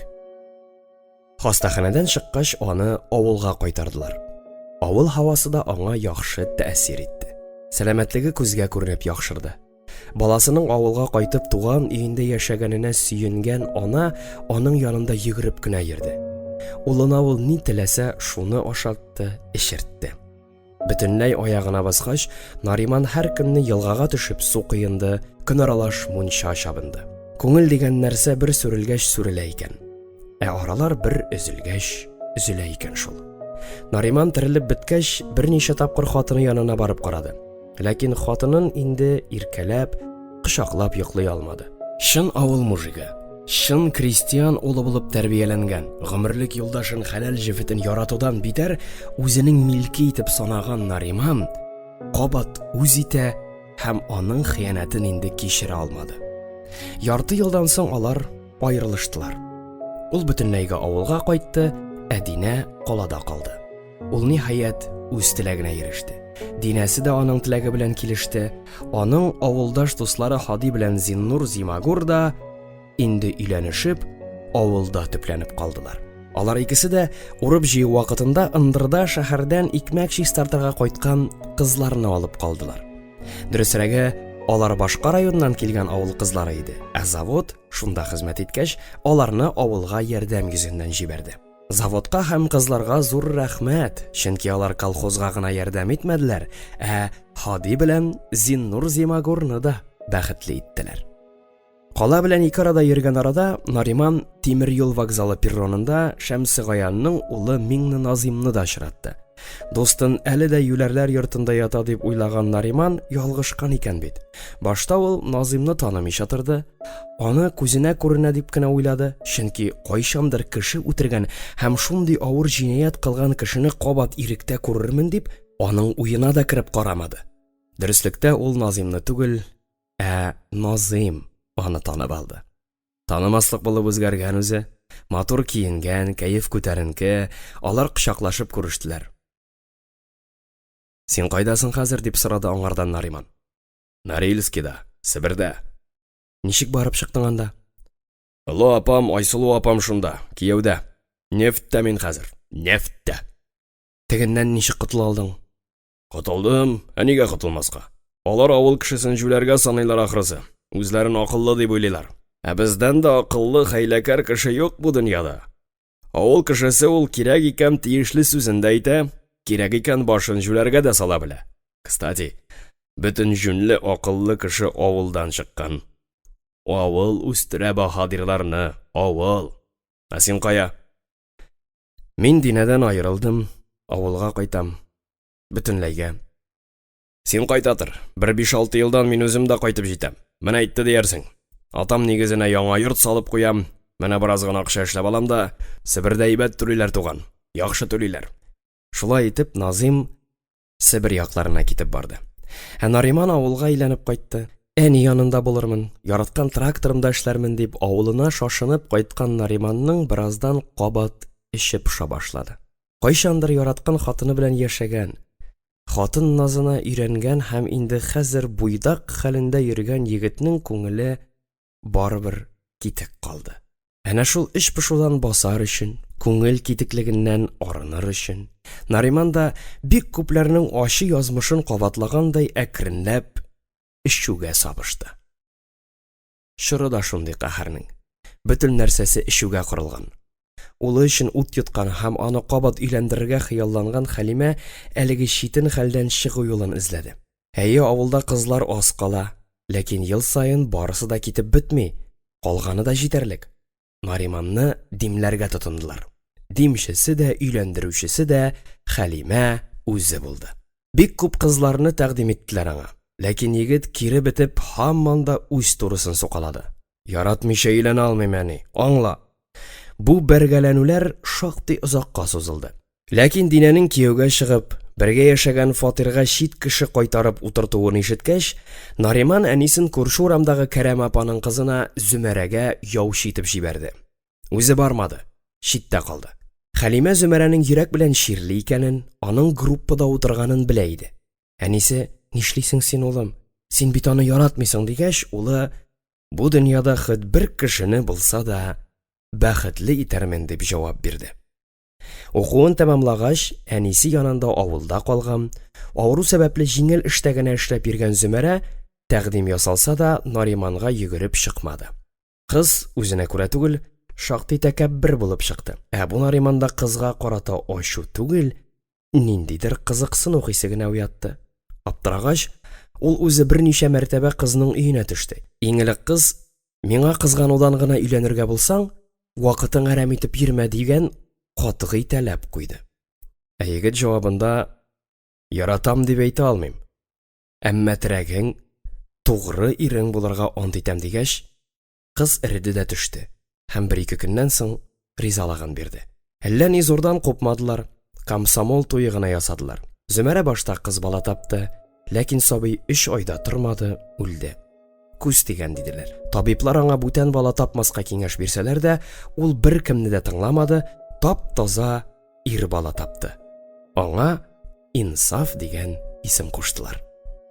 Зөмәрәнең гомере кыска булды. Нариман аның үлемен шактый авыр кичерде. Тормышлар рәтләнеп, Инсаф үсеп җиткәч килеп чыкты бу аяныч хәл. Табиблар хатынының гомере кыска булачагын аңа күптәннән әйтә килделәр. Ләкин Нариманның моңа һич кенә дә ышанасы килмәде. Ни кызганыч, 18 яшьлек Инсафы ниндидер сәер сәбәпләр аркасында төрмәгә эләккәннән соң Зөмәрә бөтенләй бетереште. Нариман шулай итеп 2 якын кешесен югалтты. Хатынын җирләп кайтканда, малае Инсаф инде 2нче ел төрмәдә утыра иде.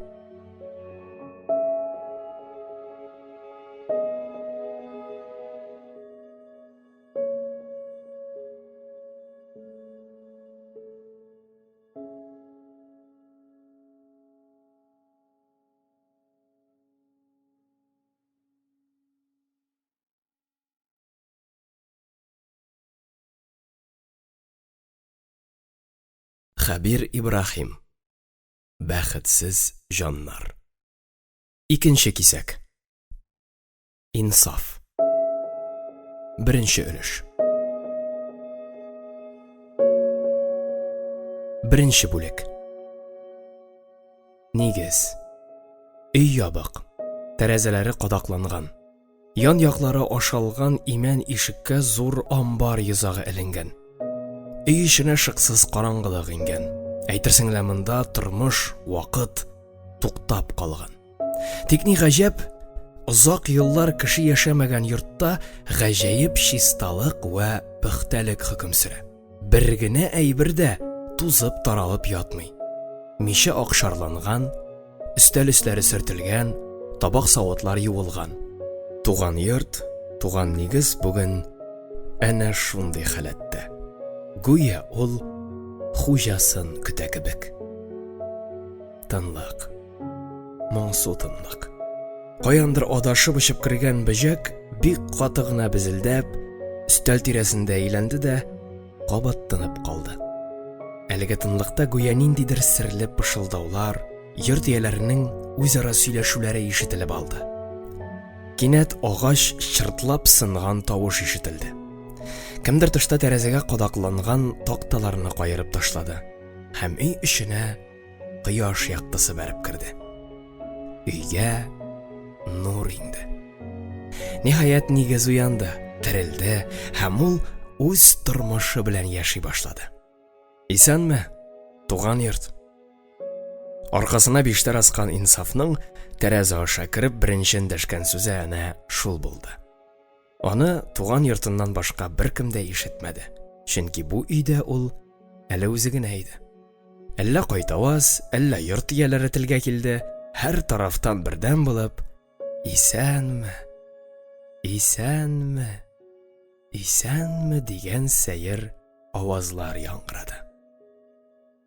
Биштәр карават өстенә очты. Исәнме, әнкәй? Исәнме, әткәй? Авазлар ир-ат һәм хатын-кыз тавышлары белән чиратлашып, янә кабатланды. Исәнме, улым? Исәнме, улым? Кайттыңмы? Инсаф өстәл янындагы урындыкка килеп утырды, башын аска иде һәм тын гына елады. Исәнмесез? Җаннарым, исәнме? Исәнме диеште йорт ияләре. Кайттым. Ә сез юк. Без юк, юк диештеләр алар. Ә син бар, бар. Юк. Бераздан өйне тагын тынлык камап алды. Егет күңелен авыр уйлар биләде. Ниһаять аны төрмәдән чыгардылар. 12 ел бирделәр. 7 ел онытырды. 7 ел. 7 гомер кебек ул. Ниһаять ул иректә. Тик бу ирек аны бер дә сөендермәде. Әтисе дә, әнисе дә юк, икесе дә күптән мәрхүм. Шып-шыр өйгә кайтып утырды. Шып-шыр өйгә. Арыганлык үзен сиздерде. Инсаф башын өстәлгә куйган килеш изрәп йокыга китте. Шул чак кемдер тышта ишек йозагын кайырды. Егет тиз генә сикереп торды, ләкин нидер уйлап, кире урынына утырды. Яман төрле авазлар чыгарып, бик зур авырлык белән генә өй ишеге ачылды. Ишектән бер туктаусыз йөткерә кемдер керде. Инсаф ул якка борылып та карамады. Ул булай да аның кем икәнлеген аңлады. Бу аның дәванисе Кәримә иде.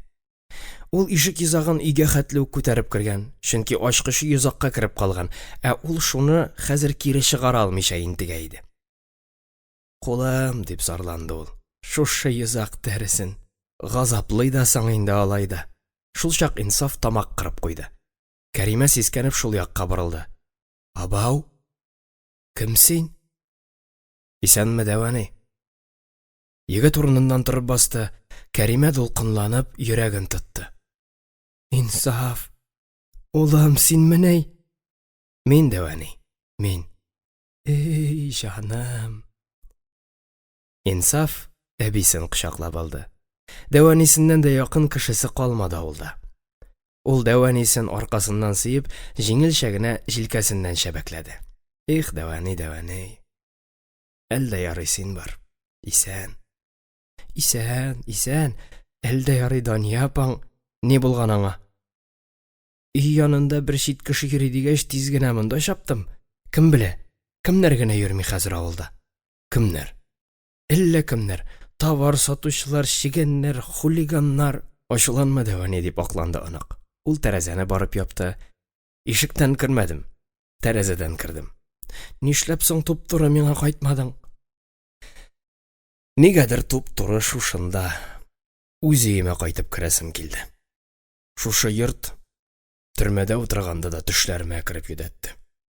Анагы төрмәдә утыргач, Кәримәгә шактый авырга туры килде. Башта йөрәк янәге белән аның кызы, Инсафның анасы Зөмәрә үлеп китте. Приступ артып приступ. Бик каты авырды кызы.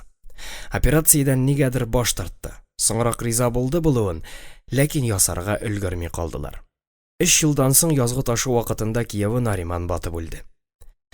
Гомер арак эчмәгән, авызына грамм хәмер капмаган киявы Зөмәрәнең үлемен күтәрә алмады. Ул үлгәч, шактый нык эчте. Алар бер-берсен бик нык яраттылар. Алар бер бөтен иделәр.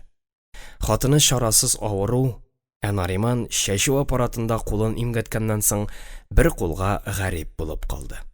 Билгеле, моңа хатынының үлеме генә түгел, колхозларның таркалуы, халыкның эшсез, акчасыз калуы да сәбәпче булды. Колхозның таркалуын, аның талануын бик авыр кичерде Нариман.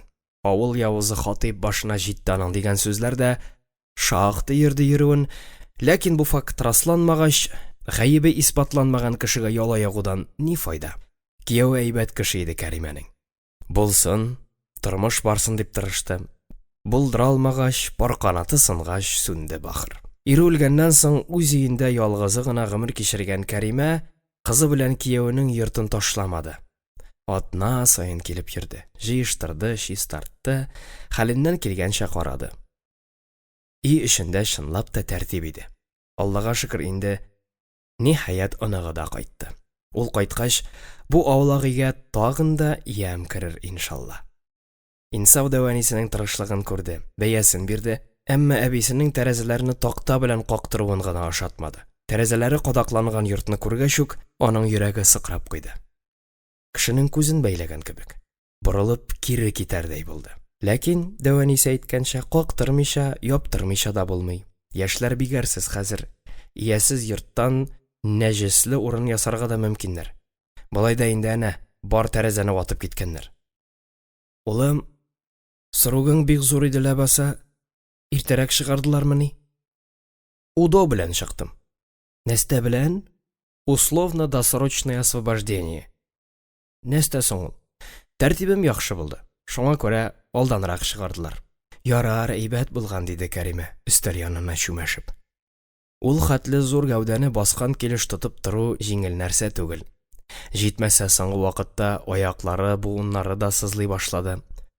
Кайтуың турында хәбәр дә бирмәдең. Мин бит армиядән түгел, төрмәдән кайттым. Кемгә әйтим, ничек хәбәр итим? Аннан чыгарырлар дип актык көнгә хәтле шанмадым. Ярар, исән сау әйләнеп кайттың, шуңа сөенергә кирәк. Тик атаң анаң гына. Сүз дә юк. Ничек күңелне булыр иде? Әгәр дә мине хәзер әти, әни каршы алса. Көттеләр. Бик тә көттеләр алар сине. Башта атаң, аннан атаң. Әйе, гүриясе булдылар. Кәримә яшьләрнең үлемен авыр кичерсә дә, хисләрен кешегә күрсәтергә яратмый иде. Ялаганда да күз яшьләрен яшереп елый. Сөйләгәндә дә саклана, кемгә сөйләгәнен белеп сөйли иде. Гомумән, алар нәселләре белән шундый иделәр. Әзрәк кенә ордым-бәрдемнәр, каты күңеллеләр. Авылда фарихлар, бабалары нәселе атаклы нәсел иде. Инсаф моны яхшы белә. Аның авыру анасы да һәр чак көчле рухлы булды. Бер кайчанда юкка җибеп төшмәде. Өйнең түр ягында, диварда, әти-әнисенең туганнарының рамланган пыяла эченә куелган фотосурәтләре эленгән. Көзен, кышын ягылмаган йортта фотоларның күбесе саргаярга да өлгергән. Ләкин исән калган фотолардан да ата-анасының йөз чалымнарына байларга, аларны тулырак итеп күз алдына китерергә мөмкин иде. Ни аяныч, ул аларны җирләргә дә кайта алмады. Синең өчен ничек борчылганнарын белсәң икән син атаң белән анаңның, дип тезеп китте карчык. Син утырганнан соң кара кайгыга баттылар. Синең гаебең юк икәнен белсәләр дә, бик нык хурландылар халык алдында. Нәселдә булмаган нәрсә, Нәселдә шуңа бик нык хурландылар. Бала кайгысы. Ай, бу бала кайгысы. Дошманыңа да теләмә икән шуны. Анаң тумыштан авыру булды. Сине утыртканнан соң авыруы тагы да көчәйде. Көнгә икешәр приступ май кояшымның. Беләм, әти язды ул турыда. Белсәң шул. Әтигә ни булды? Кызым үлгәч, атаң да бетереште. Иштемени? Гомер әтинең эшкәнен күрмәдем. Анысы аның бер хәл. Кәримә шактый вакыт дәшмичә торды. Инсаф белә. Дәванисе берәр сер ирештерәсе килсә, шулай озак кына эндәшмичә тора. Моны чит кешегә сөйләп та аңлатып та булмый, тик бары тик оныгына гына ирештереп була иде. Яшерен батырын түгел улым. Кыйнадылар атаңны. Зав фирма булып йөргәндә. Кем? Белсәк икән. Яшермә, әйт. Юк, әйтмим, нишләп? Ул адәмнең исемен атарга да ярамый. Нигә? Куркасыңмы? Анысы да бар. Ну? Гаебе исбатланмаган. Ни өчен кыйнаганнар соң? Әти миңа ул турыда язмады да. Атаң шундый кеше иде. Шулай да Кәримә сөйләргә мәҗбүр булды. Нариман тракторда йөргәндә гарипләнеп кулындагы беләк сеңерләрен үздергәннән соң озак кына эшсез яткан. Бираздан аны колхоз фермасына җитәкче итеп куйганнар. Бер ел эчендә таркалып барган ферманы аякка бастырган. Бинага ремонт ясатып, терлекләрнең баш санын арттыруга ирешкән. Шуның хисабына колхоз яхшы табыш ала башлый. Ләкин барыбер мантый алмый.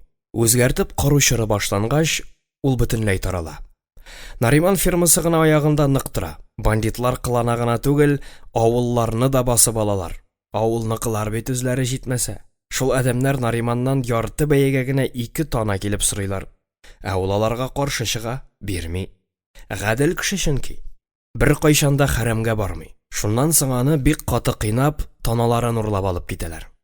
Хастаханәдә ятып чыкканнан соң ул кабат фермага кайтмый инде. Кешеләрне яраткан, алар белән ачылып сөйләшергә күнеккән Нариман шулай итеп үз-үзенә кереп бикләнә. Кешеләр белән аралашмас, күрешмәс була. Шул кайгыдан Зөмәрәдә чирләп китә һәм үлә. Нариман язгы ташуда батып үлә. Кулсыз кеше бит. Бер кулы бөтенләй йөрми, хуҗасын тыңламый, бауга эленгән кер сыман эленеп, салынып кына тора. Шул кулы таза булса, исән дә каласы икән. Ул суга егылган, ә сау кулы аста калган. Шуңа күрә яр буенда чыгып торган юан агач тамырына да тотынып кала алмаган. Әй, кияү, жәллим дә инде соң үзеңне дип сыкранды Кәримә. Жәллим. Мин гаепле монга дәвани. Әгәр мин утырмаган булсам, әни дә, әти дә исән калган булырлар иде. Кем белә инде, балам, кем белә. Язмыш инде ул, язмыш. Гомер узган. Әйе, гомер узган. Тик аның менә хәзергесе кадерле. Төрмәдән чыгуга ук ул туп-туры авылга кайтты. Калада бер генә көндә кунмады. Кайчандыр бергә утырган дуслары аны калада калырга үгетләделәр. Аны барысы да хөрмәт иттеләр. Үзенең бер гаепсезгә утырганын белсә дә, инсаф төрмәдәгеләргә кирәкмәгәнгә зарланып, үзен кызгандырып маташмады. Төрмәгә эләккәч үк ул зарлану дигән нәрсәне онытты. Юк барны сөйләмәде, сөйләргә ярамаганны яшерә белде. Камерадагы бай малайларына передача ташыган кебек аңа ташучы булмады. Әнисе исән чагында килмәде түгел, килде. Атасы ара-тирә акча җибәргәли торган иде. Әтисе дә, әнисе дә үлгәч, 3 айга бер булса да пенсиясеннән өлеш чыгарып, дәванисе акча җибәрде. Передачаны 3 айга бер генә мәртәбә алып була. Артыгын ала алмыйсың. Дәванисе оныга утырган төрмәнең кайда икәнлеген дә, калага ничек барырга икәнен дә белми. Передачаларны, акчаларны аңа раушаниясе китерә торган иде. Ул хәзердә күрше авылда гына яши, балалар бакчасында тәрбияче булып эшли. Инсафка 29, кызга 27 яшь. Инсаф аның белән күрше авылга дискотекага төшкәч танышып калган иде. Юк, ул раушаниягә үлеп гашыйк булмады. Артыннан да чапмады. Аларның дустана мөнәсәбәтләре хат һәм телефон аша инсаф төрмәгә утыргач кына башланды. Авыл халкы нисели дәвани? Кем турында? Минем турында. Начар сөйләми. Барысы да сине кызгана. Инсафның бер ни гаебе юк. Ул бары әпти малай аркасында гына утырды диләр. Кем турында сөйләгәнемне аңлыйсыңдыр, шәт? Аңлыйм. Халык шулай ди алайса. Чын шулай. Шулай булгач курыкма, балам. Башыңны югары күтәреп йөр. Кәримә бик зур авырлык белән урыныннан кузгалды. Инсаф аны тартып уктыргызды. Әйе, әбисе шактый картайган. Шуның өстенә аңа яңа авырулар да өстәлгән. Әйдә киттек. Кая? Миңа, диде Кәримә. Шәйләп алырбыз. Килермен дәвани. Килермен кичкә яме? Әзрәк өйдә булыйм инде, диде аныга. Һәм диварда эленгән радионы кабызды. Озак сөйләми яткан радио исә шатыр-пытыр килеп сөйләргә тотынды. Ул тиз генә аның тавышын басты. Ярар, үзеңә кара, дип килеште Кәримә.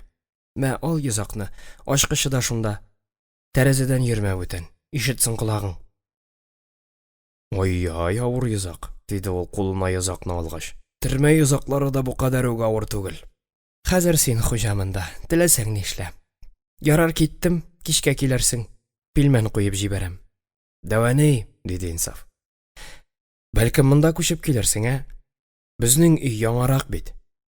Юк, балам, мин үз өемне ташлый алмыйм. Анда минем барысы да киләнгән. Бер үземә күңелсез булачак инде. Сөйләшергә кеше дә юк. Илән. Иләнгәч сөйләшеп, сөешеп туя алмассың. Кем чыгарсың миңа? Төрмә кышына. Чыгарлар, ник чыкмасыннар. Күңелең әйбәт синең. Мин үзем генә торырга ирешкән инде, улым. Һәр кемгә үзе якын. Әлегә аягымда йөрим, Аллага шөкер. Миңа үпкәли алмыйсың. Йортыгызны карадым. Барысы да үз урынында. Бер генә әйбер җитми, дип искәртте шул чак егет. Нәрсә? Талиянны күрмим, гармунны. Нәрсәме ул сиңа? Бер уйнап карыйсы килә. Борчылма, гармуның исән югалмаган. Кая соң ул? Әбиеңнең сандыгын ач әле. Хәлимә әбисеннән калган иске затлы сандык икенче бүлмәдә, йокы бүлмәсендә иде. Яшьләрнең хәзер андый иске сандыкларга артык исләре китми. Инсафның әнисе шушы йортка килен булып төшкәч тә кайнанасының сандыгын яратты, үз итте. Нариман белән өйләнешкәч, алар матур кием шкафлары, гарнитурлар да алдылар, ләкин Зөмәрә шушы сандыкны башка әйберләрдән якынрак күрде. Ул кыйммәтле, затлы әйберләрне һәр чак шушы сандыкта саклады. Чагыштырмача яшь кеше булса да, ул хәтта әллә сизенеп, үзенә үлемтекләр дә әзерләп куйган һәм аларны да шушының эчендә саклаган. Үз-үзенә үлемтек әзерләгән кешене озак яши диләр. Тик менә әнисенең генә гомере әллә ни озын булмады. Талиян гармунда шушында саклана иде. Инсаф сандык капкачын зур авырлык белән ачты. Борынына ят ис, нафталин исе килеп керде. Шул ят ис бөтен бүлмәгә таралды. Ул сандык төбеннән чәчәкле сөлгегә төрелгән гармун тартып чыгарды. Аның тузанын сөрткәндә әйтте. Тик ни гаҗәп, гармунга хәтта тузан да кунмаган иде. Менә бит ул, дип шиксез сөенде егет яраткан гармунының телләренә баскалап. Таш капчыкта кандала сытып ятканда, авылга кайткач рәхәтләнеп бер гармунда уйнармын дип хыялланган идем. Менә бит ул минем гармун. Әйдә тартыйк әле шуны бер. Уйна әйдә, диде дәванисе. Авылда синнән дә яхшы уйнаучы бар микән хәзер? Әхмәт тә өйләнеп авылдан китеп барды. Теге гармунчы абзыймы? Кая ул хәзер? Калага күчте. Бер хатынга йортка кергән диләр. Эх, шәп уйный иде. Уйна әйдә. Уйнарга дисең инде. Уйна, балам, уйна. Син кайткач, өйгә җан керде. Җан. Инсаф Талиянын кычып, урындыкка утырды. Кәримә аныгының алдына кызыл төстәге җәймә китереп салды. Анык гармунын шуның өстенә утыртып, салмак кына уйнарга тотынды. Уен кие бераздан соң җырга күчте.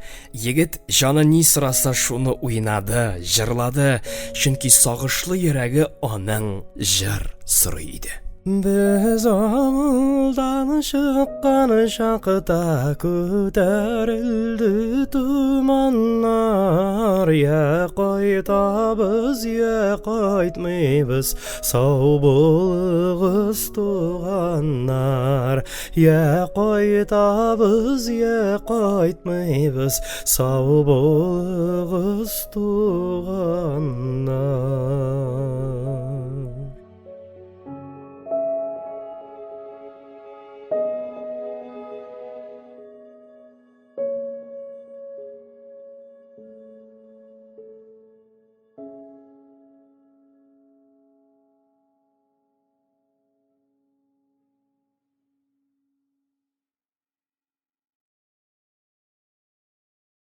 Хабир Ибрахим.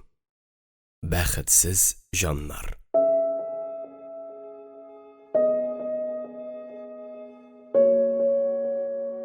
Икенче бүлек. Көннәр ничектер бер төрле ялыктыргыч булып узды. Инсаф билгеле кул кушырып кына утырмады. Кул эшенә оста иде ул. Әнә агач чылан бурадан авышкан. Ул шуны урынына тарттырып, өр-яңа такта белән тышлап чыкты. Тактасын сарайдан тапты. Атасы ышкылап ясап калдырган булган. Чылан ишегенә яңа йозак элеп куйды. Мунчаның чирек баганаларын алыштырды. Төрмәдә чакта мунча керүләр сирәк эләкте. Иреккә чыккач, авылга кайтып, бер мунча керү аның өчен шиксез бер зур хыялга әйләнде. Аллага шөкер. Бусы да тормышка ашты. Ашау-ичү әлегә дәванисендә булды. Ара ерак түгел, 2 тыкрык кына, тиз генә бара да килә. Соңра ул бергә укыган дуслары, классташлары белән очрашкалап алды. Алар белән дә аралашты. Ниһаять ул Раушания белән дә күреште. Күреше багыш авылына төшеп, аны үзенә кунак калып менде. Кычышып, сөешеп, хисләр яңартырбыз дип өметләнгән Инсаф монда да ялгышты. Бик үк ачылып китәргә, серен шишәргә яратмый торган кыз булып чыкты ул. Әзрәк кыргыйрак, кырысрак кыз. 7 ел буе күрешмәгән егетен кочаклап, назлап үбәсе урынга, ул килүгә үк шүпрәк белән чиләккә ябышты, өйнең идәннәрен, бусагаларын юып чыгарды. Эш авырга китте ахрысы. Кыз соңрак, ул Инсафның әнисе кебек үк йөрәк авырулы иде, тыны кысылганын тоеп, караватка ауды. Инсаф ниһаять аны кочагына алды. Раушания карышмады. Башын Инсафның иңенә салып, тын гына елады. Елый, димәк ярата. Елый, димәк сагынган. Егет шулай дип уйлады. Ләкин егетнең күңеле инде күптән сагыштан, моңнан туйган, аңа хәзер дөнья шатлыгы, яшәү дәрте җитмәде. Ни кызганыч, Раушания аңа әлегә ул теләгән нәрсәне бирә алмый иде. Әбиләр чуагы. Матур көннәр тора. Кояш тәнне җанны эретеп кенә җылыта. Шундый матур аяз көннәрнең берсендә Инсаф сарайга утын ярырга дип чыкты. Шактый озак ярды ул утынны. Арыды. Шуннан бик нык эчәсе килүен сизеп өйгә керергә булды. Кирсә, өендә бер шибәр хатын киштәдәге китапларны актарып тора. Хуҗа кергәч, ул китабын куеп, егеткә борылып карады. Юк, ул башын аскаеп, иреннәрен турсайтмады, йөзен дә яшермәде, ә кояштай балкып, аңа карап матур итеп бер елмайды. Аны күргәч, Инсафның күңеле яктырып китте. Менә бит ул. Менә кем кирәк аңа. Юк, аны шибәрләрнең шибәре дип тә әйтеп булмый. Алай дип әйтергә никтер тел дә бармый. Ләкин ул шул хәтле сөйкемле, каһәр, ягымлы, аны кычып алып, шашып үбәсе, иркәлисе килә. Озын чәчләре кара төстә булган күрәсең, ләкин ул заман шаукымына ияреп, аны җирән төскә буяткан. Гомумән, ул төсе кыяфәте белән бер генә дә авыл кызына охшамаган. Шәһәр кызына тартым иде. Аның кайчандыр шәһәрдә яшәгәнлеге, авылга мәҗбүри генә кайтканлыгы әллә кайдан сизелеп тора. Кайбер авыл кызларына хәт әллә нәрсә кидер, чәчләрен ясат, буят, алар барыбер авыл кызлары булып калалар. Ә бу кыз, бу ханым исә бөтенләй үзгә иде. Инсаф белән кыз бер-берсенә җылы гына карашып куйдылар. Аларның күз карашында бер-берсен ярату сизелде һәм анда "Син минеке бит, наным, мин синеке бит, җаным" дип язылган сымак иде. Инсаф дип эндәште аңа хатын. Қызық, ул инде аның исемен дә белә. Бу хатын синең яныңа ни өчен килгән дип уйлыйсыңдыр инде, име? Син нәрсә? Кияүдәмени? Нишләп әле мин кияүдә булмаска тиеш ди? Демәк, ялгышмаганмын. Син килгән кеше. Хатын-кыз кинәт кенә чит авылга кайтып төшми. Аны билгеле инде, алып кайталар. Кемнәрдер. Килмешәк димәкче буласыңмы? Юк, алай димим. Син минем исемне беләсең, ә мин синекен белмим. Исемең ничек? Белмәвең әйбәтрәк булыр. Шулай да. Ландыш. Ландыш, син кем хатынысың? Хатип хатыны. Хатип? Әпти хатибымы? Кушаматын белмим. Фәтхуллин хатип хатыны мин. Инсаф агарынып китте. Аның чырае качты.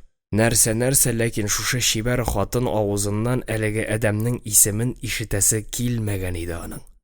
Хәер, әпти хатынына барыбер күрәсең. Аңа кем хатыны булса да килешә һәм беренче карашка ул инсафка җиңелрәк акыллы булып күренде. Ни булды дип сорады Ландыш. Юк, берни дә юк, дип җавап бирде инсаф, ниятен яшерергә тырышып. Бар да тәртип. Күреп торам. Хатын шактый сизгер җан булып чыкты. Нәрсә күрәсең? Хатипның исемен ишетүгә үк чыраең кыелды. Дошманың мәллә? Юк, дустым, диде инсаф киная белән. Әйт дөресен. Мин туры сөйләгәнне яратам. Юк. Мин просто көнләштем. Нидән? Шундый шибәр акыллы кызны әпти малае ничек итеп каптыра алды икән дим. Молодец, Хатип, булдырган, башка сүзем юк. Инсаф моны чын-чынлап әйтте. Ләкин Ландыш аның сыклануын уртаклаша алмады. Ул сүзсез калып озак кына эндәшмичә торды. Аннан китте. Беренче генә күрешкән егет кешегә барысын да ачып сөйләп бирде. Ачылып сөйләде. Эчендәген бушатты. Туры сүзле иде. Күрәсең, ихлас җанлы. Чын дөресен әйтимме? Әйт. Мин бу авылга үз теләгем белән кайтмадым. Мине Хатип алдап алып кайтты. Алдап? Әйе. Ландыш Карасудан булып чыкты. Башта ул Алабугада укый, аннан Казанга килә. Казанда ул бергә укыган Асия исемле бер иптәш кызын очрата. Ул шуңа кунакка кайта. 3 көн шушы авылда яши. Хатип белән таныша. Ул Асияның туганы булып чыга. 3нче көнне Асия каядыр югала, өйдә беркем дә калмый. Хатип аны үзенә алып кайта. Җибәрми. Кыз урлаган кебегрәк килеп чыга. Соңыннан шул нәрсә ачыклана. Хатип Асия белән алдан ук сөйләшеп куйган. Аның хыялы Ландышны кулга төшерү. Кунак кызы әрсез Хатипка каршы тора алмый, язмышына буйсынырга мәҗбүр була. Менә шулай итеп мин сезнең авылда калдым, дип нәтиҗә чыгарганда әйтте Ландыш. Туктале. Нишләп соң мин буларның барысын да сиңа сөйлим? Мин бит бу йортка бөтенләй башка йомыш белән кирдем. Нинди йомыш? Мин китапханәдә эшлим. Миңа китап кирәк. Нинди китап? Ак чәчәкләр. Инсаф Ландышның янына ук килеп басты. Һәм аның кулыннан алып чак кына битеннән үпмичә калды. Нәрсә? Әпсәләмов, китабы. Әпсәләмов, бармы соң ул бездә? Бар, мин аны күрдем. Хатын кулы белән киштә ягына ишарә ясады һәм инде үзен кочакларга торган егеттән җиңел генә качып, киштәдән Әпсәләмов томын тартып чыгарды. Китапханә китабы кулдан кулга йөреп шактый таушалган, битләре саргайып беткән, тышлыгындагы сүрәтне танырлык түгел. Инсафның хәтере ялгышмаса, китапның тышына ак халатлы шәфкать туташы сүрәте төшерелгән иде. Китапханә китабы 17нче битендә мөхәре дә бар. Мөхәре булгач аласың инде. Нариман абый, әтиең име? Әйе, әтием. Күптән укырга дип алган иде, тик кертеп кенә бир алмады. Үлде әти. Әйе. Йорт бикле китапны кайтаручы юк, ә ул һаман да минем өстә тора. Кем? Дип сорады Инсаф, һәм ниһаять ул Ландышның кулыннан тотты. Күп тә узмас, ул ханымны кочагына алып, аны күкрәгенә кысар төсле тоелды. Әпсәләмов. Ландыш Инсафтан ычкынып ишек ягына атылды. Туктале, дип кычкырды аңа егет. Әйе. Аны озын айтып булмыймы? Нигә? Минем дә укыйсым килә. Була, дип килеште хатын, тик аның өчен китапханәгә килергә кирәк. Китапханәче чыгып киткәч, ул озак кына үз-үзенә урын таба алмады. Ул котырынып урындыкка китереп типте, каты типте, урындыкның арткы аягы очып ук чыкты. Хатыйп, килсә дә килә бит кешегә бәхет, килә. Тыныч тормыш, чибәр, акыллы хатын. Инсаф шуны белә. Хатыйп акчаны эшли белсә дә, шабашниклар бригадасы белән җитәкчелек итсә дә, нигездә ул бер авыл наданы. Ул мәктәптә укыганда да 1 елын утырып калды. Ә хәзер әнә кем булган? Нинди хатын алган? Әйе. Бер күрешеп, аңлашып аласылары бар әле аның Хатыйп белән. Бар. Ире турында күп нәрсәләр белми шул әле ландыш, белми. Һәм ул үзенең кем белән яшәгәнен аңлап та бетерми. Белер тиздән. Белер, иншалла.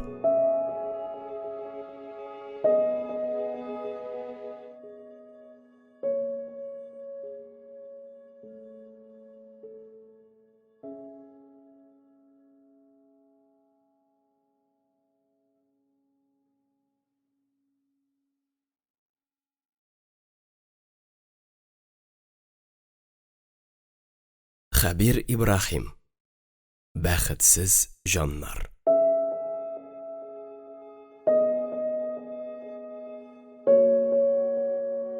Ландышның инсафка керүен дәванисе дә күреп калган. Күрмәсә дә җиткергәннәрдер күрәсең. Икенче көнне анагы янына килгәч, ул шуны чәйнәргә тотынды. Инсаф кебек үк Кәримә дә Хатыйпны өнәп бетерми. Алай гына да түгел, аны бөтенләй күрә алмый икән. Әптиләр киленә нишләп керде? Дип сорады ул. Әпсәләмовка кергән дип шаярткан булды Инсаф. Кемгә? Әти кайчандыр китап алган булган. Әпсәләмовны. Китапханәче шуны сорап кергән. Ул аны миннән бер сораган иде инде. Нигә бирмәдең? Җаны чыксын дип акырды Кәримә. Әптиләр белән кушылган кеше җүнле була димени? Хатыйп хатыны булып чыкты ул, бик беләсең килсә. Нәрсә тапкандыр ул шуңарда, белмим. Кунакка кайткан җиреннән алып калды ул аны. Хәер, Хатыйпка чыккач үзе дә әллә кем түгелдер инде. Байлыгына кызыккан күрәсең. Матур хатын, сүздә юк. Баласы бармы? Бар, малай тапты. Да, бәхете ташыган икән Хатыйпның. Син үтермәдә сөяк шәреттең, ә ул яхшы тормышта чибәр хатын белән шикердәште. Шул кабахат аркасында сине дәвани кирәкми дип кычкырды Инсаф. Нәрсә акырасың? Үткәннәрдә казынмыйк. Булган, биткән. Ачуым чыга бит балам. Атаңны да ул гына кыйнатты. Ниһаят дәванисе күңел эчендә йөрткән серен ачты. Хәер, Инсаф өчен ул инде зур сер түгел иде. Хатыйпның кансызлыгы хакында аңа берничә кеше килеп сөйләде. Бер кемгә дә сөйләмәскә ант итеп, ул алардан үзенә кирәк бар булган мәгълүматны да алды. Яшьләр арасында Инсафка карата хөрмәт тә, ышаныч та зур иде әлегә. Менә анысы башка разговор диде ул, нидер ниятләп. Бу эш буенча Хатыйпны күрәсем бар әле минем. Зинһар суга күрмә дип борчылды Кәримә. Утыртып куймасын. Мин ул Хатыйпны узачак әле дәвани. Бер узачак дип изгәләнде ул. Ничек? Нәрсәң белән? Тракторга утырырга хыялланам. Немец машинасына. Инвестор белән сөйләшергә уйлыйм. Төшемле эш. Ә көзгә мин өйләнәм. Кемгә? Раушаниягә. Раушаниягә? Ие, багыш кызына. Ай. Кәримә ухылдап йөрәген тотты. Һәм шул килеш артык кабаланмыйча акрын гына карават кырыена түнде. Ни булды дәвани? Юк, берни дә юк улым. Әйтеп бетер дәвани. Яшьтән ширле кыз бит ул. Әниеңнеке күк. Йөрәк паруга аңарда. Ничек шулай кабатланасың бу язмышлар, Әйбәт кыз ул. Күңеле яхшы. Яхшыдыр, әйтмим. Раушаниянең йөрәк авыртулы икәнен Инсаф күптән белә иде. Ләкин аның авыруына ул артык игътибар итмәде. Раушания бармы? Бар. Исәнме? Исән. Яшь кешегә тагын ни кирәк? Төрмәдә утырганда ул гына килде минем янга дәвани дип, ни өчендер аклангандай әйтте ул. Ул гына йөрде свиданиягә. Ул гына передача ташыды. Андый кешене мин хәзер ничек итеп читкә этәр алыйм соң? Анысы шулай инде. Ярата ул мине дәвани. Син үзең? Инсаф җавап бирмәде. Әйе дип баш кына селекте. Кәримә башын шайкап авыр сулап куйды. Билгеле, ул оныгына каршылык ясарга омтылмый, бары тик аңа бәхет кенә тели иде. Ләкин андый хәтәр ширнең ахыры ни белән бетәчәген ул авыру бала үстергән ана буларак яхшы белә иде. Алар нәселендә гомерендә ире ягыннан да йөрәк авыруы белән интегүчеләр булмады. Зөмәрә исә туганда ук йөрәк өянәге белән туган. Башта аны авырый дип беркем дә уйламады, бары тик сабыйга 5-6 яшьләр тулгач кына йөрәк үзен сиздерә башлады. Приступлары башлануга ук кыз баланың тыны бетә, йөрәге кага башлый, йөзе агарынып, соңрак хәтта зәңгәрләнеп тә чыга. Йөрәк янәгенә операцияне яшь чакта ук ясыйлар. Ләкин Кәримә кызына операция ясаттырмады, нигәдер курыкты. Каладан кайткан бер туганы авыруларның 80% пычак астында үлә икән дип сөйләп куркыткач, алар операциядән баш тарттылар. Соңыннан үкенүен, ләкин соң булды. Зөмәрә гомере буе дару эчеп яшәде, әле шул килештә 2 бала тапты. Берсе үле туды, икенчесе Аллага шөкер исән, ләкин анасының яшьтән үк менә бәхете генә булмады. Язмышлар үч иткән сымак кабатланып тора. Инде менә Инсафның яраткан кызы да Зөмәрә кебек үк йөрәк авыруы белән чирли икән. Ләкин яраткан кызларын төрмәдән кайткан егеткә кияүгә бирергә аның әтиәниләре каршы иде. Алар аңа әле һаман да кырын карыйлар иде. Әйе, ул армиядән кайтмады, төрмәдән кайтты. Авыл халкы нигәдер шикләнә андый кешеләрдән. Бит төрмәдә утырып Инсаф начар якка үзгәрмәде. Начарлыкка, әшәкелеккә өйрәнмәде. Ул анда да чын ир егет булып калды. Блатнойлар арасында аңардан көлеп, аңар мыскыл итеп караучылар да табылды. Янәсе, чынзык бил бөгәргә тиеш түгел. Ләкин ул беркемгә дә һәм бернигә дә карамады. Кая куйсалар, шунда хезмәт итте. Цехта тимер койды, соңыннан корыч сетка бәйләде. Тагын шунысы да бар, хезмәт иткәч вакыт та тиз уза. Әгәр дә үзеңне төрмәдә беренче көнне үк шулай куймасаң, анда яшәве 2-3 авырая. Билгеле, Инсафка карата провокация ясаучылар да булды. Тоткыннар арасында гына түгел, конвойерлар арасында да. Авыр булса да түзде. Күз яшен түгеп ятмады һәм өметен дә өзмәде. Аны иңелек өмет яшәтте. Авылга кайтып, кешечә яшәү өмете яшәтте. Төрмәгә ләккәндә ул әле борын астына мыек та чыкмаган бер нәүмиз яшүсмер генә иде. Ул аннан чын ир булып чыкты. Раушания өчен борчылмас инде дип тынычландырды ул Дәванисен. Әнкәйгә операцияны вакытында ясаткан булсак, ул бүген дә әле безнең янда утырган булыр иде. Мин Раушаниягә операция ясатам. Калада бер шәп профессорым бар минем. Мин аның малае белән утырдым. Эдуард исемле. Йомшак кына, слабый гына бер малай иде. Профессор малайлары да утырамыны янда, җаным. Профессор гына түгел, банкир малайлары да утырганда Дәвани. Банкирлар хәтта үзләре дә утыра. Закон һәр кемгә дә бер. Ни булды профессор малаена? Наркотик белән эләккән. Хәзер бөтен төрмә шундыйлар белән тулган. Иң мәгънәсез, иң әшәке статья.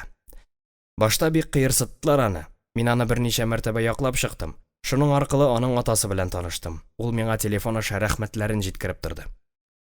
Эдуард әллә ни узак утырмады. Атасы тартып чыгарды аны. Зур кеше чөнки. Профессорның әйтүе буенча, операция артык катлаулы булмаячак. Хәзер технология югары. Әзрәк кенә акча эшләп алам да Казанга клиникага алып барам җаныемны. Ярты бәягә генә ясаячаклар. Менә шуннан соң берәр сүз әйтеп карасын миңа аның әтиәнисе. Авызларын да чалмаслар. Ярар, әйдә, без дә авыз ачык дип көлде Кәримә. Һәм оныгыра дип алып килгән ризыкларны өстәлгә чыгарып куйды. О, тәбикмәк дип шаклар катты Инсаф, һәм шундук ашауга да ябышты. Камыр азыгы, бәрәңге валюта иде төрмәдә. Җылытып аша инде, ашыкма. Яңа тормышка өйрәнеп буламы соң, улым? Авырлык белән һәр көн иртәнге 7дә торам да утырам. Нишләп? Тегендә гел 7дә торгызалар иде.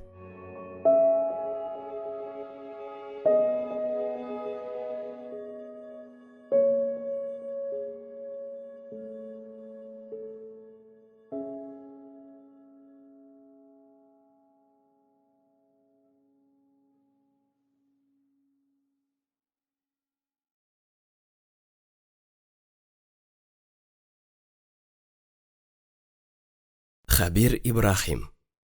Бәхетсез жаннар.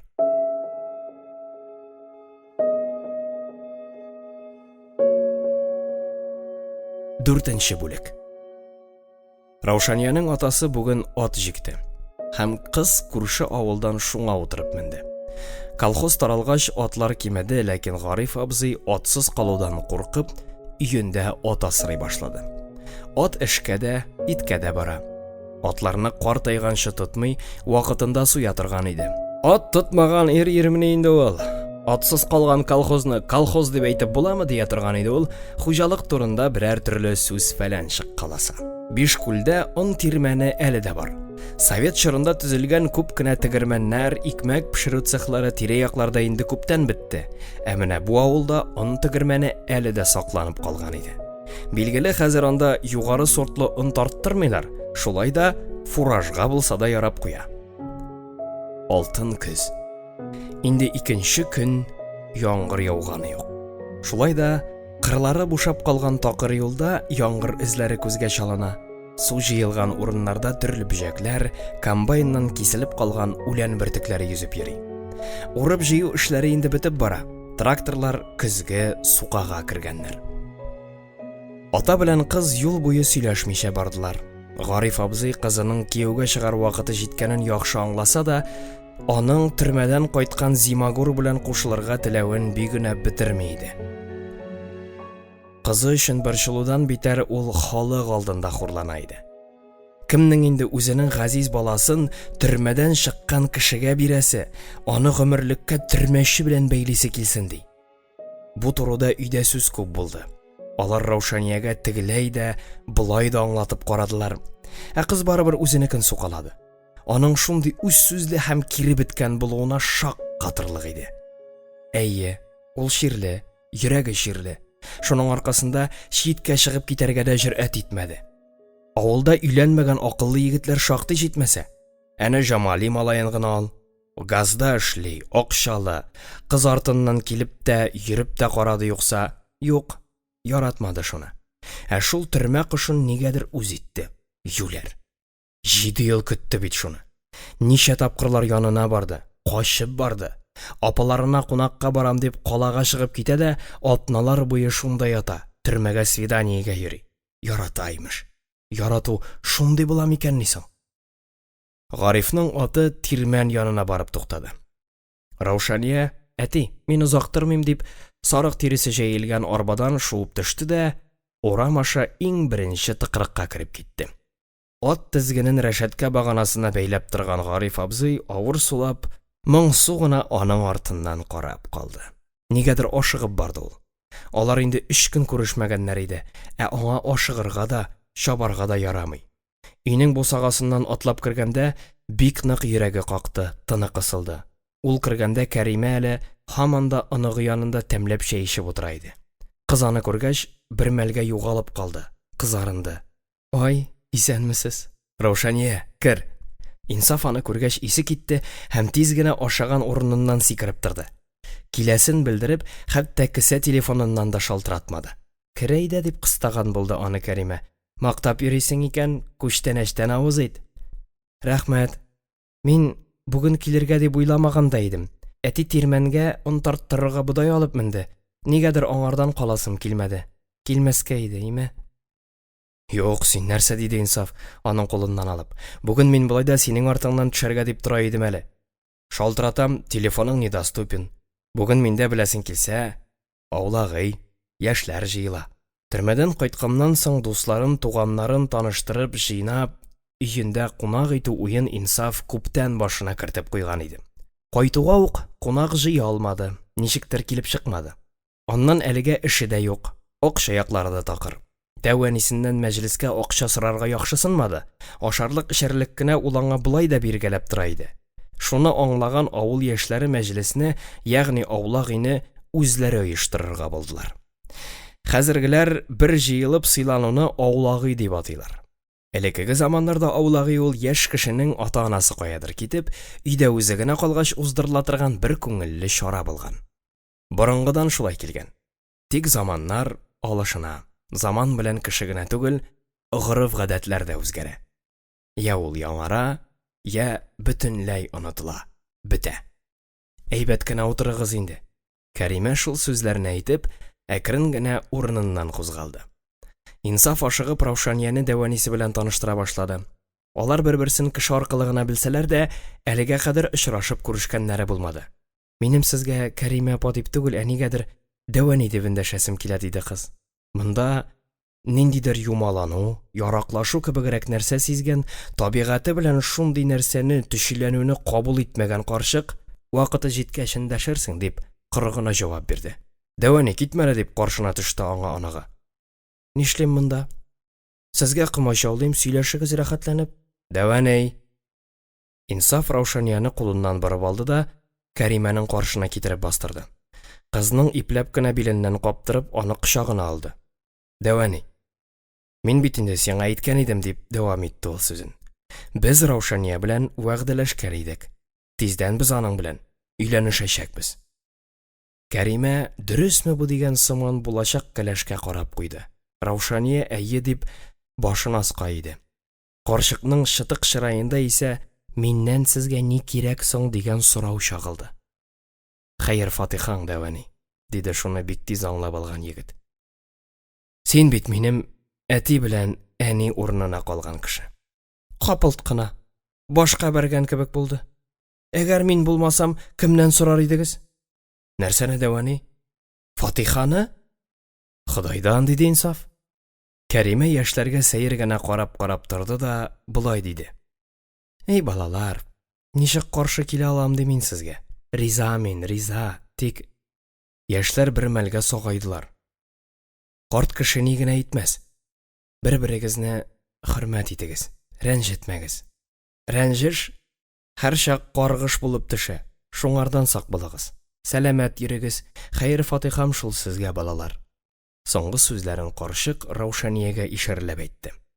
Кыз аны аңлады, үпкәләмәде, карчыкның сүзләрен кирәк нәрсә, хак вә дөрес нәрсә итеп кабул итте. Менә күрәсеңме? Барысы да җиңел хәл ителде, диде Инсаф, Дәванисе өйдән чыгып киткәч. Ә мин ышанмыйм, диде аңа Раушания. Ышанмыйсың? Кемгә? Сиңа? Миңа? Син мине яратмыйсың. Син минем белән уйныйсың кебек. Мин уйныйм? Инсаф. Әү җаным. Үзеңне көчләргә кирәкми. Сөю я ул бар, я юк. Җаным, син нәрсә инде? Әйе. Ул йөргән кызының холкын яхшы белә иде. Булай карап торырга гына гади сабыр кеше кебек тоела ул. Ә эчендә исә аның әллә нинди давыллар, җин-пәриләр уйный. Шул хәтле сизгер, ихлас һәм нечкә күңелле бит ул. Аның белән уйнап, аңа ялган сүз сөйләп тә булмый. Дәванидан кала син минем бердән-бер якын кешем. Син чын кеше. Син мине ташламадың, миңа хыянәт итмәдең. Төрмәдә утырганда мин үз-үземә сүз бирдем, исән-сау котыла алсам, чыгуга ук Раушаниямә өйләнәм дидем. Ул сүзләреңне үзең үк раслыйсың түгелме? Мин синнән аерылмаган, мин сине ташламаган өчен генә үз-үзеңә сүз биргәнсең, антлар ичкәнсең. Бу бит әле чын ярату дигән сүз түгел, Инсаф. Юләрем, диде ул, сөйгәнен кабат кычып.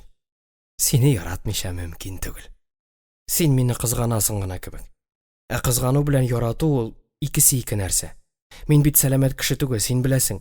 Моны хәтта Дәваниң дә белә. Белсә нәрсә? Җафаланма минем белән, тап үзеңә тиң кешене. Раушания Инсафның кочагыннан ычкынып, читкә атылды һәм нәрсә белән бетәр бу дигәндәй тынып калды. Ә мин таптым инде. Кем ул? Инсаф озак кына дәшмәде. Ул уйнады билгеле. Раушания аңардан җавап көтте, куркып, сагаеп көтте. Син, дип кычкырды егет. Һәм шундук кызны күтәреп тә алды. Раушаниянең кинәт кенә чырае агарды, сулышы капты, егет аны тиз генә караватка утыртты. Бүтән алай эшләмәйәме, диде кыз. Ни булды? Йөрәгем урыныннан куба дип торам. Гафу ит, чамаламадым. Зыян юк. Ой, тәмам башым әйләнде минем. Мин сине аңламыйм. Инсаф кызның алдына тезләнде. Кем син? Минем өчен кем син? Таш камерада утырганда гел сине генә уйладым. Синең белән тизрәк күрешү турында хыялландым. Син миннән ерак булдың, ләкин син шундый якын идең. Менә хәзер син минем янымда, тик син миннән нигәдер еракта. Каядыр бик ерактасыман. Әйе, бер еракта, бер якында. Нишләп шулай соң ул инсаф, нишләп? Белмим шул, җаным. Әгәр белсәм икән. Раушания ашыгып диварда текелдәгән күкеле сәгатькә карап алды. Әле генә учын йөрәгенә кысып тоткан кыз капылт кына торып басты да егет белән хушлаша башлады. Раушания, әү, каласыңмы бүген? Кая? Миндә. Синдә? Әйе, бүген миндә кич яшьләр җыйнала. Нигә? Аулагый! Аулагый, диде ул елмаеп. Синдә болай да аулагый бит инде. Син үзең генә торасың. Каласыңмы? Юк. Кыз катгы иде. Уйнап көлеп сөйләшергә яратмый. Никахсызмы? Аңладым. Аннан, әйе. Мин андый күңел ачу чараларын яратмыйм.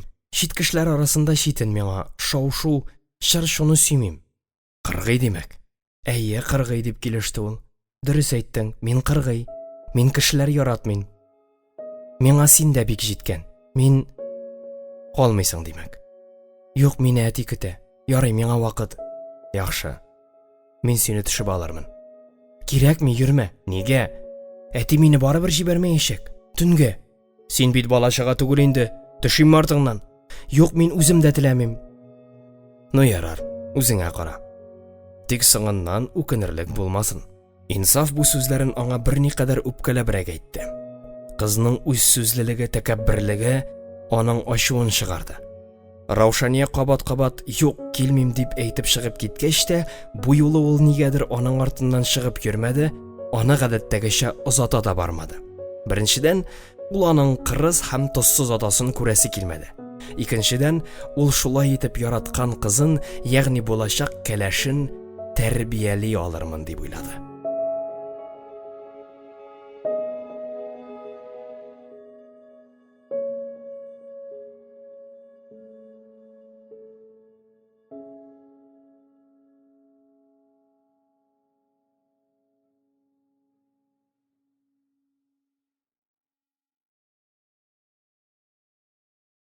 Хәбир Ибрахим.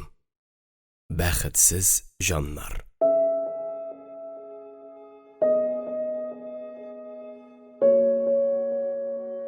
Бишенче бүлек. Кунаклар кичкә генә җыелып беттеләр. Аңа хәтле Мәхмүднең кәләше алсына килеп, инсафларның аш ягында матур итеп табын әзерләп китте. Мәхмүд инсафка анасы ягыннан туган тиешле кеше иде. Алар бала чактан ук бер-берсенә туганым дип яшәделәр, кыскасы, бергә уйнап үстеләр. Аларның дуслыгы инсаф төрмәгә утыргач кына өзелде. Мәхмүд әллә кайларга ыргылмады. Армиядан кайтуга ук райондагы милиция бүлегенә эшкә урнашты. Озак кына өйләнмичә йөргән иде, инде менә үзеннән 5 яшькә кечкенә Алсинәгә өйләнергә булган. Кәләштә тумышы белән шушы яктан, шушы авылдан. Инсафның Мәхмүдкә әзрәк үпкәсе бар. Төрмәгә утыргач, ул туганын бөтенләй онытты. Соңрак ул аны үзенең эчке органнарда хезмәт итүе, милициядә тоткыннар белән аралашуны бик үк хуп күрмәүләре белән аңлатырга тырышты. Инсаф бар булган үпкәләрен авылга кайтуга угынытты, Мәхмүд белән кабат дуслашты. Хәер, туганы әллә ни эреп китмәде. Шулай да Инсафның чакыруына каршы килә алмады. Кунакка аның белән бергә укыган яшьтәшләре дә килде. Сылу, Хәмдия һәм Хәсти. Алар барысы да авылда яшиләр. Хәсти белән алар бер класста һәм хәтта бер партада утырып укыдылар. Ул бик тә авыр укыды. Дәресләрен дә гел башкалардан гына күчереп яза торган иде. Инсаф отличник ук булмаса да, 4-ле һәм 5-леләргә генә укыды. Шуннан түбән төшмәде. Нәселләрендә әбисе сүз Хәлимә турында бара, укытучы булгангамы, әллә үзе бик башлы булып тугангамы, егет мәктәптән яхшы аттестат белән чыкты. Хәстине исә көч-хәл белән тартып чыгардылар. Шуңа күрә дә ул читкә китәргә ашыкмады, башта комбайн ярдәмчесе булды, аннан авылга инвесторлар килгәч, фермага терлек караучы булып урнашты. Бүген ул фермада сыерларның асларын чистарта, ат җигеп тирес чыгара. Халкы белән ул шактый шук, мәзәкчән һәм күңелле кеше. Тик томалдан гына берәр кызык нәрсә сөйләп куя да, көлдерә-көлдерә арт ягыңа утыртып китә. Ул әле һаман да өйләнмәгән. Өйләнергә уенда да юк бугай. Авылдагылар аның турында бик яшьли кияүгә чыгып, 2 баласы белән тол калган Хәмдия тирәсендә чуала икән дип тә сөйлиләр. Сыер савучы Хәмдия инсафтан 1 класска югары укыды. Мәктәпне алданрак тәмамлады. Ул инсафлар урамында 2 йорт аша гына тора. Хәмдия җыр күңелле, сүз эзләп кесәгә керә торган хатын түгел. Әйтсә сүзен шартлатып әйтә торган кеше. Бу яктан алар Хәсти белән бик тә охшашлар. Икесе дә бер төрлерәк булгач, бер-берсенә төрттереп алып бәхәсләшергә һәм хәтта ачуланышырга да күп сорап тормыйлар.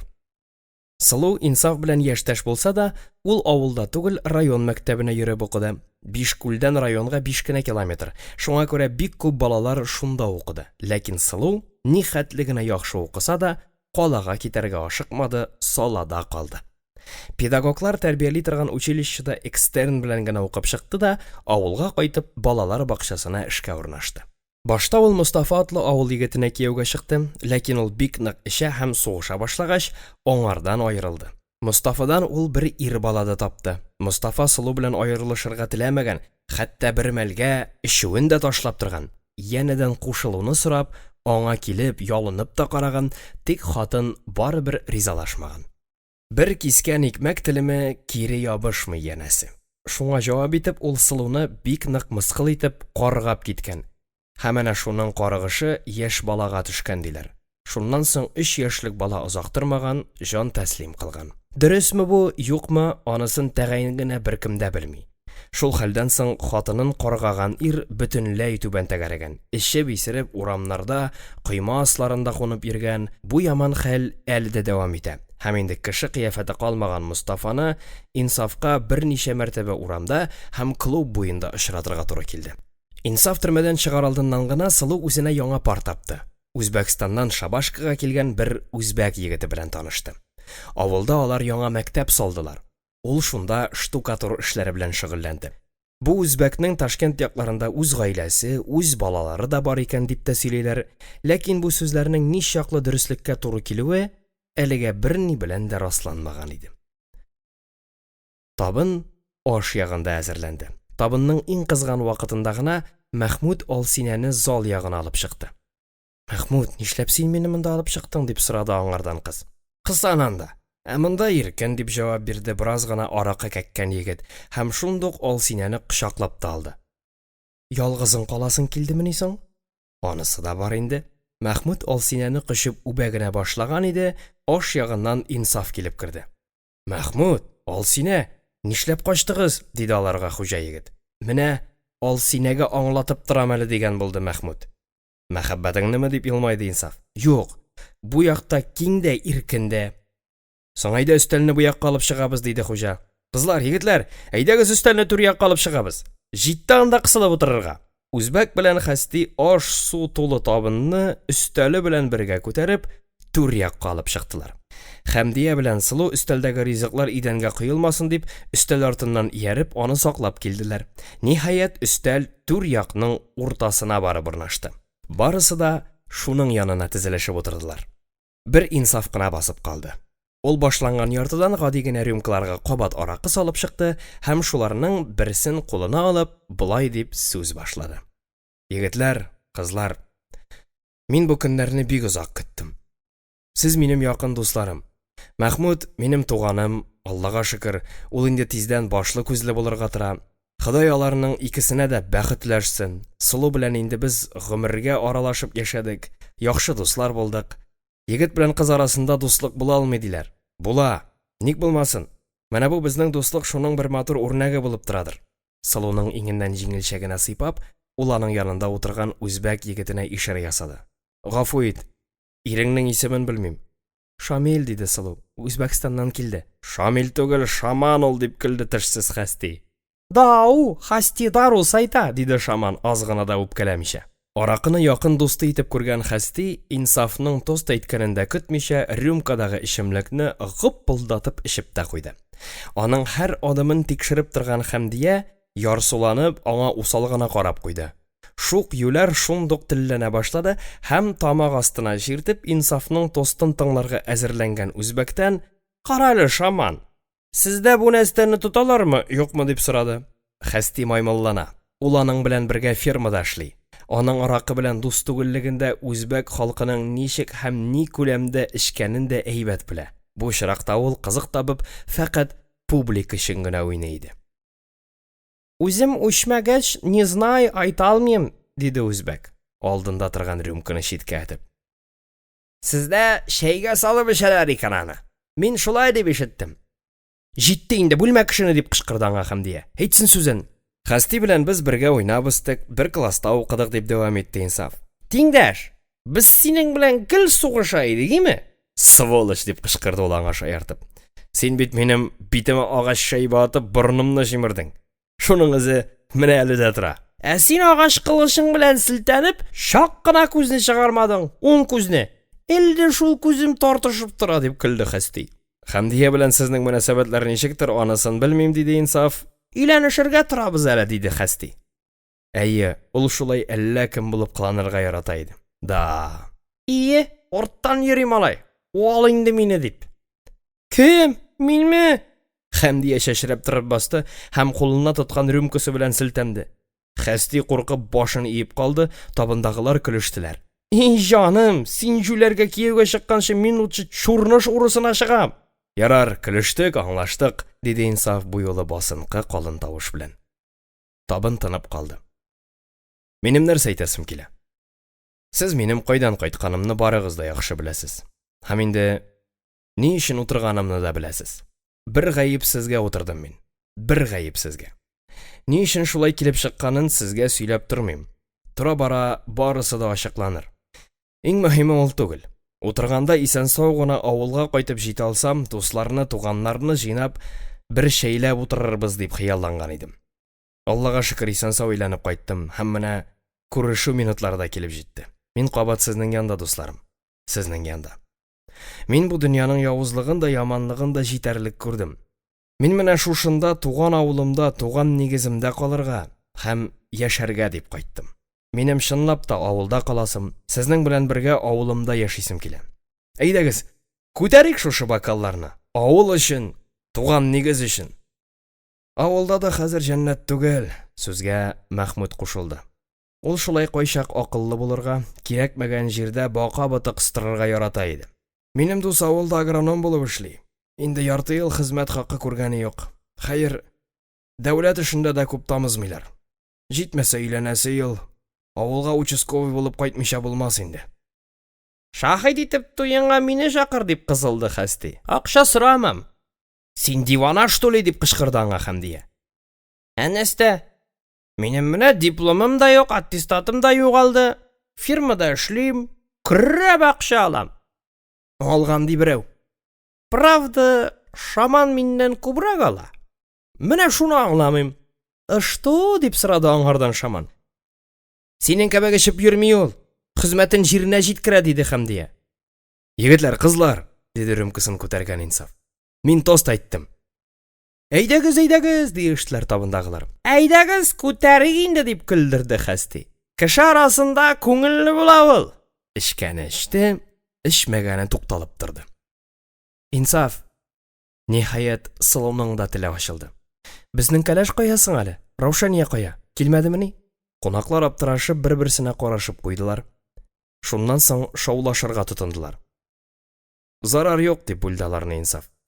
Мин турысын сөйләргә яратам. Раушания белән безнең барда тәртип. Просто ул шундыйрак инде. Үпкәләмик аңа. Яратмый ул шау-шулы кичәләрне. Бар тик шул гына, йөрәге кабул итә алмый. Да, аның йөрәге, дип искәртте Хәсти. Әйдәгез, дуслар, Раушания исәнлегенә. Шул чак урам ягында тәрәзә чиерткән тавыш ишетелде. Барысы да шым булып калды. Кызык. Кем булырга мөмкин бу? Инсаф тиз генә утны сүндерде, тәрәзәгә капланып, урам ягына күз ташлады. Тик анда беркем дә күренмәде. Кабыланып, ул янә утка бызды, ни күрсеннәр, ишек төбендә ландыш басып тора иде. Барысы да бу хәлгә шаккатып, берникадәр вакыт эндәшә алмыйча тордылар. Дөресен әйткәндә, кунакта утыручыларның берсе дә Инсафтан башка ландышны яратып бетермиләр иде. Биш күлдә килмешәкләрне булай да бигенә бетермиләр. Һәм аның әле җитмәсә, хатип хатыны булуы да нәфрәт хисен икеләтә көчәйтә иде. Авыл халкы хатипны яратмый, чөнки ул инде ничәмә кешенең башына җитте. Каяндыр күченеп кайткан ландышны да халык аның хәләл җефете итеп түгел, хатипның кара күлмәге койрыгы итеп кабул итте. Беренче булып урыныннан Хәсти кузгалды, һәм ул кыланчыкланып тәрәзә буйларын, ишек артларын карап чыкты, һәм хәтта кием шкафы ішіне дә башын тыгып алды. Юк, нәрсә эзлисең анда? Дип сорады аңардан Инсаф. Хатып килмәгән микән дим? Нишләп? Хатыны артыннан ияреп? Ландыш. Инсаф үзе дә каушап калган иде. Кер, ишек төбендә торма. Исәнмесез? Диде Ландыш, үз-үзен бик тиз кулга алып. Оялу каушау дигән нәрсә ят иде аңа. Күрәсең, әрсезлек, кыюлык хисләре җитәрлек иде үзендә. Тик томалдан килеп керүемә исегез китмәсен. Мин белеп килдем. Нәрсәне? Дип сорады Хәсти. Аула гыйне. Аула гыйгә, между прочим, ирле хатыннар йөрми, дип төрттерде Хәмдия. Ә без нәрсә? Диде Сылу. Сезнең никах кына, диде Хәмдия. Сез бит әле ЗАГСта язылышмаган. Никах ЗАГСтан югарырак, дип фикер йөртте Шаман. Дөрес, һәм бик дөрес, дип куәтләде Хәсти аның сүзен. Хәсти, бар әле, бутама кешене. Инсаф Ландыш янына килеп басты һәм аңа кулын сузды. Ландыш, әйдә утыр безнең янга, бергә күңелле булыр. Ие кеше янында, дип өстәде Хәсти. Рәхмәт, диде хатын. Әйдә, табынга утыр, дип кыстады ана хуҗа. Юк, утырмыйм, дип кырт кисте ул. Аракы куелган табынга утырмыйм. Ой, каян килгән мулла кызы. Бусы Мәхмүд иде. Бу аның үзенчә Ландышны кабул итмәве һәм үртәве иде. Юк, мин сезнең янда дини кеше булып кыланмыйм. 5 мәртәбә намаз да укымыйм, диде Ландыш. Шуны гына әйтәм. Аракысыз да күңел ачырга була. Нишләргә кушасың, дип сорады Мәхмүд. Аулагы дисез бит. Аулагы дигәч тә нәрсә, йөзек салыш уйнамакчы буласыңмы? Нишләп уйнамаска? Күңелне табын артында түгел, биеп, җырлап, уйнап ашарга да була. Шулай бит? Табындагылар кабаттын калдылар. Авылда яшәгәч Ландышның кайбер сәер гадәтләрен беләләр иде. Башта килгән шәпкә ул клубта сәнгать җитәкчесе булып йөрде. Анда 1 ел гына эшләде, ире бик каты көнләшкәч китапханәгә күчте. Ләкин шул 1 ел эчендә генә дә ул клубта нинди генә чаралар уздырмады. Кичәләр, дискотекалар, аулагыйлар, йоклап яткан клуб уянды. Клуб ишеге кайсы якка ачылганын да белмәгән. Барсалар да тәртип бузып кына йөргән яшьләр кичләрен клубка җыела башладылар. Бик теләп, яңа клуб мөдире оештырган чараларда катнаштылар. Ландыш теләсә кем белән уртак тел таба белә, сөйләшә белә. Ул тырыш һәм актив. Ходай аңа оештыру сәләтен кызганмаган иде. Авыл яшьләре аны яратып, инде үз итеп кенә өлгергәннәр иде. Хатип көнләшеп аны клубтан чыгарттырды. 1 ярты еллар эшсез утыргач китапханәгә урнашты һәм хәтта анда да тик утырмады. Күңелле кичәләр оештыру белән мәшгуль булды. Инсаф бу чиракта әйдәманлыкны үз кулына алырга тиеш иде. Һәм ул шулай итте дә. Күңел түрендә җылы хисләр калдырган хатынны уңайсыз хәлгә куярга ярамый иде. Ландыш хаклы. Нигә әле бер җилләнеп алмаска? Кая әле аның якын дусты? Ул сандык өстендә торган тальян гармонын кулына алды, бармак очлары белән аның телләрен сыпырып куйды. Гармон дусты телгә килде. Хәсти Инсафның ниятен бик тиз аңлап алды һәм без бит бишкүл егетләре, бишкүл кызлары, без биергә, җырларга тотынсак, безне җаннарым туктатам димә инде, дип сөйләнә тиз генә гармончы каршына урындык китереп куйды. Урындык өстен сөлге белән сөрткәмдә итте, янәсе рәхим ит, утырып уйна, сөекле гармончыбыз. Инсаф урындыкка утырып, башына ни килсә, җаны ни теләсә, шуны уйнап, шуны җырлады. Җыр җаннарны актарып атты, күңелләрне җилкенсендерде, чөнки ул җыр чын авыл җыры иде. Бездә бик таулар барла, тау астында таллар бар. Талда яфрак бездә сагыну, сездә нинди хәлләр бар.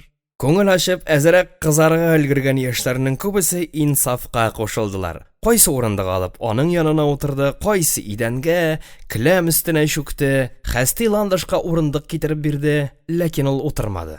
Урынында басып калды.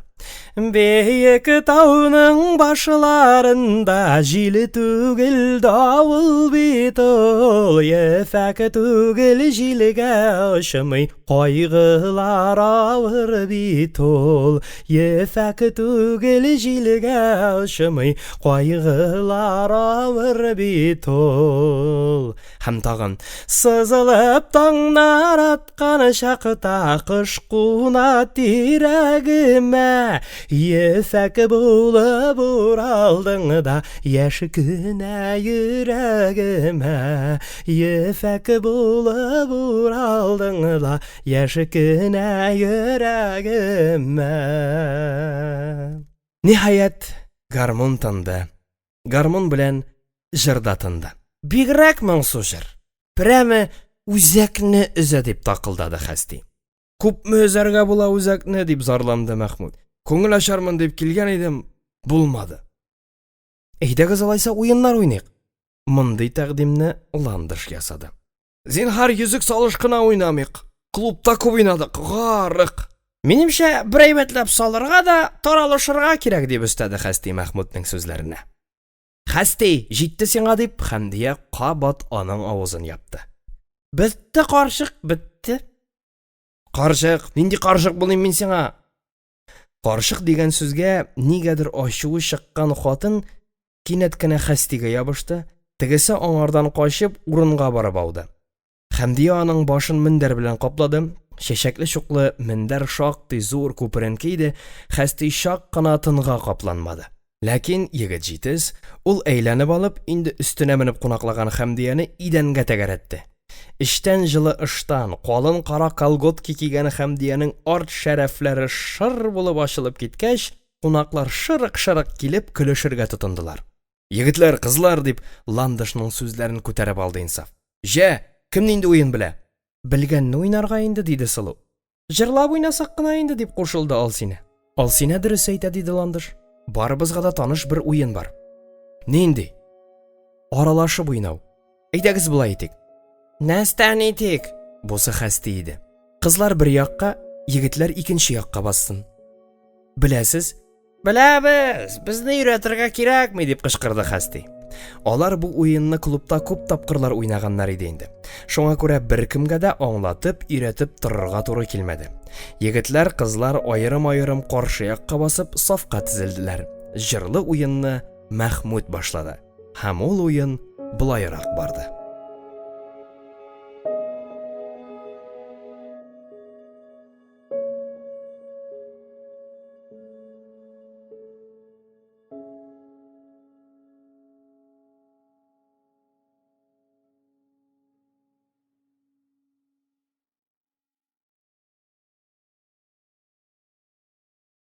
Хәбир Ибрахим. Бәхетсез җаннар.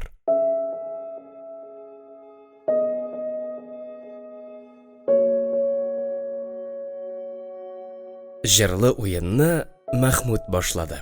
Һәм ул уен булайрак барды. Агал япкыч челтәрле илдә матур бетәрме, илдә матур бетәрме, җан сөйгәнгә җитәрме, челтәрелдек шитәнгә җилфер итәргә, без килмәдек буш китәргә, килдек алып китәргә, алын алырсыз микән, гөлен алырсыз микән, урталарга чыгып сайлап кемне алырсыз икән, алларын алырбыз, гөлләрендә алырбыз, күңелебезгә кем ошаса шуны сайлап алырбыз. Арада Хәстинең карлыккан һәм әче яман тавышы яңгырады. Урамнан узып бара, кашыннан күзе кара, Керфегімнен гүлләр тамма, күрсәм йөрәгім янна. Ақлы ситсы күлмәк кияр, иттәге җиргә тияр. Үзе сөйләр, үзе көлләр, ул ярлар кемгә тияр. Хәсти уен шартлары буенча кисәк кенә кызлар сафына атылды. Ул җиңел генә Алсинәне тартып чыгармакчы булды, ләкин карап торышка шактый нечкә сыек күренгән кыз аны катыгына итеп этеп җибәрде. Хәстинең Алсинәгә ябышуын Мәхмүд яратмады. Ул шул юк нәрсәгә дә көнләшеп, ачуланып, аңа йодрык күрсәтте. Шул чак Хәсти Хәмдияне тартып алып, аны бер карусыз егетләр янына алып чыкты. Каты куллы, ярсу холыклы Хәмдия шуны гына көткәндәй егетләр янына атылды. Четтер-петер тавышлы Сылу башын артка ташлап җырлап җибәрде. Агал япкыч тәрле илдә егет бетәрме? Илдә егет бетәрме? Жан сөйгәнгә җитәрме? Кирәк булай итәргә, кирәк тегеләй итәргә. Кызлар җавапны калын, бас тавыш белән егетләр булып җырлап бирделәр. Без килмәдек буш китәргә, килдек алып китәргә. Егетләр исә кызлар кебек нечкәрәк тавыш белән җавап тоттылар. Былай җырлау күрәсең, ике якка да шактый кызык булып тоелды. Ике якта шаярышып, көлешә-көлешә җырлады. Алын алырсыз микән, гөлемне алырсыз микән, урталарга чыгып сайлап кемне алырсыз икән. Улларымда алырбыз, гөлләремдә алырбыз, күңелебезгә кем ошаса шуны сайлап алырбыз. Ландыш та җырлады. Аның моңлы тавышы аз гына калтыранып чыкты. Асылда тавышта андый фальшлар артык дулкынланудан, җырлаган җырыңны яхшы итеп башкарасы килүдән килеп чыга. Урамнан узып бара нинди егет ул кара, йөземнән нурлар тама, күрсәм йөрәгем янна. Башкаена кепеш кияр, чалбары җиргә тияр. Үзе сөйләр, үзе көлләр, бу ярлар кемгә тияр. Ландышның күзе инде күптәннән инсафта иде. Ул бернигә дә карамыйча, төркем арасыннан инсафны чыгып алды. Авыл хатыны булса да, Ландышның куллары йомшак иде. Инсаф аны ышкындырырга теләмәде. Бу уен әле шактый дәвам иткән булыр иде, ләкин Инсаф белән Ландышның бер-берсенә гашык булып карап торганнарын күргән яшьләрнең кинәт кенә уенга күңелләре сүрелде. Хәсти өстәл янына килеп, бер рюмка аракыны каплап куйды да, тальянны кабат Инсафның кулына китереп тоттырды. Инсаф гармунны алып, урындыкка утырды. Эх, дуслар, әле дә ярыйсыз бар, диде ул үзенчә хыялланып. Мин бит сезне сагынып кайттым, сезне. Бар да әйбәт кебек, бар да күңелле. Әйе, без бит яшь әле, без яши генә башладык. Тик менә авыл гына картаеп бара. Әле бер йорт ябыла, әле икенчесе. Кайсы таза, кайсы чырып ята. Теге авыздагы черек тешләр сыман. Без яшьләр, без моңа юл куярга тиеш түгел, шулай бит. Таш дивар эчендә утырып, тәмам философ булып беткәнсең, туган, дип бүлдерде аны Мәхмүд. Яшь әле син башта авылда, аннан әйтерсең. Эш юк, акча юк. Яшьләр хәзер әти-әнисенең, әби-бабасының пенсия акчасына яши. Беләсеңме, авылда кемнәр кала? Кемнәр? Калага китеп урнаша алмаганнар. Туктале, дустым, дип бүлдерде аны Хәмдия. Син бөтен кешене дә бер себерке белән себермәйәме? Дөресе шулай бит, дип тәкрарлады Мәхмүд. Бирсеннәр берәрегезгә калада фатир. Тапсыннар берәрегезгә офиста яхшы урын. Иманым камил, шул ук көнне авылдан китеп барасыз. Син үзеңне сөйлисеңме соң, дип каршы төшеп маташты аңа Инсаф. Мәхмүднең сүзләрендә әзрәк хаклык та бар иде кебек. Үземне түгел, сине сөйлим, диде район үзәген инде шәһәр итеп күргән милиционер туганы. Менә синең кебекләр башта авылга мәдхия җырлыйлар, соңыннан чыгып качалар. Ие, нәкъ шулай булып чыга да инде, дип сүзгә кысылды Хәсти. Күп сайрадылар. Сайрый, кышлар сымак читкә очып беттеләр. Берәм. Ие. Мин, дип каршы төште Инсаф. Аллам сакласын. Ходай мине шушы туган йортымнан, туган нигеземнән айырмасын. Һич тә тынып торырга теләмәгән гармун кабат телгә килде, кабат шул моңсу җыр агылды. Эй, язмыш, теләмим башка бер җәйне, мин үз җәемнән аерма мине, туган туган илемнән, кара икмәгем, сөтле чәемнән. Аерма мине туган илемнән, кара икмәгем, сөтле чәемнән. Беренче булып Мәхмүд кузгалды. Ул инсафның уйнап бетергәнен дә көтмичә, ярый кызлар, егетләр, аулагый шуның белән тамам, таралышык падамам дип, Алсинәне култыклаган хәлдә ишек ягына атлады. Бу үзенчә котырту кебегрәк килеп чыкты. Җитмәсә Алсинәсе дә соңгысыдыр инде бу. Башка җыелып булмас дип өстәп куйды. Нишләп соңгысы булсын дип каршы төште инсаф? Әле тагын җыйналырбыз, Аллаһ бирсә. Мәхмүд. Әү. Мин синең милициядә хезмәт итүеңне бер дә хуп күрмим. Нигә? Мин анда бармас идем, мәсәлән. Анда сине алмыйлар да. Син бит... Мәхмүднең «син бит» дигән сүзе инсафны ярсытты булса кирәк. Былай да төрмә сакчыларын, милицияне күрә алмаган инсаф бу сүзне авыр кабул итте. Моннан 7 ел элек җинаять кылган урында бер ул гына түгел, Мәхмүд тә бар иде бит. 7-8 авыл егете. Аңа берни дә булмады, хәзер ул әллә кем булган. Җинаять эшләрен тикшереп йөри имеш. Туганы төрмәдә 7 елын калдырып кайтты. Кит син аннан. Ни өчен шундый киңәш биргәнемне син бик тә яхшы беләсең. Нәрсә беләм мин? Берни дә белмим. Әллә кайчан булганны, дип мыгырданды Мәхмүд. Бездә белик, безгә дә кызык, дип арага кысылды Шаман. Тиккерә тор, Шаман, дип кычкырды аңа Хәсти.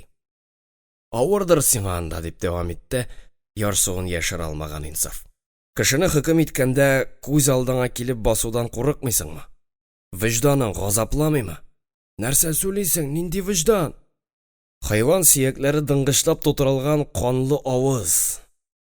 Бардашым булды.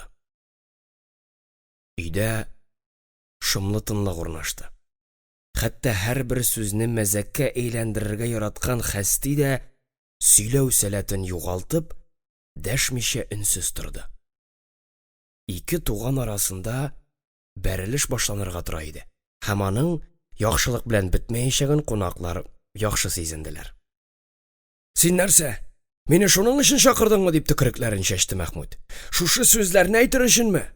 Җаныма пычрак атар өченме? Ничек яшәргә уйлыйсың син? Иманыңмы? Син бит хатипны өстерүче, шул мескен малайны кыйнатучы син идең бит. Син! Матур гына башланган кичәнең шулай көтмәгәндә җанҗалга әйләнә баруын беркем дә көтмәгән иде кебек. Инсаф туганына булган күптәнге үпкәсен бүген дуслары, авылдашлар алдында чыгарды. Кирәк булды микән? Ашыкмадымы? Ашыкмадымы? Соңыннан үкенерлек булмасмы?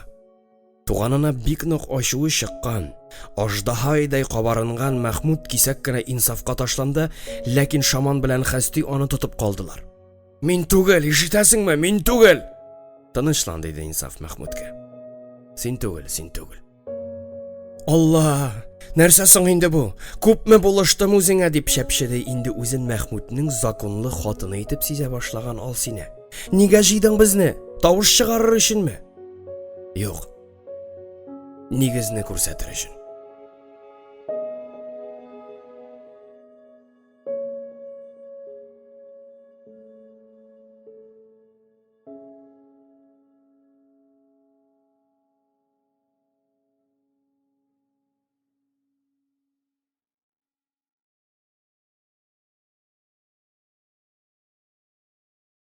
Хәбир Ибрахим. Бәхетсез җаннар.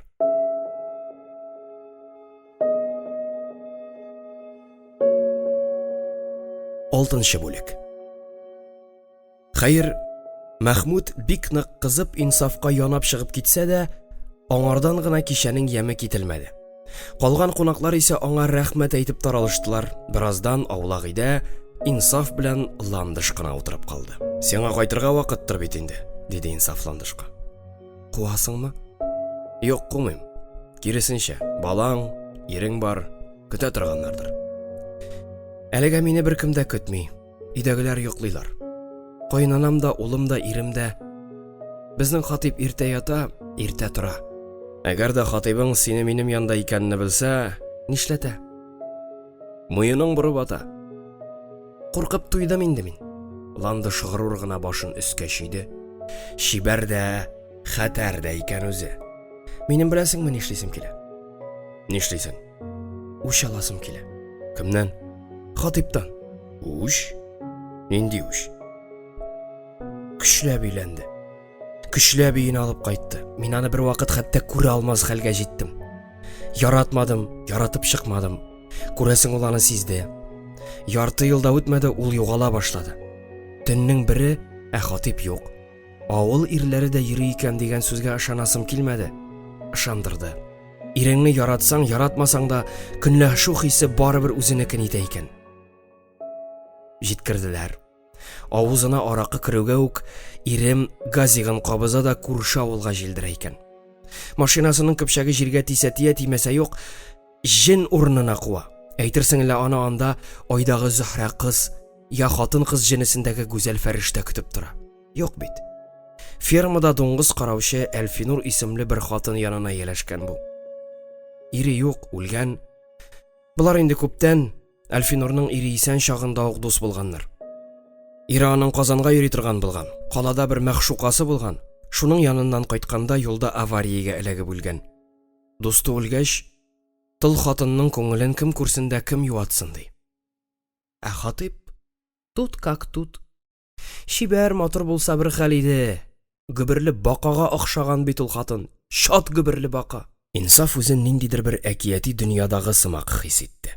Әйтерсең лә ул хан, бөек хан, янында аның әсире, шибәр хатын Шәһрезадә аңа искиткеч әкият сөйләп утыра.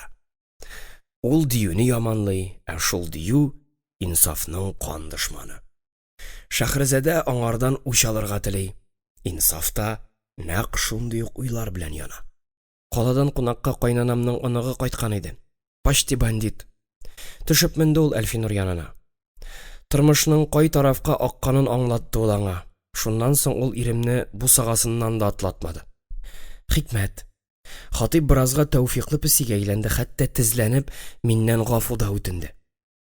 Гафу иттеңме соң? Мин аны бөтенләй йөрәгемнән сызып аттым. Булай да яратмыйм үзен. Инде бу хәлләрдән соң нишлисең? Яшәргә кирәк. Бала атасы бит. Үч алу теләге калды. Шул чак ишемнән генә үрдәгеңә бер каз ясыйм әле мин синең дип үз-үземә сүз бирдем. Беләм, үч алуның икенче ягы да бар, начар ягы да. Үчләнү бер кайчан да яхшыга алып бармый, анысын да беләм. Ничек үч алмакчы буласың? Ничек? Ландыш назланып, инсафка карап куйды. Бүген мин дә өйгә кайтмыйм. Кая барасың? Син дә калам? Мин дә? Әйе, җаным, синең янда. Шулай итеп, үч алу дип кенә әйтә алмыйм мин моны. Ландыш төртелеп башын аска иде. Яшермим. Нәрсә? Син ошадың миңа. Ошадым? Әйе, ошадың. Ни өчен? Белмим, тик шуны беләм. Нәрсә? Юк, бу әле ярату түгел, шын ярату түгел. Ландыш инсафның иңенә сарылды. Инсаф җилкәсе белән аның тән авырлыгын сизсә дә, шибәр хатынның кагылуыннан ул шиксез тәм һәм ләззәт тапты. Ул хатын кыз назына бик нык сусаган иде. Кемгәдер табынып, ерактан яратып яшәүдән ул инде туйган. Аның бүген үк чын-чынлап шашып яратасы, яраткан кешесен рәхәтләнеп бер сөясе килә иде. Бу әле теләк кенә. Ләкин аны тормышка ашыруы җиңел түгел. Чөнки озак еллар ирегеннән мәхрүм ителгәч, ул бу мәсьәләдә шактый кыргыйланган һәм андый мөнәсәбәтләрдән бөтенләй читләшкән иде. Сине беренче күргәч үк әллә нишләп киттем, диде хатын. Нишләп? Син минем беренче мәхәббәтемә охшагансың. Яраттыңмы аны? Шын ярату дип әйтә алмыйм мин аны. Минем моңарчы бер кайчанда чын-чынлап яратканым булмады, минем яратасым килә инсаф. Әгәр дә мин аны бик каты теләсәм, үлеп бетеп шуның белән җенләнсәм, мине берни дә туктата алмаячак, ышанасыңмы? Синнән теләсә нәрсә көтәргә була. Син мине җиңел акыллы дип уйлыйсыңмы? Юк, алай дип уйламыйм, дип төзәтте сүзен егет. Минем моңарчы ирле хатыннар белән йөргәнем булмады. Аны бик зур гынах диләр. Мәхәббәттә гынах юк, җаным. Бәлкем, шулайдыр да, ләкин әйтеп бетер. Минем ярашкан кызым бар. Раушаниям. Яратасыңмы?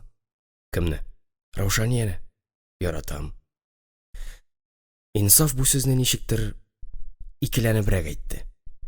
Ландыш янында ул ярашкан кызын гына түгел, ә үзенең кем икәнлеген дә оныта башлады бугай. Бу чибәр хатын ялан сымак сарылып, акрынлап аның куеныннан җанына төшеп бара кебек. Алдашма, Инсаф. Нишләп алай дисең? Күзләреңнән күрәм. Нәрсә? Ни кызганыч, син аны яратмыйсың. Яратасың килә, ләкин ярата алмыйсың. Аңлыйм, ул синең өчен якын кешедер дә, әйбәттер ул. Ул бәлкем синең җан дустыңдыр да, ләкин ярату аның белән генә шикләнми шул. Ярату ул бөтенләй икенче нәрсә.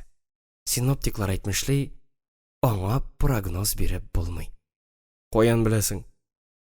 Күзләреңнән күрдем. Әнә шул күзләрең, төпсез зәңгәр күзләрең әсир иттеләр дә инде мине. Бир җаным, үбим әле шул күзләреңне бир. Кунак хатыннан бу хәтле үк шуклык вә әрсезлек көтмәгән Инсаф йөзен читкә алды. Ләкин хатын барыбер үзенекен итте. Аның күзләреннән үпте. Яратам дисең инде. Әлегә яратам дип әйтмәдем. Ә мине яратырга буламысың? Син бит беләсең, минем армиядан кайтмаганымны. Мин барысын да беләм. Ничә ел утырганыңны да беләм, ләкин безнең мәхәббәткә моның бер катнашы да юк. Минемчә, син үзеңне бер дә кирәкмәгәнгә кимсетәсең кебек. Кимсенмә. Кимсенгән саен кеше үзенә бары начарлык кына ясый. Тормышы уңышсыз була. Дөньяның начар ягын гына күрергә ярамый. Аның яхшысын да күрә белү кирәк. Син менә дигән егет, авырлыклар артта калды, синең киләчәгең якты. Кил әле, качма, кил. Килдем. Кил.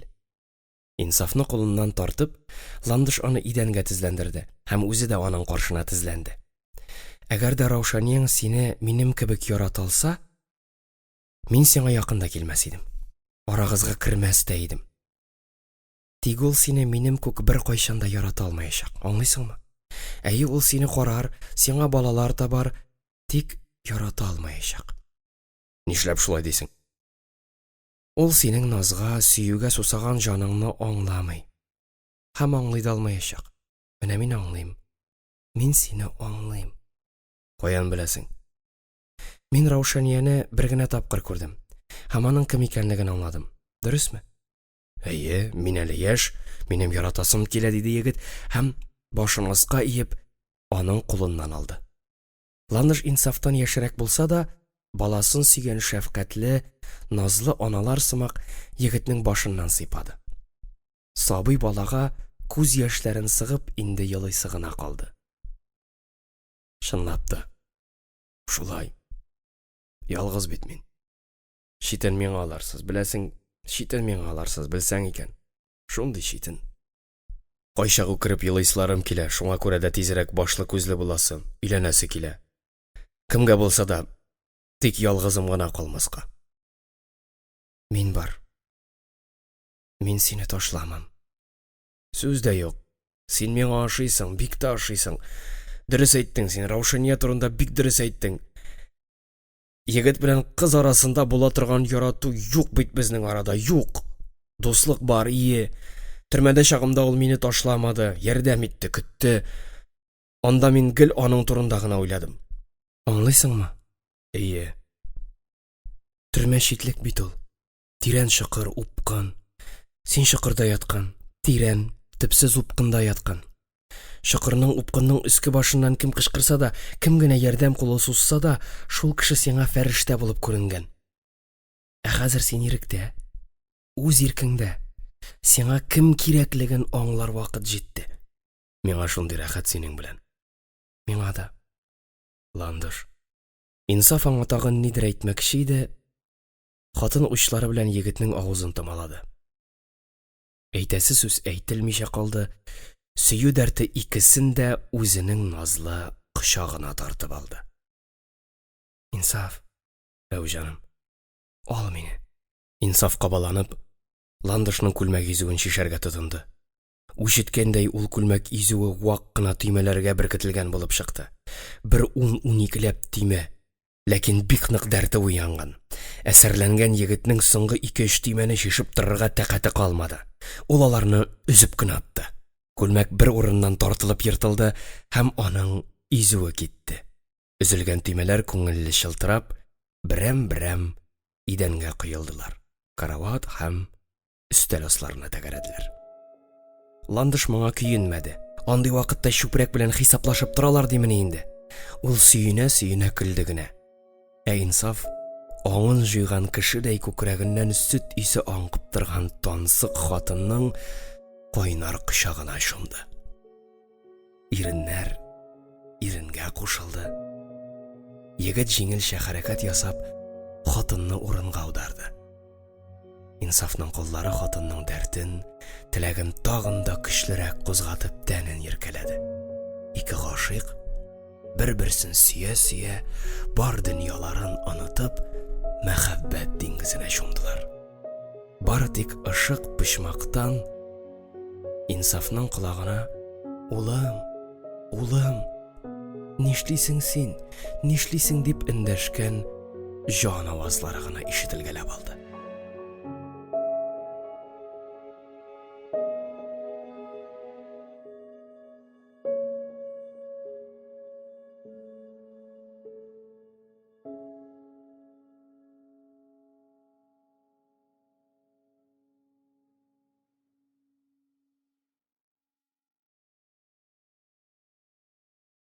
Хәбир Ибрахим.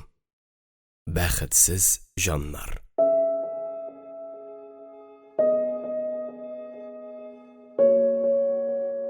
7-нче бүлек. Инсаф соң гына уянды. Тәнендә нык арыганлык сизсә дә, ул озак кына урыныннан кузгалырга теләмичә, кулларын иркен сузып, төнләшит хатын белән кичергән ләззәтнең рәхәтен, тәмен тоеп ятты. Иртәнге 4ләрдә кисәк кенә ашыгып чыгып киткән җанашы әле дә матрас белән ак җәймә җәелгән агач караватта ята кебек тоелды аңа. Ул шуны теләде, шуны уйлап хыялланды. Ләкин аның татлы хыялларын Раушания килеп бозды. Шулай алдан белгерт минитми килеп керер дип, аның башына да килмәде. Ишектән төнге кунагы кереп килә дип уйлады ул башта. Әлдә ярый ялгышып: "Ландыш, килдеңме җаным?" дип әйтеп ташламады. Бер төрле генә киенеп йөргән кыз бүген бөтенләй матур итеп киенгән. Яңа сатып алган алсу төстәге күлмәк өстеннән үзенә бик нык килешеп торган юка гына джемпер кигән. Кәефе дә күтәренке, күңеле ачык иде кызның. Саракларын һәр көн иртә белән торып ашаткан, эшерткән хуҗа кеше бүген вакытында тора алмыйча йоклап калган иде. "Хәерле иртә" дип сәлам бирде аңа Раушания. Тавышы шишмә суыдай шылтырап чыкты, ә йөзендә бәхетле елмаю балкыды. Табигатьтән ак чырайлы кызның битләре кызарып, тулышып киткән иде. "Хәерле, ёлки, сәгать ничә?" "11 тора иде." "11? Сарыклар, йөрмә, мин салдым инде. Син?" "Ашарга пешкән кухняда." "Мин сине яңа гына килгәнсең дип торам. Өйдә тәртип, урынны гына җыясы бар." "Рәхмәт, анысын үзем. Килүемә шат түгелме?" "Шат, билгеле. Син әле һаман да татлы йокыңнан айнып җитмәгәнсең." "Анысы шулай", диде егет киерелеп. "Бар, юынып кер." Раушания урындык башында торган ак сөлгене Инсафка атты. Җәймә астында шәп-шәрә яткан Инсаф карават астына тәгәрәгән трусигын кулы белән капшап табып алды да, кунак кызы анда-монда йөргән арада аны шыпырт кына киеп тә куйды. Аннан торып, урын җәймәсен рәтләп куйганда итте. Ләззәт төне узган ятак өстен ул Раушаниядән яшерергә теләде. Ләкин ирләр бер кайчанда урынны хатын-кыз кебек пөхтә итеп җыя алмыйлар. Шуңа күрә хуҗа егет юынырга дип аш ягына чыгып китүгә үк, Раушания урынны яңа баштан җыярга тотынды. Караваттагы ак җәймәләрнең шат-шатларын тартып, мендәрләрне күпертеп, кабат урынны җәйгәндә, Раушаниянең күзе ятак өстендә яткан сыңар колак алкага төште. Алканы күреп алгач, кызның йөрәге шәншеп куйды. Ул арада муенына сөлгесен урап, юеш чәчен сөртә-сөртә Инсаф та килеп керде. Кыз аңа шул табылдык колак алкасын сузды. Хәер, егет аптырап калмады, үз-үзен бик тиз кулга алып, нәрсә бу дип сорады. Колак алкасы. Кемдер калдырган күрәсең. Караватымнан таптым. Кичә кеше күп иде дип акланды егет. Һәм колак алкасын кызның учыннан алып, бәллүр савытлар тезелгән иске сервант алдына куйды. Берәрсе онытып төшереп калдыргандыр. Ашыйсыңмы? Шәй кайнаган, диде кыз әлеге табылдыкка артык әһәмият бирмәскә тырышып. Аха. Алар аш ягына чыктылар. Өстәлдә самавыр кайнап тора. Кыз ике төрле салат ясаган. Табада яңа бәрәңге кыздырган. Раушания, әү, мин сине танымыйм. Ни булды сиңа? Утыр. Инсаф өстәл янына утырды. Раушания аңа шәй ясады. Ләкин аның эчәсе дә, ашыйсы да килмәде. Ул аңардан күзен ала алмады. Үзгә иде ул бүген. Үзгә. Ниһаять кыз үзе дә табын артына утырды һәм әз генә шәй йотып куйды. Беләсеңме, мин бүген төне буе йокламадым, диде ул. Нигә? Сине уйладым. Сине генә түгел билгеле, үземне дә, һәм мин шундый фикергә килдем. Нинди? Әгәр сер булмаса. Мин дөрес яшәмим бугай. Сиңа карата мин дөрес гамәлдә түгелмен. Мин менә шуны аңладым. Үзем сине яратам, үзем сине читкә әтерәм. Кичә кунакка килсәм ни була инде? Каприз, жүләр каприз. Мин килмәгәннән бер ни дә булмады. Кунакларың килде, аулагы йөңгерләде. Шулай бит? Шулай, диде Инсаф шәй йотып.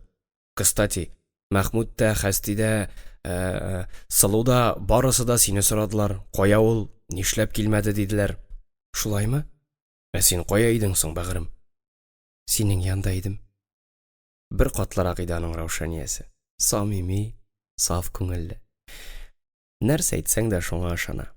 Менә хәзер дә ул яраткан Инсафының кичәге гынаһын һәм хыянәтен яшереп, аның алдында уен уйнап утырганын сизми. Сизсә дә, хатын-кызлар ул нәрсәгә бик тә сизгер, беләсе һәм шуңа ышанасы килми. Раушания шәйен ташлап Инсаф алдына килеп утырды. Ничектер җайсыз килеп чыкты кебек. Егет тә аны теләмичә генә кычты һәм ирексездән сәгатькә карап куйды. Күңелем белән, дип дәвам итте Раушания. Үз-үземә сүз бирдем. Мин сине хәзер бер генә минутта ялгызың калдырмаячак. Син шуңа ризамы? Риза, дип тексе генә җавап бирде егет һәм тиз генә Раушанияне аягына бастырды. Соңга калам. Ашыгасыңмы? Кибет янына бер дус килергә тиеш. Кем ул? Дус. Нишләп ул өйгә килми? Андый кешенең монда күренмәве хәерлерәк. Яныңа дружокларың кайта башлаган диләр. Син дөрес юлдамысың, Инсаф? Мин һәр вакыт дөрес юлда, бәгырем. Монысын ул ничектер ачу белән әйтте. Ачуланма, мин бит былай гына. Ярый, мин хәзер кайтам. Китмә, өйдә бул. Инсаф, дип ул инде киенеп китәргә торган егетне кабат туктатты.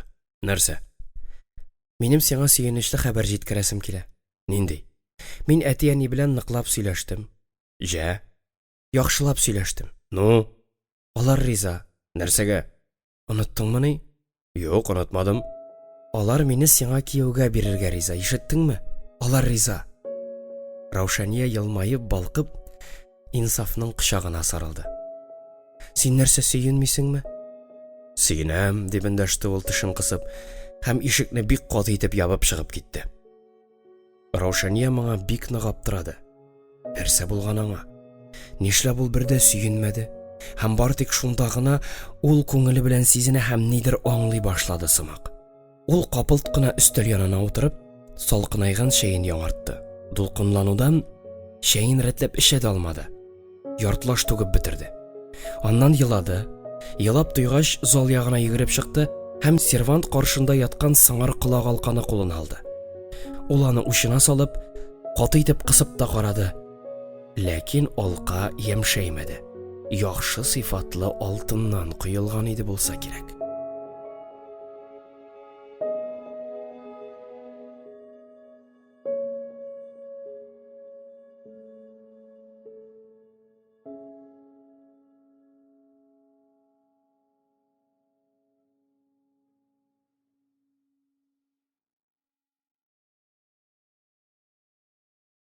Хәбир Ибрахим.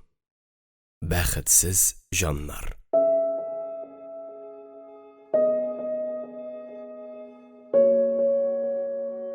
8-нче бүлек.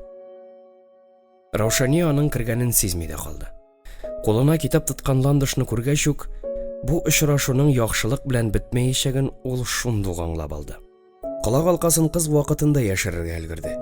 Аны иске сервантта төз наратлар сыман басып торган бәллүр бокаллар арасына шудырды. Раушанияны күргәч, Ландышның кәефе кырылды. Булачак хуҗабикә белән ул бик коры гына күреште. Исәнме? Исәнмесез? Хуҗа кая? Сез инсаф янынамы? Хәзер кайта, ул бер кеше белән күрешергә дип китте. Кунак хатын аны тыңламады да кебек. Ул кисәк кенә карават янында тулгана башлады, мендәр һәм җәймә асларын актарды. Сәер. Бик тә сәер иде бу. Сез кем соң? Ландыш мин, хатип хатыны. Ишеткәнең бармы? Юк, мин бу авылдан түгел. Әлегә күп кешеләрне белмим. Мин дә бу авылдан түгел дип эзләнүен дәвам иткән хатын, син Раушания бит әле. Әйе, шулай диде кыз. Һәм аның ирексездән күкрәкләре киерелде. Инсафның булачак хатыны, каян белдегез? Инсаф әйтте. Үзем дә бер мәртәбә күреп калдым сине. Кайда? Китапханәдә? Әйе, мин аннан бер мәртәбә китап алган идем. Булачак хатын. Белмим, ул бит җаным миңа гашыйк. Мәхәббәтен аңлатты. Инсафмы? Диде ул сискәнеп. Әйе. Кайчан? Бүген төнлә. Кисәк кенә әйтелгән бу авыр сүзләр Раушаниянең йөрәген хуырып алды. Имәндә икән шикләвек. Ничек буласың инде бу? Көтеп алган, өзелеп сөйгән егете аңа хыянәт иткән булып чыгамы? Төне буе шушы ирле хатын белән мәхәббәт уйнап ятканмы? Шулай да аның күңеле моңа әле һаман да ышанып бетә алмый иде. Бүген төнлә аулак идеме? Әйе, аулак иде. Ландыш каударланып, ак җәймәне селкеп атты. Раушания инде барысын да күптән аңлаган иде. Эзләмәгез. Нәрсә эзләмә? Сез эзләгән әйбер менә монда. Мәгез, алыгыз. Ул сервант эченә шудырылган кылак алкасын алып, аны Ландышка сузды. Ландыш исе китмичә генә кылак алкасын кызның кулыннан тартып алып, аны сул кылагына тагып куйды.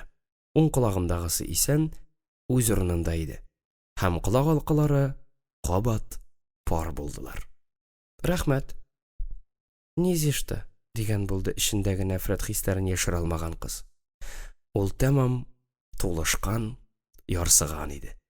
Әбсәләмовны менә монда калдырам, диде хатын, китапны күренә торган җиргә сервант алдына куеп.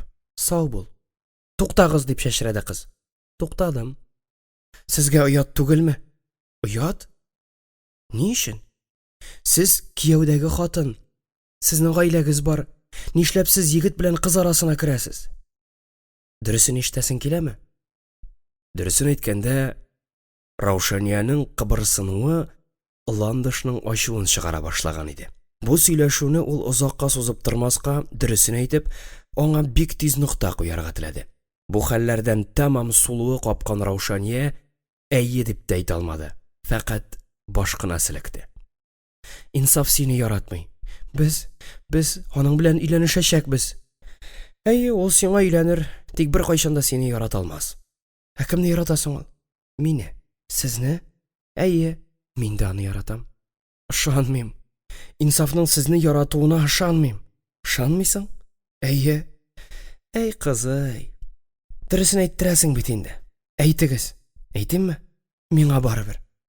Без аның белән бүген төн кундык, диде бераз тын алганнан соң Ландыш. Баядан бирле ут йотып, күңеле сызланып торган кыз агарынып китте. Хәлен җуеп урындыкка сөялде.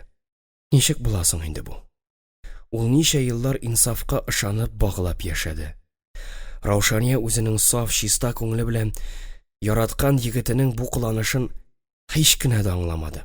Чөнки аның уенча бу башка килерлек хәл түгел иде. Аны шулай рәнҗетергә инсафның бернинди дә хакы юк кебек иде. Кеше кайвакыт тау хәтле тау күчерә, тик шуның бер генә игелеген дә күрми. Кемдер бу җепкә салынган инәне Күз салмыйча, бер урыннан икенче урынга гына күчереп куя. Аннан тау чаклы игелек, дөнья хәтле файда күрә. Юк, бу булай була алмый. Мондый кешелексез гамәлнең ахыры һәр чак начарлык белән бетә. Кыз шулай дип уйлады, бит аның шулай дип уйларга хакы бар иде. Ни файда сезгә моңардан? Ялгышасың, дип кырт кисте Ландыш. Мин файда эзләмим, мин сөю эзлим. Нишләп соң аны ирегездән эзләмисез? Иремнән тапмадым, кызганыч. Кызганыч. Саташумы соң бу? Нишләп соң әле ул аны кызганырга тиеш? Раушаниянең үз хәле хәл, юк, ул аны кызгана. Кемгә ышанырга соң аңа, кемгә? Яраткан кешеңә хыянәт итү берни дә тормаган һәм андый гамәл инде гөнаһка саналмаган заманда ул хәзер кемгә ышанырга тиеш соң?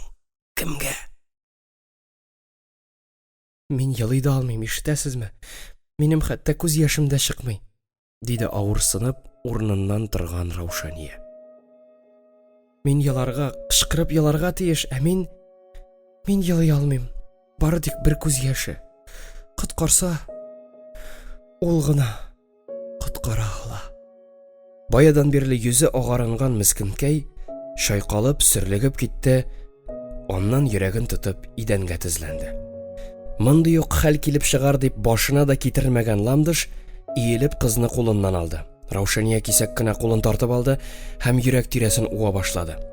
Аның сөйләшер, хәтта эндәшер хәле дә калмаган, үтереп тына кысылды. Сумкада, кичкенә сумкада нитроглиц... Аңламадым. Сумкада... Кыз йөрәген тотып чүкте, тынды. Котышкан Ландыш нишләргә дә белмәде. Нишләргә? Үлә иш бу. Үлә бит бу кыз.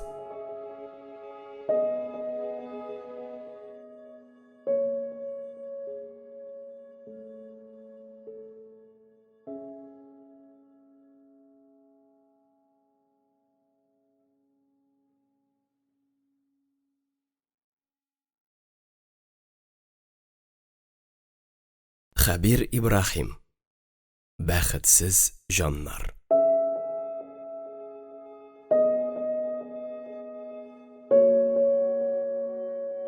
Тугызынчы бүлек. Инсаф бүген беркем белән дә очрашмады. Очрашасы кешесе белән ул инде күптән очрашты һәм мәсьәләне ачыклады кебек.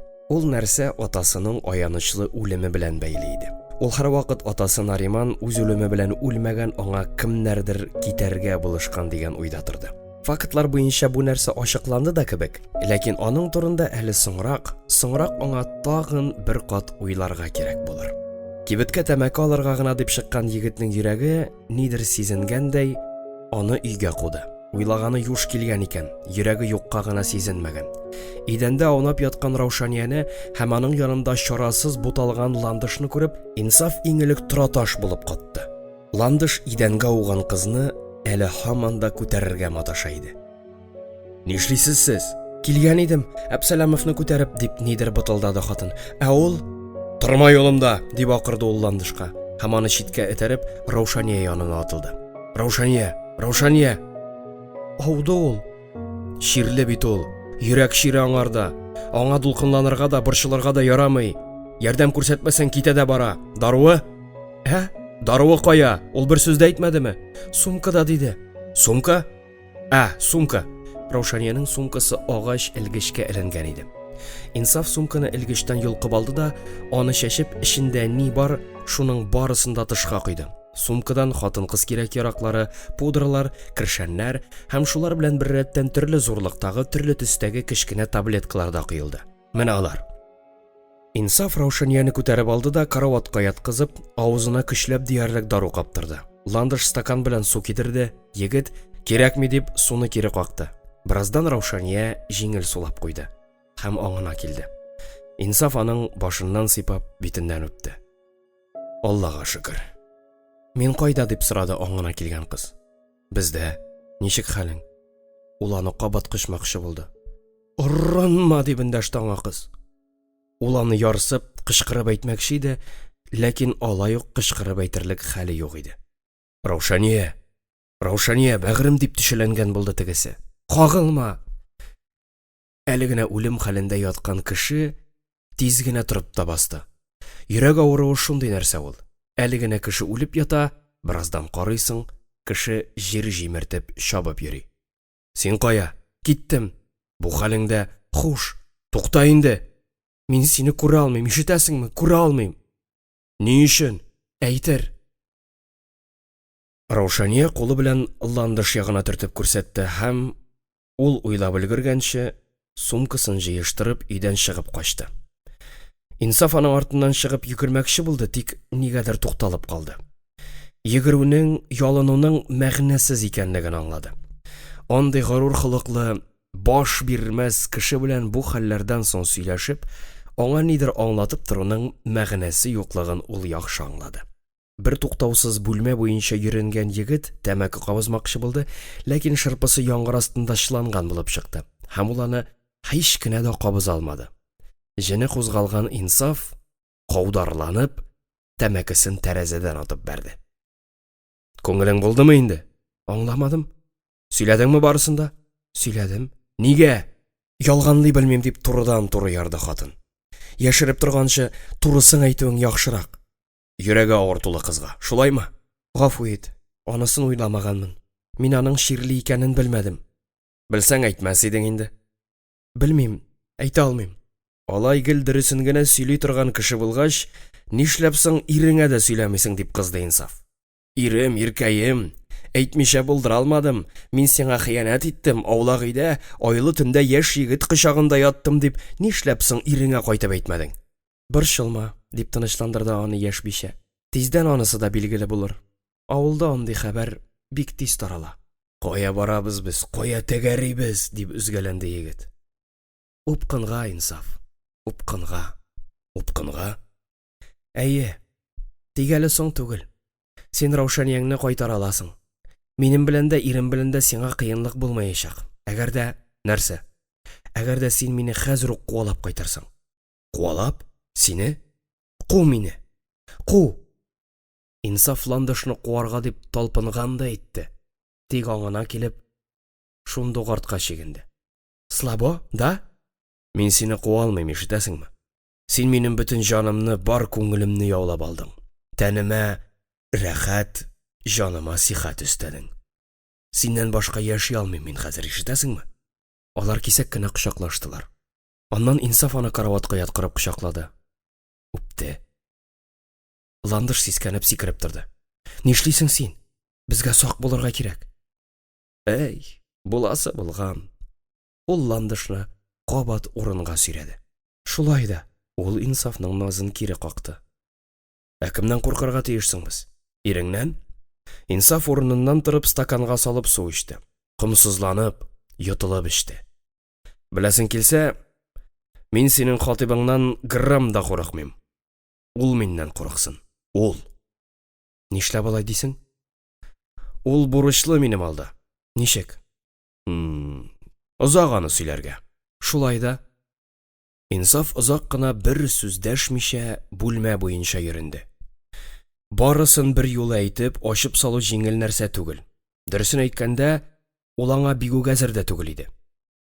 Мин түгел, синең хатибың утырырга тиеш иде. Ничек?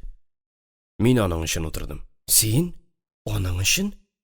Кабатлап әйтәм, мин аның өчен утырдым. Ул ни өчен утырырга тиеш иде? Газизне мин үтермәдем. Аны синең ирең үтерде. Димәк, үтерүче син түгел. Үтерүче минем ирем. Кызык. Хатип миңа башкачарак сөйләде. Кайсы кызга ышаныргасың? Анысын үзең кара инде. Син кешеләрнең күз алдында бер зәгыйфь, мискин баланы имгәтеп аткансың. Бу хатип сүзләре. Мин моңа алдан ышанган идем, менә синең үзеңне күргәч, үзеңне белгәч, шик-шабһәләрем юкка чыкты. Җылы сүзең өчен рәхмәт. Димәк, төнлә булды бу хәл. Әйе, төнлә клуб бакчасында. Ләкин мин түгел. Синең шакалың үтерде аны. Кыйнап үтерде. Бер сүз өчен, ишетәсеңме? Бер сүз өчен. Нинди? Сорау катгый һәм ул җавап көтә иде. Инсаф Ландышка ул вакытта ниләр булганын сөйләп бирде. Хатип шул кичне клубка соңга калып төште. Бик каты эчкән иде. Эчкәч, ул ни кыланганын да белештерми. Ул ярсып клуб рәшәткәләрен ватарга тотынды. Авыру чырайлы, нәүмиз җанлы Газиз аңа үзебез яшисе авыл, саклык клуб бакчасын дип ялгыш кына әйтеп ташлаган иде. Тегесе дуамалланып, шул мескен егетне кыйнарга тотынды. Хатип котыргач, аңа кушылып Газизне башкалар да типкәләделәр. Инсафтан башка. Кызык бит. Мескен кешене аны кем дә тапты? Яшь бит алар. Бар да гайрәтле, Мәхмүд тә, башкалар да шунда иделәр. Иң аянышы шул. Инсафның әле һаман да күз алдыннан китми. Бакчада ниндидер шыксыз хайван сөякләре аунап ята иде. Хатип шуларның берсен Газизнең авызына тыкты. Тия, акырта тыкты. Газизнең авызындагы бөтен алгы тешләре сынып чыкты. Авызы йыртылды, авызыннан шаулап кан акты. Түзеп турышлыгына түгел иде моңа. Егетләр акылларына килеп Газизне Хатиптан тартып алып, аны урам кырына чыгарып салдылар. Ул анда ыңгырашып, шактый озак ятты. Шуннан соң аны йөк машинасына салып хастаханәгә алып киттеләр. Ләкин табиблар аңа ярдәм итә алмадылар. 2-3 сәгатьтән ул жан бирде. Иртән егетләрнең барысын да машинага тиеп районга, милиция бүлегенә алып киттеләр. 8 кеше арасыннан Инсафны гына утырттылар. Инсаф үзе шуны теләде. Аның гына шуңа көче җитте. Әгәр шул 8 кеше арасыннан берәрсе бу җинаятьне үз өстенә алмаса, шуларның 8-е дә төрмәгә утырачак, тагын да зуррак срок алачак иде. Шул исәптән Хатип та. Тикшерүчеләр аларга шуны төшендерде. Сүз дә юк, курку хисе көчле булды. Һәркемдә дә. Мескен малайны кыйнаганда бөтенесе дә герой иде, ә җавап бирә башлагач, барысы да куркуга калып, югалып калдылар. Кыскасы, барысы да куркак булып чыкты. Каян килеп чыкты соң Инсафта шундый кыюлык? Әле борын астына мыегы да чыгарга өлгермәгән яшь егет ничек итеп шулай үз өстенә ала алды соң бу куркыныч җинаятьне? Белми. Аңламый аны Инсаф үзе дә. Эшнең зурга киткәнен аңлап алган Хатипта кеше төсе калмады. Бөтенләй куркып калды. Инсаф Хатип кылган җинаятьне үз өстенә алгач, беренче мәртәбә аның әнә шул курку баскан чыраенда бәхетле елмаю хасил булды. Ә үтерүче ул иде бит. Ул кыйнады Газизне. Үтергәнче кыйнады. Әгәр дә ул шын ират булса, үз гаебен танып, үзе кылган җинаятьне гаепсез кеше өстенә ташламас иде. Шәт. Калганнары анда карап торучылар гына булдылар. Егетләр дә Хатипка шул турыда әйтеп аңлатып карадылар. Юк, курыкты. Төрмә белән буяласы килмәде. Ә менә Инсаф курыкмады. Егет әлеге җинаятьне үз өстенә аласын белгәч, ул аның яныннан 1 минутта китмәде. Боргаланды, сыргаланды, юмалады һәм нилләр генә вәгъдә итмәде. Инсафның әнисе ул вакытта бик катавыр иде. Йөрәгенә операция ясар вакыт җиткән. Хатип аңа да акча табам дип ышандырды, антлар ичте. Аның сүзләренә ышансаң, ул барысын да эшләячәк, тик Инсаф кына утырсын. Инсаф кына таш диварда чиресен. Тик ул гына, Хатип кына исән калсын да, ул гына корсагын киереп ашап эчеп иректә йөрсен. Ирең әнә шулай исән калды диде ул. Шумды бәхеткә. Ничек? Малае бар, шибәр акыллы хатыны бар. Син аны бәхетле кеше дип уйлыйсыңмы? Белмим, диде егет. Тик шуны гына әйтә алам. Биргән вәгъдәсенең ул 0,1 дә үтәмәде. Әни өчен 1 тиен дә бирмәде. Әнкәй үлде. Әтине кыйнаттырды. Минем янга ул 1 генә тапкыр да килеп карамады. 1 сыңар передача да китермәде. Менә шуннан соң әйт әле. Ничек итеп мин шул паганый иреңне хөрмәт итәргә тиешсең, ә? Әйе, диде ирексездән уйга калган Ландыш. Ул бу сүзләрне Инсафның җилкәсенә башын куйган килеш, аның күзләренә туры карап әйтте. Мин әле күп нәрсәне белеп тә, аңлап та бетермим икән. Дурыя, наивная дура. Син шуны бел. Хатипка караганда мин сиңа күбрәк ышанам. Нигә? Яраткангамы? Шуңа күрә Хатип алдында мин бернинди дә вөҗдан газабын кичермим, диде хатынны кочагына кысып үпкән Инсаф. Белсен, мин аның хатынын тартып алмыйм. Ул минем ирегемне тартып алды. Мен яратам, бір кімнен дә қорықмыйша яратачакмын. Мен дә. Тагын кайчан киләсең? Бүген кич Алла теләсә. Мен сине көтәм. Яхшы. Мен сиңа китап алып килгән идем. Әнә сервант каршына куйдым. Нинди? Мәдинә Маликова. Алтын ятмә. Шәпме? Халык йыгылып укый. Рәхмәт. Укырмын.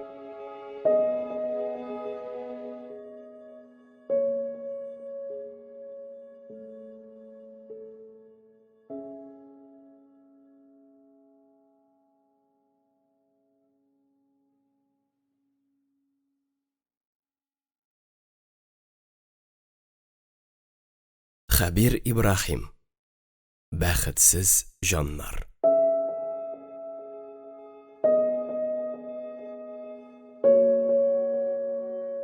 Унынчы бүлек. Раушания белән аралары бозылу инсаф өчен эссез узмады. Кыз аның хыянәтен кичермәде һәм инде берничек тә кичермәс кебек иде. Бу вакыйгалардан соң бер-ике атна вакыт узды. Инсафның хатип хатыны белән иснәшеп өлгергәнен кайбер озын телләр шәйни дә башлаганнар иде инде. Бу гайбәт сүзләр ниһаять аның дәванисенә дә барып иреште. Шуңа бик нык хафаланган Кәримә карчык бер көнне инсафны өендә эзләп тапты. Керүгә үк ул оныгына аты юлы белән акырырга тотынды. Ни эшлисең син, җаным, Нәрсә булды, дәвани? Нәрсә? Хатип хатыны белән сөйрәлә башладыңмы инде? Каян белдең? Нишләп һаман синең янга йөрисең ул? Китап кертә, укырга. Хәзер укытам әле мин синең арт сабагыңны. Атаң-анаң урынына калган кеше мин. Уятсыз син, сабакы. Үтермәдән җүнле нәрсәгә үрәлеп кайтмаган икән син. Үтерәм. Өстәл өстендә яткан агач уклауны эләктереп, ул оныгын куып китте. Дәванисеннән мондый ук әрсезлек көтмәгән инсаф иңелек аптырап калды. Кәрим апай инсафның туктап калуыннан файдаланып, уклавы белән аның аркасына тымырды. Мә башың беткере. Дәвани, бәлкем җитәр. Кәримә шук вә җитез оныгы артыннан артык ыргыла алмады. Карчык аягы авыртуыннан зарланып, ухылдап урындыкка утырды. Инсафның исенә төште. Бала чагында бер бик шәп итеп шулай кыйнаган иде аны дәванисе. Ни өчен кыйнаганын хәзер инде ул хәтерләми, мөгаен шукланган булгандыр. Нишләп син шулай кеше рәнҗетәсең, дип ачуланды сулуы капкан карчык. Кемне? Раушанияң миңа килде. Сиңа? Ике атна күрешмәгәнсез бит инде. Нигә дип рәнҗеттең син аны? Ул шуңар лаек буламы нисең? Юк. Ул аңа лаек түгел. Шулай булгач, барып монда алып кайт үзен. Гафу үтен үзеннән, ишетәсеңме? Нишләп сиңа килде соң ул? Миңа килмәде. Җәяү үз аягы белән менгән. Хәзер йөрәге ширләп тора. Я авылына төшереп бир, я үзеңә алып кит. Үтерәсең бит инде син аны. Синең өчен кызым шулай кайгырып үлде. Инде Раушанияне дә үтермәкче буласыңмы? Сине яратып, синең өчен җан атып йөргән кыз бала бит ул. Хатип хатыны сымак теләсә кемнең муенына асылынып торган салам сыйрак түгел. Алып кайт Раушанияңне. Озакка сузмыйсың, октябрьләрдә өйләнәсең. Акча юк дип борчылып йөрмә, табарбыз, кассада әзрәк җыган акчам бар. Дәвани, тыңла әле. Тыңлыйсым да килми. Син бит әле үзең дә каршы идең. Раушаниягә өйләнмә дип кулак итемне ашадың. Шулай. Башта шулай дип уйлаган идем. Сине сау-сәламәт, тап-таза, дөньясын ялт иттереп торган менә дигән хатынга өйләндерәсем килде. Тик хәзер фикерем үзгәрде. Раушанияне рәнҗетергә ярамый. Юк, берничек тә ярамый. Дәвани, әзрәк аякка басмыйча өйләнә алмам ахрысы. Никах белән булса да торыгыз. Аның ата-анасы никах туена гына риза булмаячак. Син әле аларны белмисең. Ярар, анысын үзең кара, диде Кәримә. Тик син хәзер безгә барасың, Раушания янына. Яхшы, диде егет, башына тиз генә кепкасын каплап. Мин әзер. Тукта, дип кычкырды карчык, һәм инсафның каршысына барып басты. Кәримә бик тә ярсулы иде бүген. Аны бу ярсуыннан туктатыр өчен галәм көчләре кирәк. Егет башта берни дә аңламады. Тукта син кеше хатын янына йөрүдән. Атап әйтәм, яхшыга алып бармый бу. Хатипның кем икәнен беләсең, бик тә явыз адәм бит ул. Нәселләре белән шундый алар.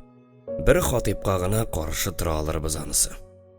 Нинди кире кеше син, Атаң да мондый кире кеше түгел иде, җайлы иде. Кабатлап әйтәм, шаярмавыт белән. Хәбәре бөтен авылга таралачак, инде таралмаган булса. Кияүне Нариманны Хатип кына харап итте. Син моны белеп тор, яме? Белеп тор. Беләм дә, Вани. Инде күптән беләм. Ләкин шул көнне Инсаф Раушания белән күрешеп сөйләшә алмады. Аны Кәримәләр йортыннан ашыгыч ярдәм машинасы белән район хастаханәсенә озаттылар.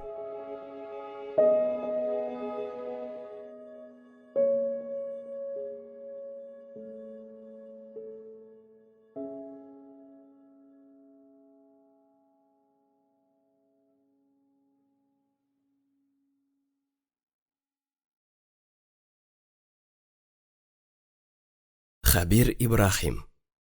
Бәхетсез җаннар.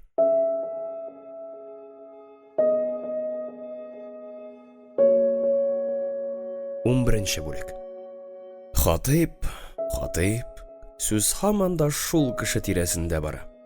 Инсафның кайтканын да белә юк исә. Ә ул юк, күренми дә, килми дә. Егетнең дә аның янына баш иеп барасы килмәде, һәм ул бармады, бармаячак та. Ә Хатип үзе килде. Кыш уртасында тик тымалдан килде дә керде. Ул Инсаф янына бәлкем килмәгәндә, аңа кермәгәндә булыр иде. Әгәр авыл тирәсендә хатыны төрмәдән кайткан егет белән йөрештерә дигән гайбәт сүзләр таралмаса. Хәер, хуҗа егет таптырып калмады. Кунак килеп кергәч, ул аңа башта концерт куйды. Шып-шын концерт. Хатип кары көрәлгән тар сукмактан атлап өйгә кергәндә, Инсаф рәхәтләнеп гармунда уйнап утыра иде. Күрәсең, ул Хатипның өйгә кергәнен күреп калган һәм гармунын да шуның өчен махсус алган. Хатипка нигәдер шулай тоелды. Егет кунакка күз кырые белән генә карап алды да, аңа ни кул бирмичә, ни утырырга урын тәкъдим итмичә, акылдан чыккан бер юләр сымак гармунда уйнавын дәвам итте. Хуҗаның гармун уйнаганын карап, Хатип озак кына ишек төбендә кагайып торды. Авыл җирендә әле аны берәү дә шулай санга сукмыйча мыскыл итеп ишек төбендә тотканы булмады. Чырае сытылды, кәефе кырылды. Бераздан түзмәде, тамак ярып кычкырды. Кара әле, тиңдәш! Мин бит монда үзешчән сәнгать концерты тыңларга дип килмәдем. Нигә килдең? Дип сорады Инсаф, гармунны әкертенрәк уйнап. Сөйләшергә, аңлашырга дип килдем. Сөйләшеп кенә аңлаша алырбыз микән? Кредит доверие исчерпан, брат. Шул сүздән соң Инсаф тагын да катырак уйнарга тотынды, уйнап кына калмады, җырлый да башлады. Ул моңлы, мәгънәле җырлар җырларга ярата иде. Бу юлы исә ул әлеге җыры белән чакырылмаган кунакны тагын да кечерәйтеп, мыскыл итебрәк җырлады кебек. Бер тауда ун шишмә, унысы ун төсетә, берсе тиз болгана, берсе тиз моңлана.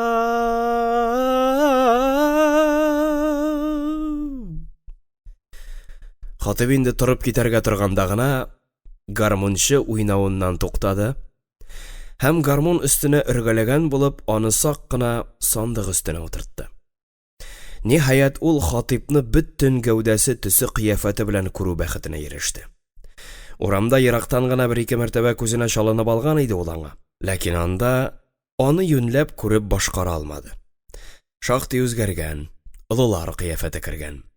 Аларның яшарлары әллә ни хәтле зур түгел, шулай да Инсаф әле аның янында шактый яшь булып күренә иде. Аңа чынлап та ниндидер олы төс, ир-атлар төсе кергән иде. Юанайган, корсагы чыккан. Карап торышка ул май баскан бурсыкка охшаган, әрсез җан, оятсыз чырай. Холкы да шактый бозык, һәрбер сүзгә кызып китеп бәйләнергә генә тора. Элегрәк ул авылда ата хулиган булып саналса, хәзер ул үзен авылның иң зур, иң бай кешесе итеп хис итә иде. Акчасы бар, чит ил машинасында гына йөри, бригадасы эшләп тора, заказлар җитәрлек. Авылдашлары алдында исә масаеп, фәлән хәтле колхозчыга эш урыны ачтым мин дип мактанып йөрергә булдыра иде. Сөйләшергә дип килдең түгелме соң? Килдем, тик каршы алуыңмы шамады? Шулаймы? Хатип белмим дигән сымак җилкәсен җыерды. Ничек каршы алыйм мин сине? Әгәр җүнле бәндә булсаң, кайтуга ук яныма кергән булыр идең. Өеңә чакырып кунак итәр идең. Юк бит. 7 ел төрмә шакшысын җыйдым. Аңлыйсыңмы? Син миңа нинди игелек кылдың? Әнкәйгә ярдәм итәм дип вәгъдә бирдең. Сәбәпләре булды дип акланды кунак.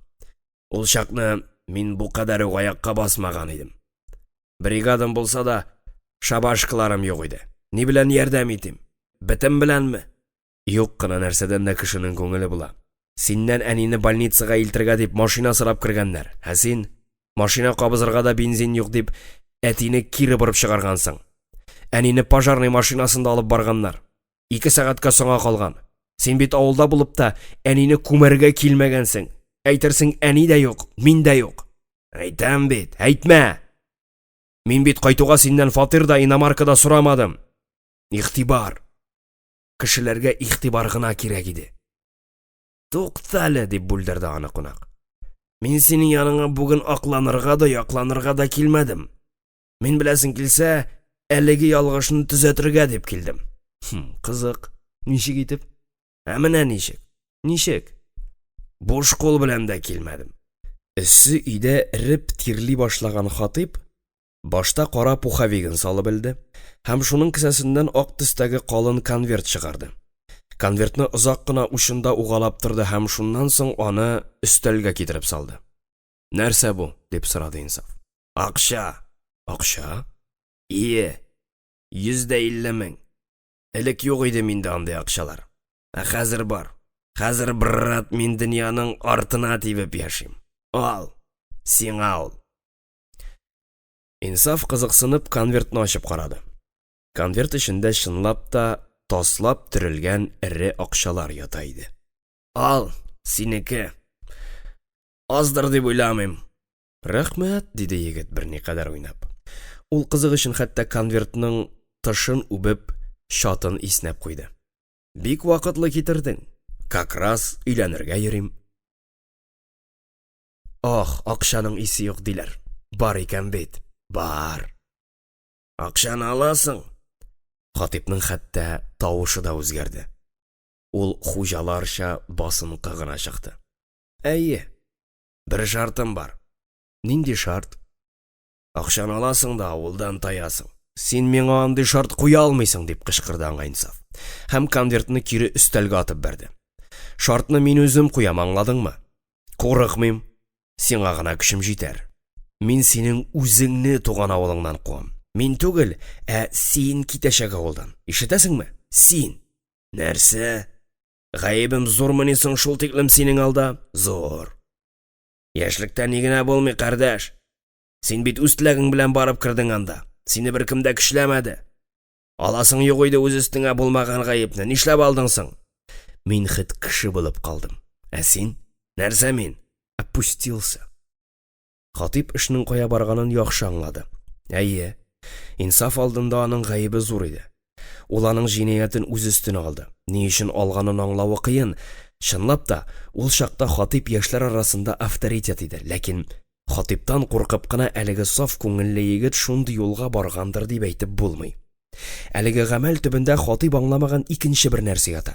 Тик аны һич кенә дә аңларлык түгел. Күрәсең, ул әлегә шул нәрсәне аңларлык дәрәҗәдә түгел иде. Әтине ни күтәрдең? Бу гаепләү сүзләре алдагысына караганда тагы да зәһәррәк яңгырады.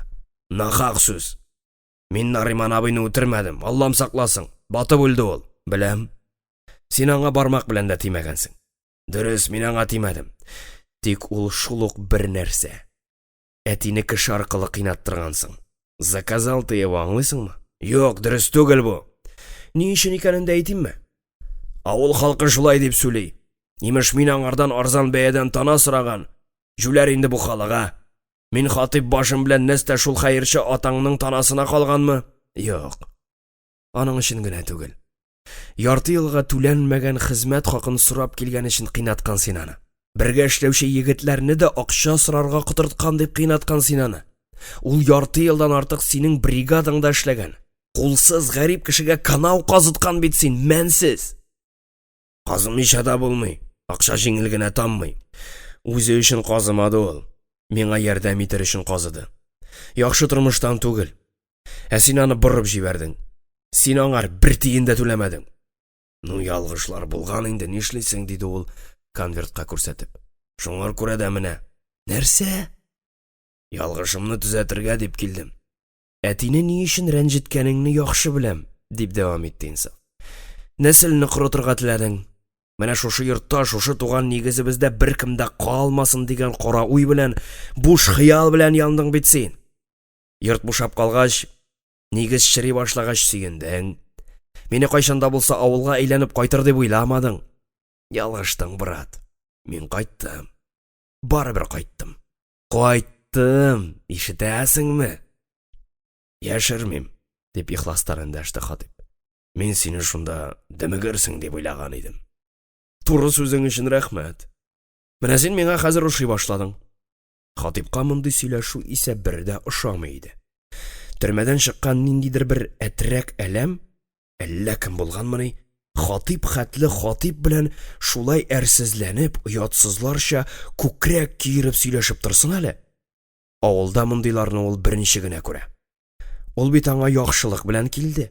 Әзме күпме акча күтәреп килде. Тукта. Нишләп соң әле ул Хатип башы белән шушы манка малай алдында җебеп төшәргә һәм инде аның җырын җырлап, аның көенә биергә тиешсең? Юк, булай бармый. Дөньялар булай барса, бу төрмә кышы озакламый аның башына менеп утырырга да мөмкин. Менә син Нариман абыйны кыйнаттырдың дип миңа яла ягасың, дип кисәк кенә башлады ул сүзен. Каян чыгып әйтәсең син моны? Кемдә булса күргәнме аны? Кемдә булса беләме? Әйт. Белә. Кем? Калунны беләсеңме? Калун? Диде Хатип белмәгән сыман кыланып. Кем ул? Без аның белән күрештек. Ул кайчандыр синең бригадаңда эшләгән. Син аны да кудың. Ул барысын да күреп торган, күзәтеп йөргән. Төнлә кап-караңгы фермада изгәннәр әтине. Сразу гына бирешмәгән, конечно. Каршы торып караган, ләкин бер кул белән генә, бер кулга гарип килеш 3 кешегә, 3 подонокка каршы торып була димени? Үтергәнче үк кыйнамаганнар, конечно. Әле тагын 2 ай гомер яшәрлеген калдырганнар. Күрәм, дип үпкәләгән сыман кузгалды кунак. Синең белән сөйләшеп булмый икән. Тукта. Хатип кисәк кенә туктарга мәҗбүр булды. Ал акчаңны. Биргәнне кире алмыйлар. Төрмәдә утырганда бер сорау баштан китмәде, диде инсаф. Һәм акчалы конвертны кулына алды. Нигә дип кыйнадың инде син ул Газизне? Аның сиңа ни зыяны тиде соң? Авызына сөяк тыга-тыга кыйнадың бит син аны, җир бит. Нигә? Ни өчен? Яшь вакыт, җүләр вакыт диләрме әле, дип киткелдәде тегесе. Ул нигәдер кайгы уртаклашасы, ялгышын танысы урынга мәгънәсез кыткылдап куйды. Нәрсә кыланганны да белмәйдек бит. Хәзерге чагым булса, бармак белән дә тимәс идем. Аннан ул үзе дә гаепле. Ни өчен? Ни өчен? Авызын белеп ачсын иде. Ә мин беләсеңме хәзер нишләр идем, дип ярсыды инсаф. Менә шушы кәгазь конвертны акчалары белән бергә авызыңа тиеп тутырыр идем. Авызыңа, ишетәсеңме? Эш нидәсең? Нәрсә кымачаулы, дип астыртын гына елмайды Хатип. Ләкин ул елмаю тиздән иреп юкка чыкты. Аның яхшы ашаудан симергән майлы күперенке иякләре алга таба асылынды. Хатының. Хатип аңламадым дигәндәй, иреннәрен җыерган да итте. Гаҗәп иде бу. Әйтимме дөресен? Әйтеп кара. Аны яшерүдән мәгънә юк. Барыбер билгеле булачак. Әйтсәң, тыңлап карыйк. Мин синең хатының белән йокладым. Бу сүз аяз кемдә яшен сукканда яңгырады. Хатип ни әйтергә дә белмичә тыраташ булып катып торган арада, инсаф акча тулы конвертны аның аяк астына ташлады. Гаҗәеп шитен һәм уңайсыз хәлдә калган Хатип авыр булса да иелеп идәнгә ташланган конвертны күтәрергә мәҗбүр булды. Әйтерсең лә ул акчаны түгел, ә үзенең түбәнсенүен күтәрде. Пуховигының төймәләрен каптырырга да онытып, Хатип дошман һөҗүменнән качкан куркак солдат сымак тиз генә өйдән чыгып чапты. Инсаф тальянын алып, ярсып уйнарга тотынды. Бер тауда ун шишмә сиреңне сине шишмә сиреңне шибәрләр дөньяга сибәрләр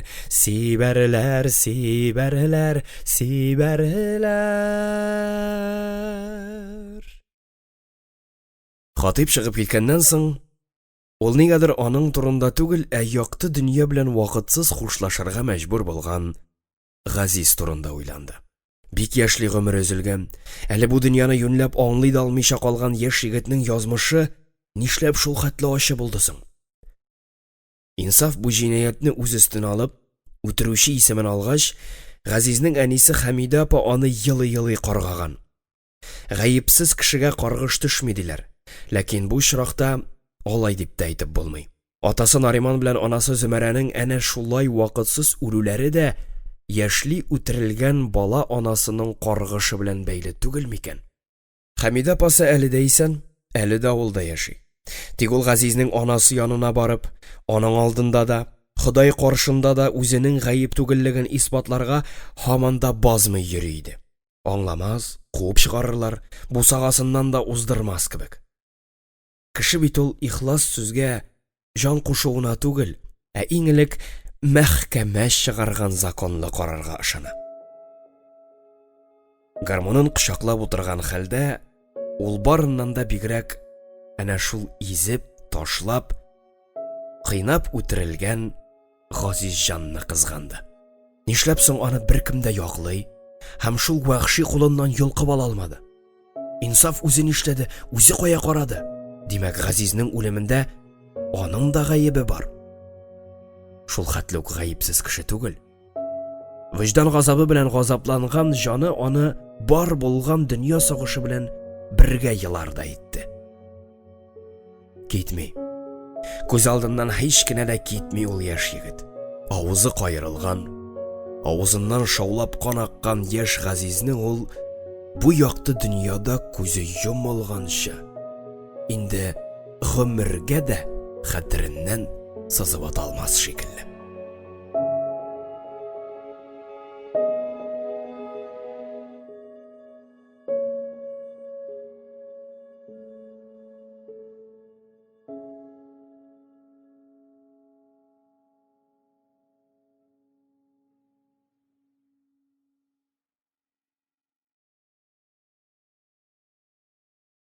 Хәбир Ибраһим. Бәхетсез җаннар.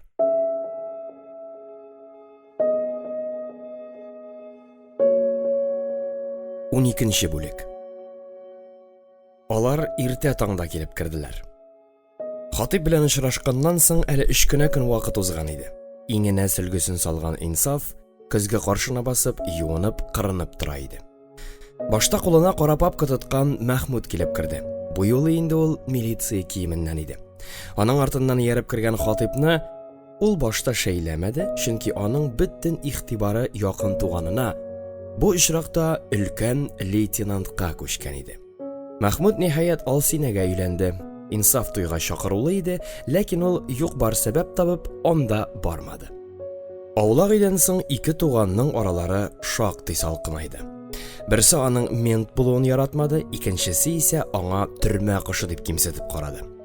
Лейтенант үзен вакарлы тотты. Әйтерсең, ул якын туганының өенә түгел, ниндидер куркыныч җинаятчы качып яткан тәмү хыясына барып кергән иде. Исәнме? Исән, котлыйм. Участковый итеп куйганнар икән үзеңне. Койдылар, дип елмайды туганы. Менә синең эшең дә килеп чыкты. Протокол тутырырга куштылар. Минеке?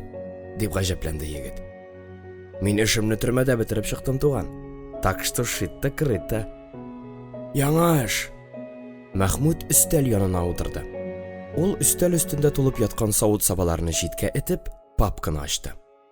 Гражданка Ландыш Фәтхуллина синең өстән гариза язган. Ландыш?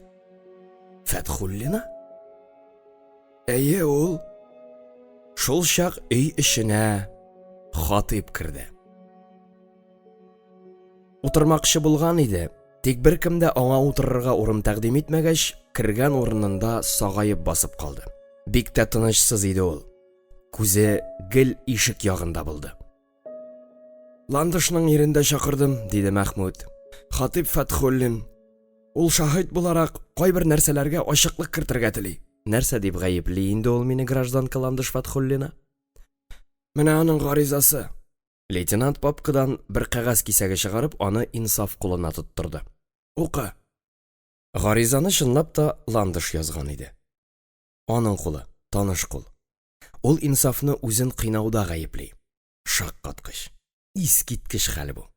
Нәрсә, ләкин тормышында мондый ук кискен борылышлары булыр дип уйламаган иде. Ничек буласың бу? Сөйгәне аның өстеннән донос яза. Юк, үзе теләп язмаган ул аны. Тик кайчан кыйналгансың ул? Кыйналган килеш күрмәде дә бит ул аны. Гаҗәп инде бу. Инсаф кычкырып көлде.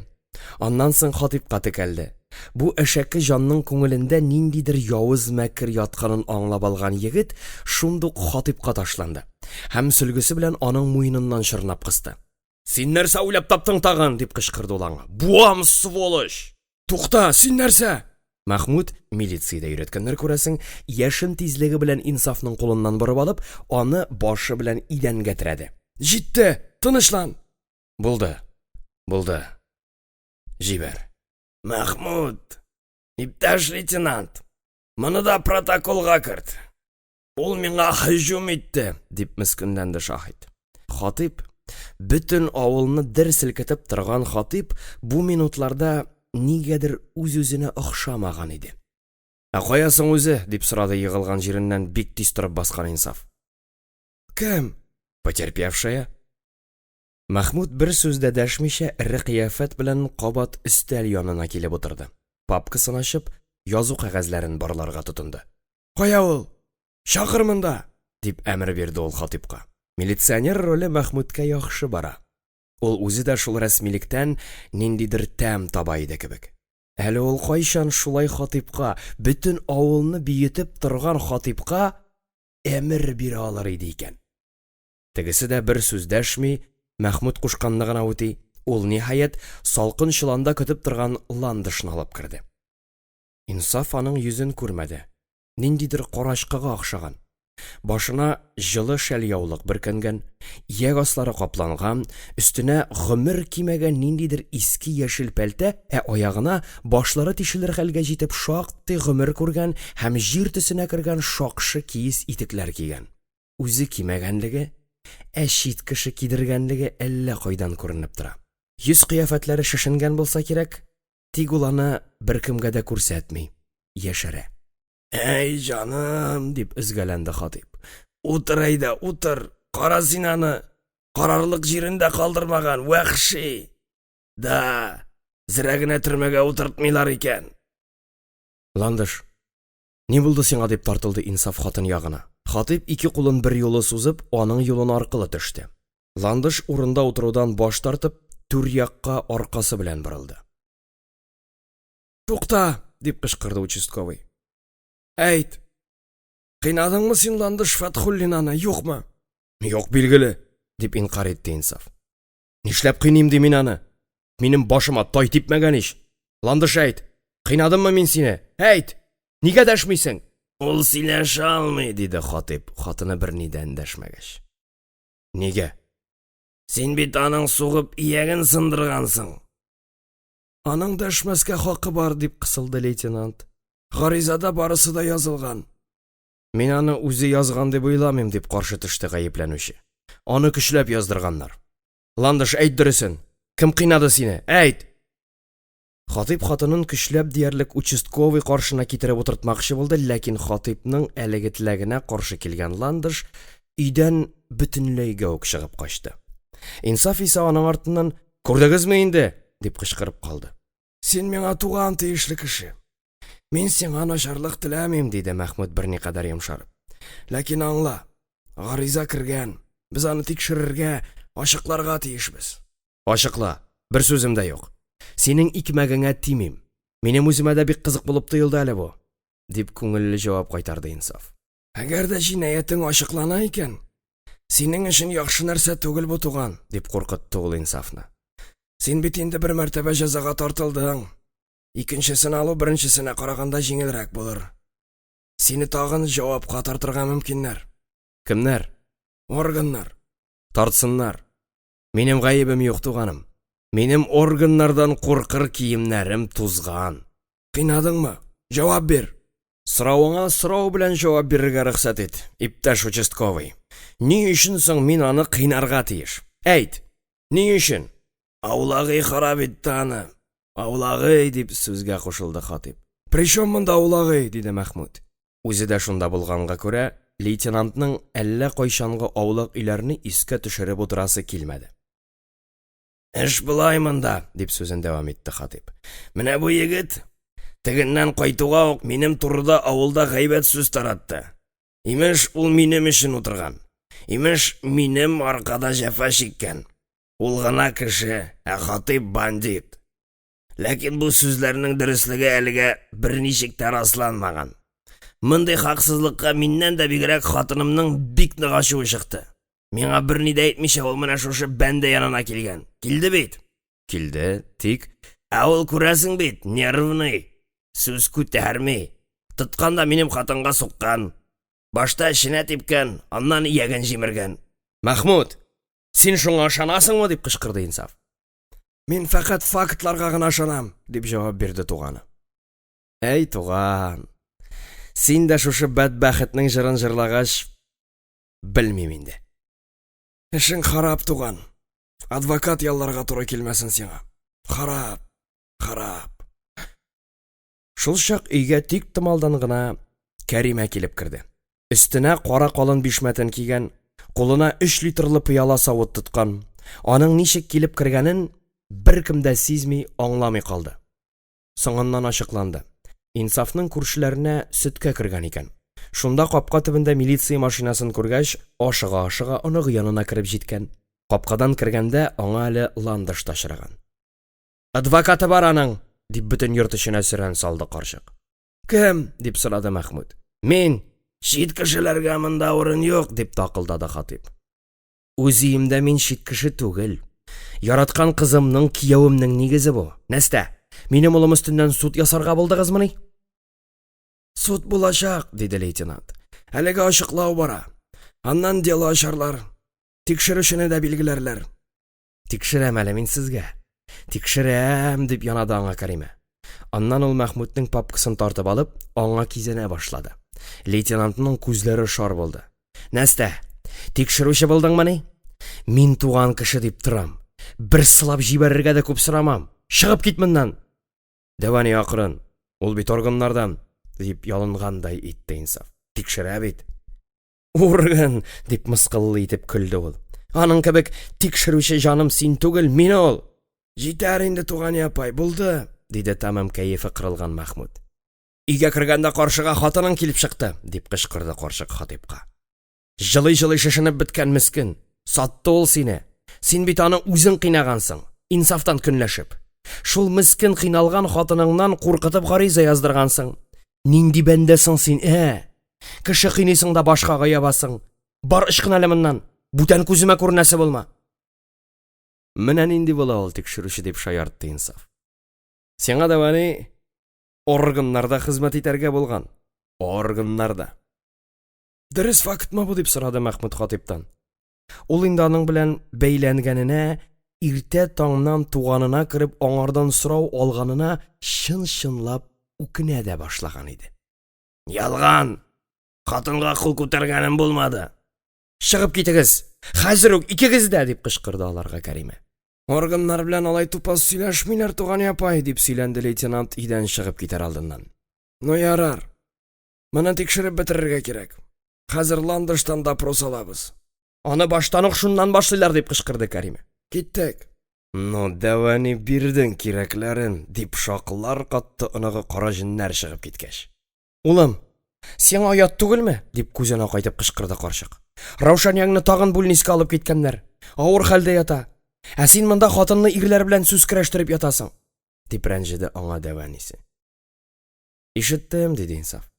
Мин бит бүген районга барырга тора идем. Хәзер, Дәвани, хәзер барам. Белмим инде. Исән калырмы ул бала, юкмы?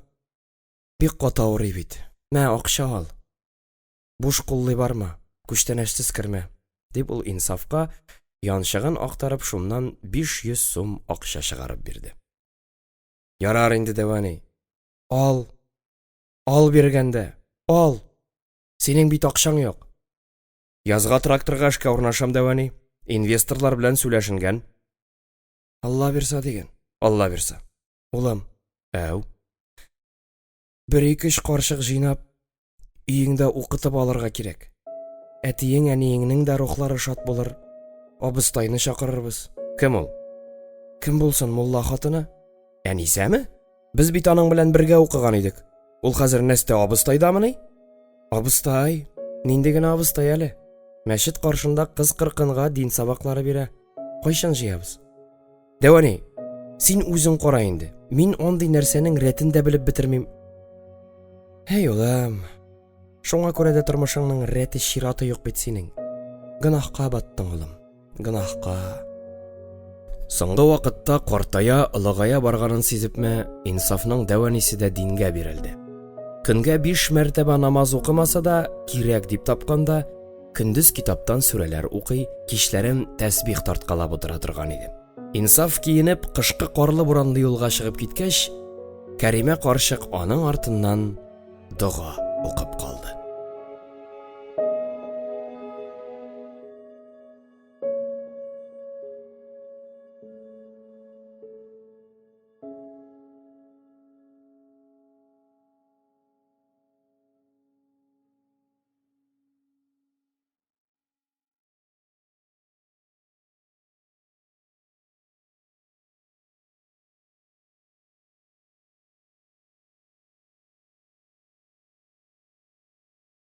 Хәбир Ибрахим. Бәхетсез җаннар.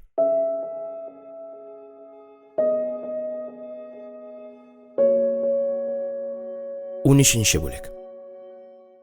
Раушаниянең авыруы шактый озакка сузылды. Сентябрь урталарында башланган хаста газаплары кыш ахырына кадәр сузылды. Хастаханәдә ятып әзрәк терелгәндәй була да, бираздан аны кабат скорый белән кире шунда озаталар. Операция ясатырга Раушаниянең дә, Инсафның да акчасы юк. Инсаф калага барып таныш профессор белән очрашты. Профессор аңа 1 айдан соң РКБда йөрәккә планлы операция ясау мөмкинлеге туачагын, шуңа тиклем көтәргә кирәк булачагын аңлатты. Тик әле ул 1 айдан соң гына була. Операцияны тиз арада ясатырга кирәк, чөнки Раушаниянең язмышы кыл өстендә тора иде. Раушания Инсафны кичерә алмады. Юк, ул аны бөтенләй үк какмады, ләкин үзенә артык якынайтмады. Бу хәлгә бик нык аптыраган Инсаф өметсезләнеп икенче якка ташланды. Ландыш белән күрешүен туктатмады. Хатип хатыны халык сөйләвенчә, өметсез иренең кара янып көнләшүенә, аның кагып сугуларына да карамастан, Инсафтан баш тартмады, аңа чат ябышты. Нинди заман җитте. Ир хатыны буйдак егет белән зина кыла. Совет заманы булса, халык суды ясап, урынына утыртырлар иде буларны диеште усал телләр. Ләкин бу зина кылуны ике яктан да мәхәббәт хисләренең артык көчле булуы белән дә аңлатырга була кебек. Ландыш әйтмешли, мәхәббәттә гөнаһ юк.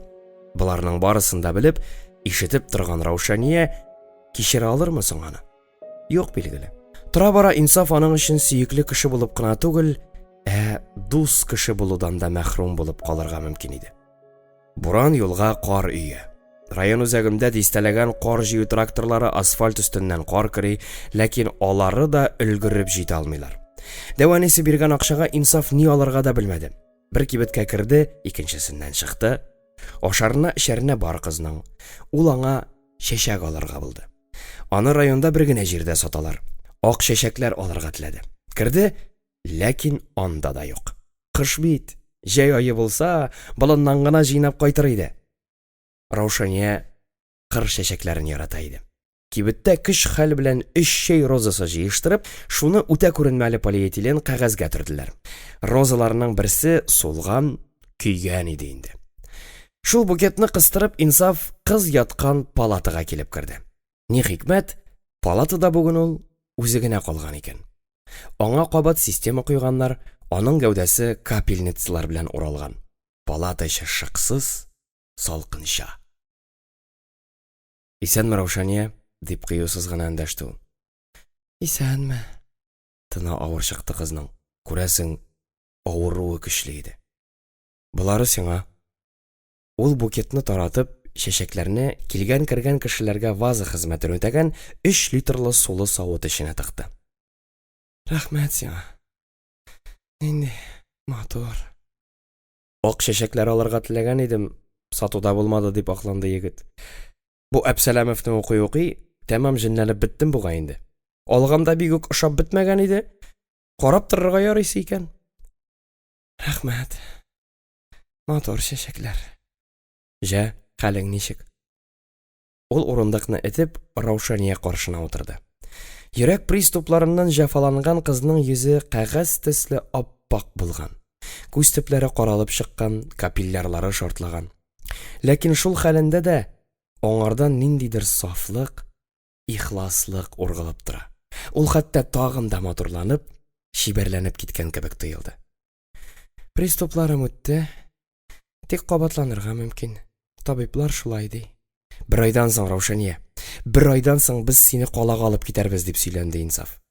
«Хирург белән сөйләшенгән». «Юк, юк», дип үзгәләнде кыз. «Мин бер кая да бармыйм. Алып кайтыгыз мине авылга, үлсәм шунда үләм. Җылыда, үз өемдә, атам-анам янында». «Раушания, зинһар сөйләмә шул үлем турында. Син әле яшәячәксең, операция ясаткачтан ук без синең белән өйләнешәбез, матур итеп яшәрбез, балаларыбыз булыр иншалла». «Булыр. Әйе, җаным. Синеке булыр. Ә минеке...» «Нишләп алай дисең?» «Үз хәлемне үзем генә беләм». «Раушания, кичер мине. «Ни өчен?» Йөрәгеңә шундый авыр яра салдым. Нишлим? Ялгыштым. Ничек диләр әле? Минутлык хискә исереп сине, бердән-беремне, якын кешемне рәнҗеттем. Кичер». «Акланма, кирәкми». «Кичерә алмыйсың димәк». «Ходай үзе кичерер». «Ә син?»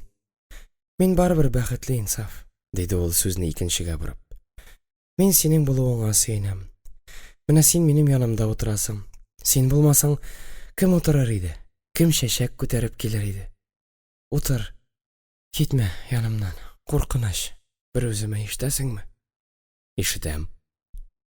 «Китмә минем яннан. Китмә, яме?»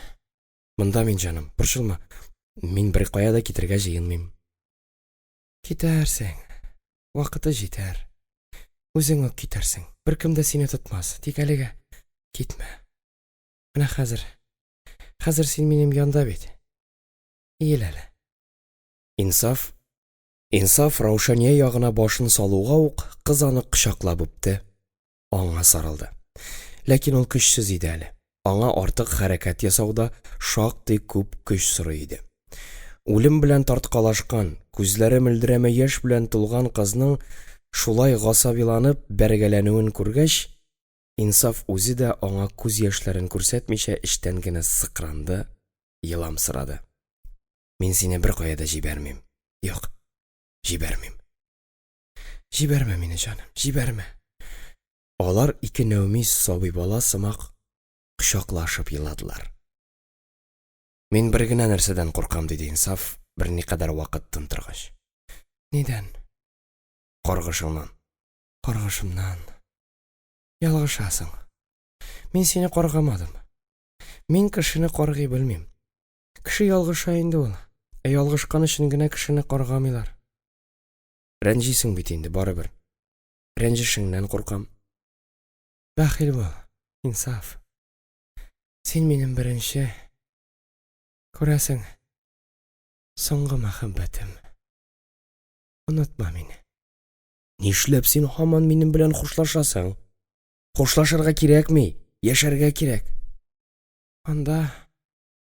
Раушания хәлсез кулы белән карават янында торган кечкенә тумбочкага күрсәтте. «Нәрсә анда?» «Анда Карарсың. Инсаф ярты көн Раушания янында отырды. Шул көнне кызга кабат приступ булды. Ашыга-ашыга йөгереп килгән шәфкать туташы Инсафны ачуланып куып чыгарды, авыруны реанимация бүлмәсенә күчерделәр. Раушанияны шуннан соң вертолет белән Казан клиникасына алып киттеләр. Ни кызганыч, кыз операция вакытында жан тәслим кылды. Ягъни пычак астында үлде. Кыш айының Замхарир суыгында аны туган авылы Багашка алып кайтып җирләделәр. Көннәр бик салкын торуга да карамастан, зиратта халык шактый күп җыйналган иде. Инсаф хастаханәгә мәрхүмәнең әйберләрен алырга баргач, астын өскә китереп палатадагы агач тумбочканы актарды. Һәм анда бихисап күп дарулар, таблеткалар арасыннан Раушания язып калдырган бер хат кисәге табып алды.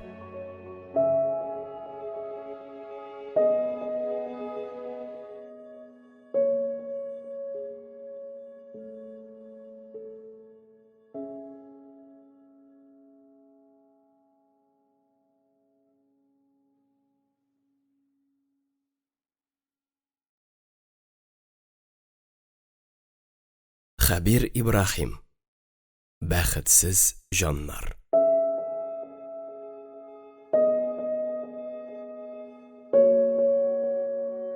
Ундүртенче бүлек. Язгы чәчү алдыннан сөйләшенгәнчә Инсаф тракторга утырды. Тракторда андый-мондый гына түгел, чын немец тракторы. Җил яңгыр тузан пычракны үткәрми. Анагы чәчүгә чыккач, Кәримә дә нигезгә ешрак килә башлады. Егетнең ашарына пешереп торучы кирәк. Менә ул бүген төнге сменадан кайтып төште. Дәвәнисе аңа табын әзерләп куйды. Тәмле ис чыгып торган тавык ашы янына анагы үлеп яраткан итле пәрәмәчләр пешерде. Чәй эчкәндә Инсаф кинәт кенә уйга калды. Соңгы вакытта аның шулай тик томалдан моңсуланып, сагышланып ала торган сәер гадәте барлыкка килде. Раушания сагындыра диде ул. Ул булса, алып чыгып китәр идем хәзер. Яз көне син ул кырларның матурлыгын күрсәң иде, Дәвәней. Бигрәкләр дә аз гомерле булды җаным, дип кызганды аны Дәвәнисе. Анаң гомерен дә бирмәде бит үзенә. Анаң хит кияүгә чыгып, бала табып, бала үстерергә өлгерде. Ә ул нишлисең? Гомере булмаган баланың гомере. Авыр туфрагы җиңел булсын инде. Амин, шулай булсын. Яңа хәбәр ишеттеңме? Инди хәбәр дип шаккаткан булды ул. Хәбәрләр ишетергә вакыт та юк. Хатип милиция чакыртып, анасын өйгә жаптырткан. Анысы нигә инде? Бөтен гаепне анасында күрә хәзер. Янәсе ялган хәбәрне авылга ул тарата. Анасын өйдән дә чыгармый. Өендәге телефонына яздыру хикмәте куйдырган диләр. Кайткач анасы кем белән сөйләшкәнен тыңлап, тикшереп чыга. Менә сиңа Хатип. Мин аны янган дип ишеттем. Ие, бригадасы таралды, эше юк. Хатыны качты, шул кирәк аңа. Шул адәм актыга гына синең тормышыңны җимерде. Ходай каргады үзен, каргады. Дәвәней, кирәкмәй. Андый нәрсәләр сөйләмә зинһар. Кешегә начарлык теләмик. Эй, син дә тәмам мулла малаены әйләнеп беттең, дип кул селтәде аңа Кәримә. Аша иде, күп сөйләмә. Тәмлеме? Тәмле, Дәвәней. Рәхмәт сиңа, әлдә ярый син бар. Ярар, төшеләнмә, дип урынына утыртты ул анагын. Шуны уйлап торам әле. Язы да бетәр. Җәй артыннан көзе дә килеп җитәр, кышы да килер. Бу кышны да бик авыр чыктың, еңә һаман да газ кермәгән, газ кертергә иде сиңа. Атаң Нариман шул газны кертә алмыйча калды. Белмим, Дәвәней, белмим, дип сөйләнде егет. Минем әле башка планнарым да бар. Нинди? Мин калага китәргә уйладым. Урнаштың бит инде, тракторда йөрисең. Урнаштым, ие, диде ул чәйгә ябышып. Монда акчаны аз түлиләр. Ә мин яшь, миңа үсәргә, кешечә яшәргә кирәк. Һаман шул синең пенсия акчаңа өметләнеп яши алмыйм бит инде. Бөтен авыл шулай яши инде, нишлисең? Ә мин алай теләмим. Кайтуың шул китүең белән бетәр дип уйлаган идем инде. Ялгышмаганмын икән. Соңгы вакытта авылдан китү уе Инсаф өчен котылгысыз булып тоелды. Аның өчен хәзер авылда яшәүнең, хезмәт итүнең кызыгы калмады. Элеккеге заманда атасы Нариман эшләп йөргән колхоз бетте. Миллионер колхоз таралды. Авылда бик нык үзгәрде. Яшьләр калмый, карт кырыгына яши. Хәер, авылга кайтып йорт салып алучылар да һәм аны дача итеп торучылар да юк түгел. Тик кемнәр кайта соң авылга? Яшьләр кайтмый. Каладан туйган пенсионерлар, балалары белән оныкларына фатирларын бушаткан карт-корылар гына кайта. Яшьләр кайтмагач, бала табучы аз, димәк, үрчем дә юк. Урамнар буш, мәктәптә класслар тулмый, быел башлангыч сыйныфка бар булганы 2 бала килгән. Колхоз юк, җир инвесторлар кулында. Тик алар да никтер артык ышаныч тудырмый. Инсафның уенча, авылның киләчәге колхозда да, инвесторларда да түгел. Авылның киләчәге аның җанында. Авылны акыл белән генә аңлап бетереп булмый. Авылның җанын тоеп яшәү кирәктер. Үлгән кешенең җаны иң элек күккә оча. Биткән авылда нәкъ үлгән кеше сымак җансыз кала. Авыл авыру каршык кебек тырыша да, тырмаша да, үзенчә яшәгәндәй итә, ләкин барыбер бар көченә яшәп китә алмый. Әйе, авылдан киткән кешегә китәр сәбәпләр күп, һәм алар шактый. Ләкин инсаф өчен авылдан китүнең тагын башка бер сәбәбе дә бар иде билгеле. Сәбәбе ул гына түгел дәвани. Мин просто авылда кала алмыйм диде анага. Миңа монда тормыш булмаячак дәвани. Булмаячак. Хатип хатын аркасындамы? Хатип хатыны түгел ул хәзер. Юллар аерылды аларның. Аерылса да ул барыбер хатип хатыны. Тиздән минеке булыр. Эй Аллам, яшь башың белән ирдән аерылган хатынга өйләнмәсәң ярамыймы? Баласы белән җитмәсә. Бер нәрсә әйтимме? Әйт. Балалы хатынга иң әүвәл баласы якын була. Шуны онытма. Мин сиңа моны хатын-кыз буларак әйтәм. Син аңа артын каплар өчен генә кирәк. Ашыкма, ул әле бердә миңа кияүгә чыгарга атлыгып тормый. Башын бирмәс тайсымак, тертәгә тибәргә генә тора. Әйт әле. Нигә кирәк ул сиңа? Ничек аңлатыйм икән сиңа, дәвани? Инсаф ишеп бетергән чәчкесен өстәлгә каплап урыныннан торды. Ошый ул миңа. Ошый. Аны булай гына әйтеп тә аңлатып та булмый. Менә Раушания белән алай булмады. Мин аны хөрмәт итсәм дә, аны ландышны яраткан кебек ярата алмадым. Ә ул башка. Тора алмыйм мин ансыз, аңлыйсыңмы? Минеке ул ландыш, минеке. Ул алдан ук минеке булырга тиеш булган, тик ялгышып шул бәдбәхеткә эләккән. Ялгышып, аңлыйсыңмы? Без икебез дә бер-беребезне бик яратабыз. Нишлек соң инде? Белмим, мәхәббәтме ул, әллә башка нәрсәме? Сүз белән генә аңлата алмыйм мин аны сиңа, дәвани. Аңладым. Яшь чакта үзем дә шул нәрсәгә тап булдым. Әхрулла бабаңны хәтерлисеңме? Хәтерлим билгеле. Бала чакта ул мине балыкка алып бара иде. Кармак ясый, җим сала. Гомере генә озын булмады. Карап торырга бер җемсез генә кеше иде шунда. Мин үзем ярыйсы идем. Артымнан кемнәр генә чапмады. Колхоз рәисләре, парторглар, барысы да кәчтүм чалбар киеп, галстук тагып кына йөриләр. Бар да матур чырайлы, кыяфәтле. Бабаңның кыяфәте дә әллә ни түгел, тукмак борын, кәкре аяк. Фермада тирес түкте. Свиданиягә дә ат бугы каткан иске пиджагын киеп килә иде. Авызыннан аракы, яман сасы, тәмәке исе килә үзенең. Тек ки шулай йөри-йөри үзенә каратты бит зараза. Хәзер үкенмим. Хәер, үкенмим. Эшу белән бик кыланмады. Шит хатыннарга карамады. Ул заманда йөрү дигән нәрсә юк иде бит. Хәзер генә ул. Минем арттан йөргән парторглар хатыннары белән талашып, аерылышып беттеләр. Шуңар күрә дә аңлыйм мин сине, улым. Аңлыйм. Үзеңә кара инде. Аллага тапшырган. Я, әйдә бер дага.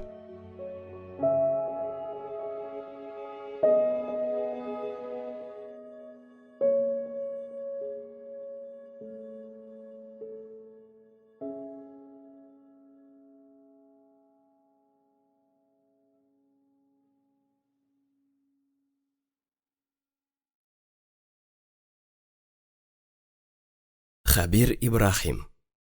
Бәхетсез җаннар.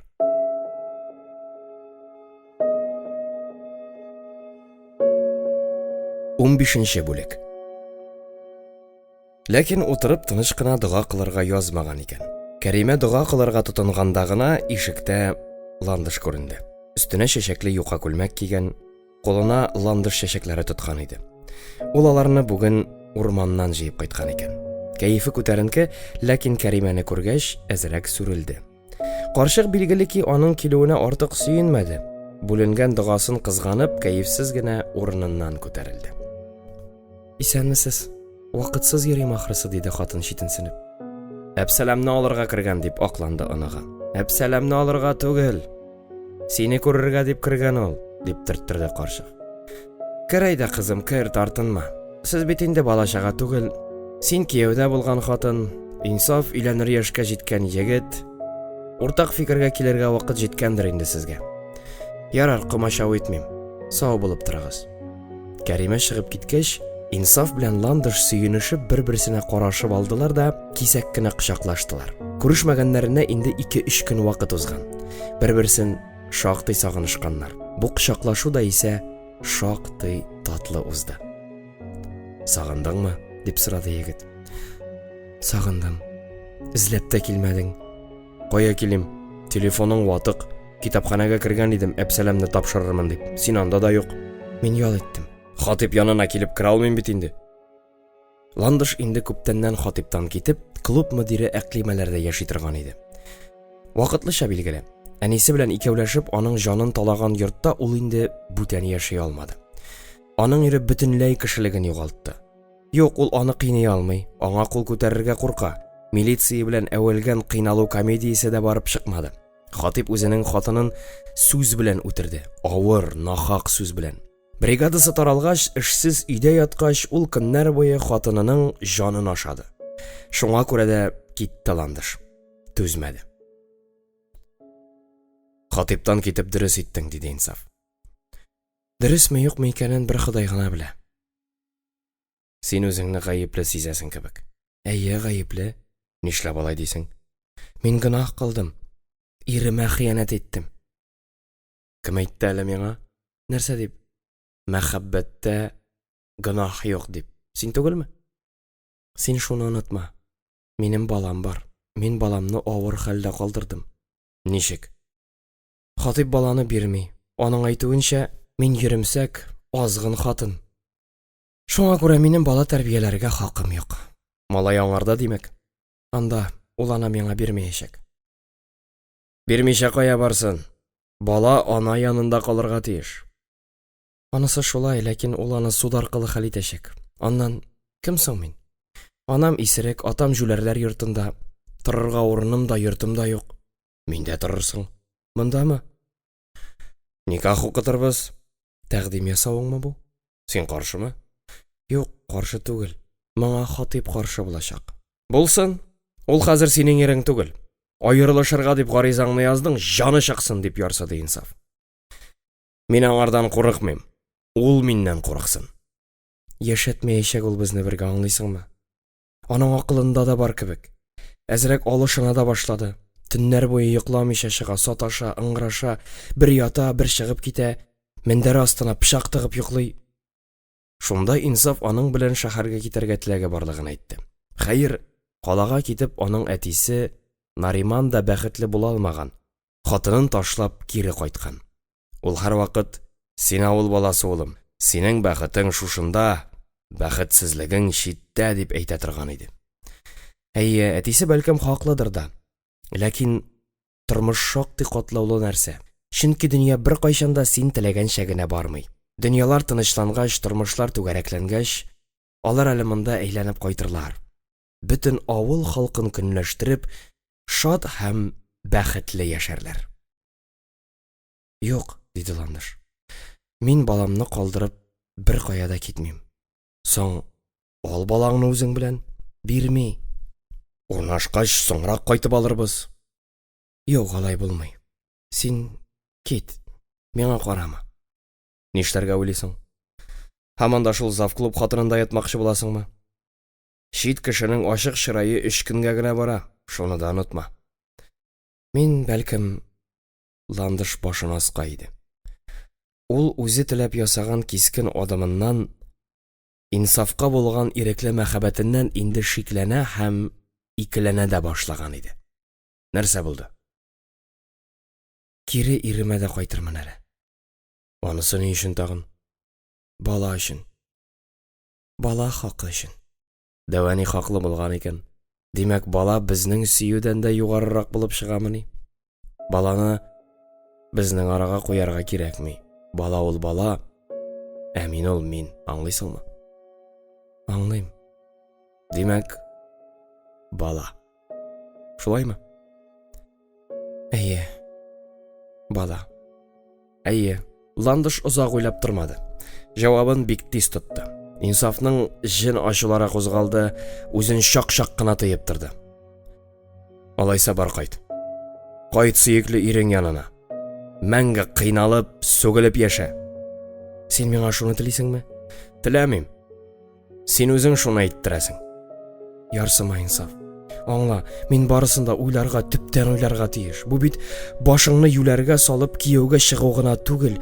Бу бит бар булган тормышыңны җимереп яңа тормыш кору, яңа язмыш язу дигән сүз. Кайтасыңмы? Кайтам.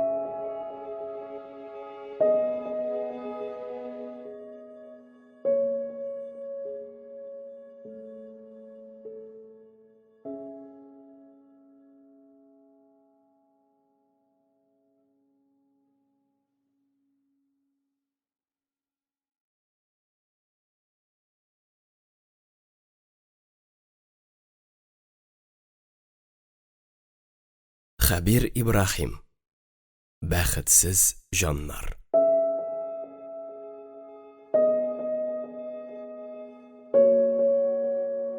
16 бүлек.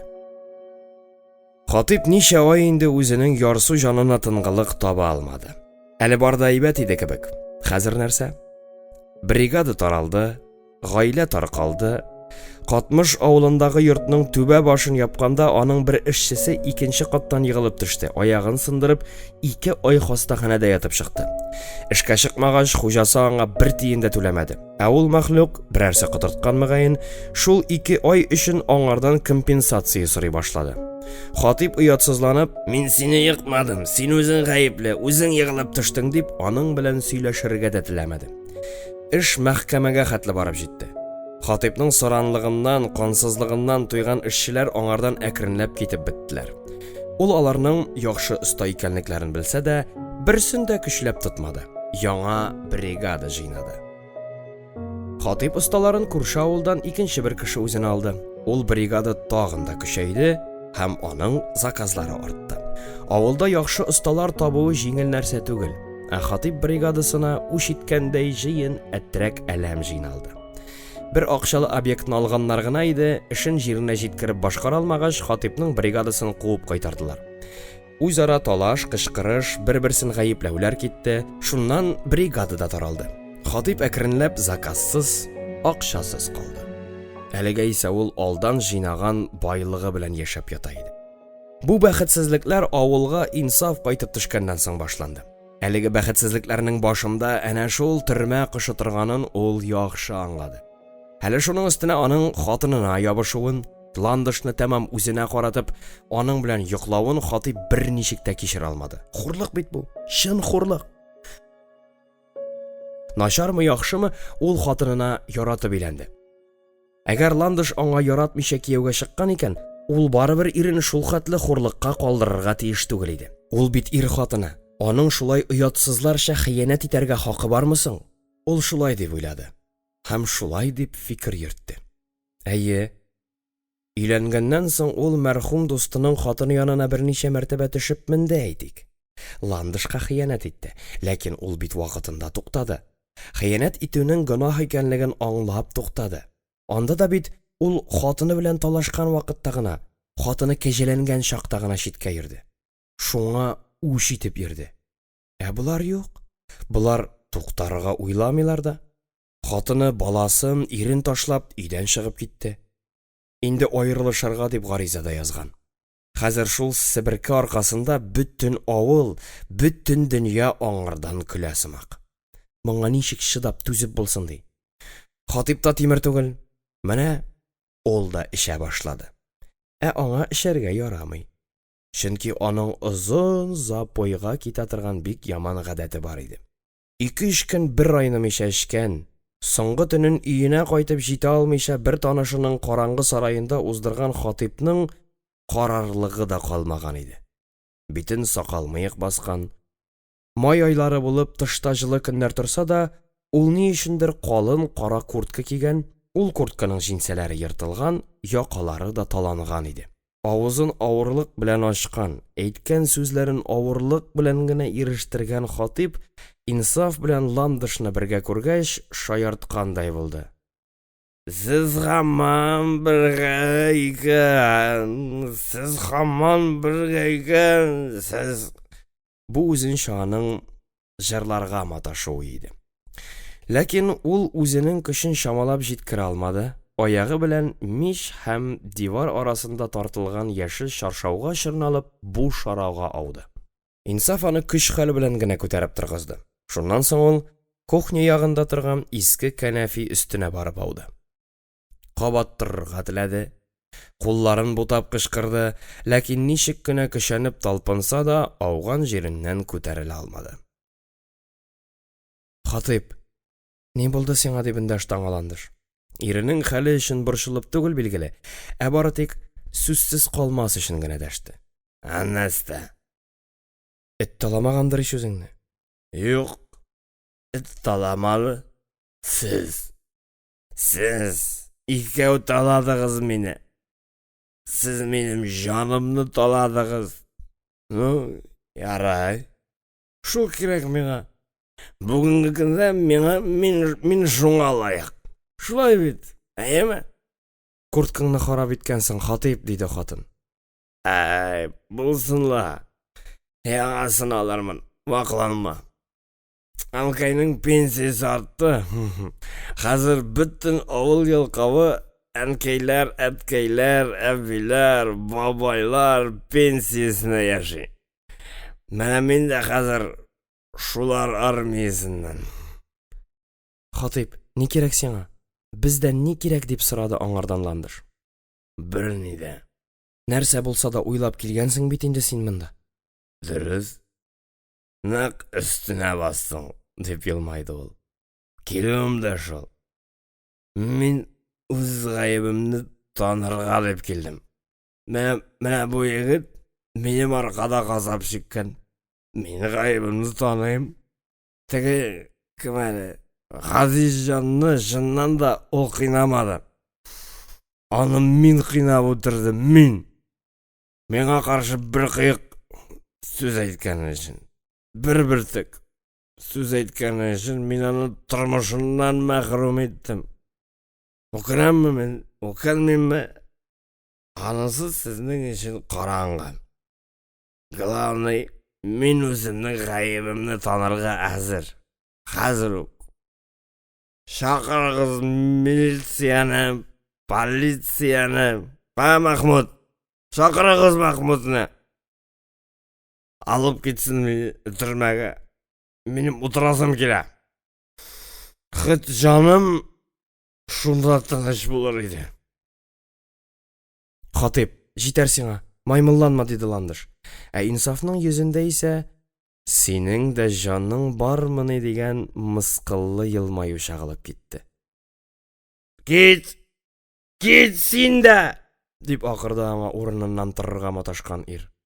Син барыбер минеке түгел. Син бит баштан ук минеке түгел идең. Дөрес. Син бит миңа яратып чыкмадың. Аптыраганнан чыктың. Ә беләсеңме? Ни өчен чыктың син миңа? Әйтимме? Белсен яраткан кешеңде, әйтимме? Әйт. Барыр юлың ябык иде синең чибәрем. Шигенер юлың. Атаң 40 яшыннан психбольницада ята. Анаң эчеп йөри. Синең яктан туйда утырырлык жүнле туганың да юк иде бит. Куйма син үзеңнең әллә кемгә ишетәсеңме? Куйма. Шибәр булсаң да әллә кем түгел син. Шибәрлек ул бер көнлек, ә исәрлек гомерлек. Мин кеше иттем сине. Ул түгел, ә мин. Аңа карама, сукка. Миңа кара, мин. Мен сені опқыннан тартып шығардым, мен. Анаң сені бір яртыға шит мужикларға сатарға әзір еді бет. Бір шыша яртыға. Қоя, бар ма яртығыз? Ішесім келем. Үтіріп ішесім келем. Беш ел, 1 грамм орақы қопмеше ешедім. 5 ел. Тілесі кім бұлдыра алмайаным? Мақаты бұлдыра ал. Барысын да бұлдыра. Әйбәт күші ол. Чүнки. Е, әйбәт. Қатып. Е. Жүлер өзін мақты дейлер. Қоя, бар ма? Йоқ, мен мұнда қала алмайым деп ярсады қатын. Кет. Ләкин мен малайны сеңа бермем. Өлсәм өләм. Ләкин кирамны сеңа бермем. Анасын суд хәл итәр. Судта минем яқлы. Азу алған ананы бір генә судта яқламаячак. Бала сөзі Ландышны шығарыннан шығарды. Нәрсә, баланы ол ғұмырда да иренә қалдырачак түгел. Ландыш қолын ойнатып Хатипка ташланды. Үзендә әзмәвер көчләре тапкан ир күкрәген киереп кинәт кенә кәнәфидән күтәрелде һәм хатын диварга бәрелеп кире атылып вак борчак сыман артка атылды. Бар! Кит! Дип кычкырды Хатип. Ирләр сөйләшкәндә хатын кыз кысылмасын иде. Инсаф Ландышка кит дип кулы белән ишарә ясады. Ландыш озак кына чыгып китә алмыйча моңсуланып Инсафка карап торды. Әйтерсең лә ул Инсаф белән мәңгегә хушлаша. Аны соңгы мәртәбә күрә иде. Күрәсең, ул күңеле белән нидер сизенгән, фаҗига килеп чыгасын белгән. Хатынын озаткач, Хатип та үзгәрде. Айнып киткәндәй булды. Исерек булып кыланулары да азайды. Да, брат. Мен сине котлыйм. Нәрсә белән? Син җиңдең, ә мин җиңелдем, диде ул кәнәфидән өстәл ягына күчеп. Мин бөтен нәрсәмне югалттым. Ә син менә киресенчә таптың. Котлыйм, син җиңдең. Белмисез хәлемне, белмисез. Ә бит сез гаепле моңа. Сіз минем авылда яшәрлегемне дә калдырмадыгыз. Бүтін авыл көлә миннән хәзер. Нәрсәдән дисеңме? Мөгеземнән көлә минем. Менә шушы мөгеземнән. Хатип баш очында кул бармакларын атландырып, мөгез ясап күрсәтте. Мөгезле мин. Мөгезле эре тирлек. Тармакланып тора менә, күрәсеңме? Һәр берсе бармак тартып, миңа таба күрсәтә кебек. Ана күрәсезме, Хатип килә. Хатыны аңа мөгез куйган. Урамнан барган дитсат малай исәнләшеп узса да сискәнеп, калтыранып куям. Әйтерсең ул минем белән исәнләшми, миннән мөгезең исәнме, абый дип сорый кебек. Авыл җирендә булмаган хәл бит бу. Ирле хатынның буйдак егет белән йөрүе булмаган хәл. Менә шушындый хәлдә мин авылда ничек яшәргә тиеш? Мин хәзер бер генә нәрсәгә үкенәм, ишетәсеңме? Бер генә нәрсәгә. Нәрсәгә? Моннан 7 ел элек миңа барысын да үз өстемә аласым калган. Үлмәс идем әле. Ничек тә чыккан булыр идем. Менә син чыктың бит әле. Тормышның кадерен белеп, аңлап чыктың. Нишләп утырмадың соң? Курыктым. Курку хисе көчлерәк булып чыкты. Ә хәзер мин курыкмыйм. Миңа барыбер. Син курыктың. Ә нишләп мин курыкмадым соң? Дип кычкырды Инсаф аңа ачу белән. Балтырайма. Син герой түгел, дип үчекләде аны Хатип. Сарык бәрәне бит син. Сарык бәрәне кебек. Син үзең караңгы киртәгә барып кирдең. Кирмәйдең. Кем сиңа кушты? Син Син сүзеңне шамалап сөйләяме? Юкса инсаф кесәсеннән шәп итеп үткенләгән юка гына пәке тартып чыгарды һәм аны хатип каршында уйнатып бар көченә агач өстәл өстенә кадады. Әзрәк шурлап калган кунак айнып шул пәкегә ябышты, тик никадәр генә көчәнеп тартса да, аны инсаф кадаган җирдән тартып чыгара алмады. Нәрсә бу? Заточка. Заточка. Ие, пәке. Тегеннән алып чыктым. Хатип өстәл яныннан китеп, пычмак чатына барып басты. Син кая? Хәлем начар. Бу хәлдә әни янына кайта алмыйм. Тагын кыйма астында ятасым килми. Хатын юк, яхшы беләсең. Беләсеңме? Ә мин сине гаепләмим. Гаеп хатынның үзендә. Әгәр ул теләмәсә, нәрсә теләмәсә? Ну, шулай бит инде. Биттеме сүзең? Сиңа тагын ни кирәк? Берни дә. Башка берни дә кирәкми. Ятып торыйм синдә 1-2 сәгать. Тегендә залда. Аннан китәрмен, яме? Үз юлым белән. Теләсәң ни эшлә.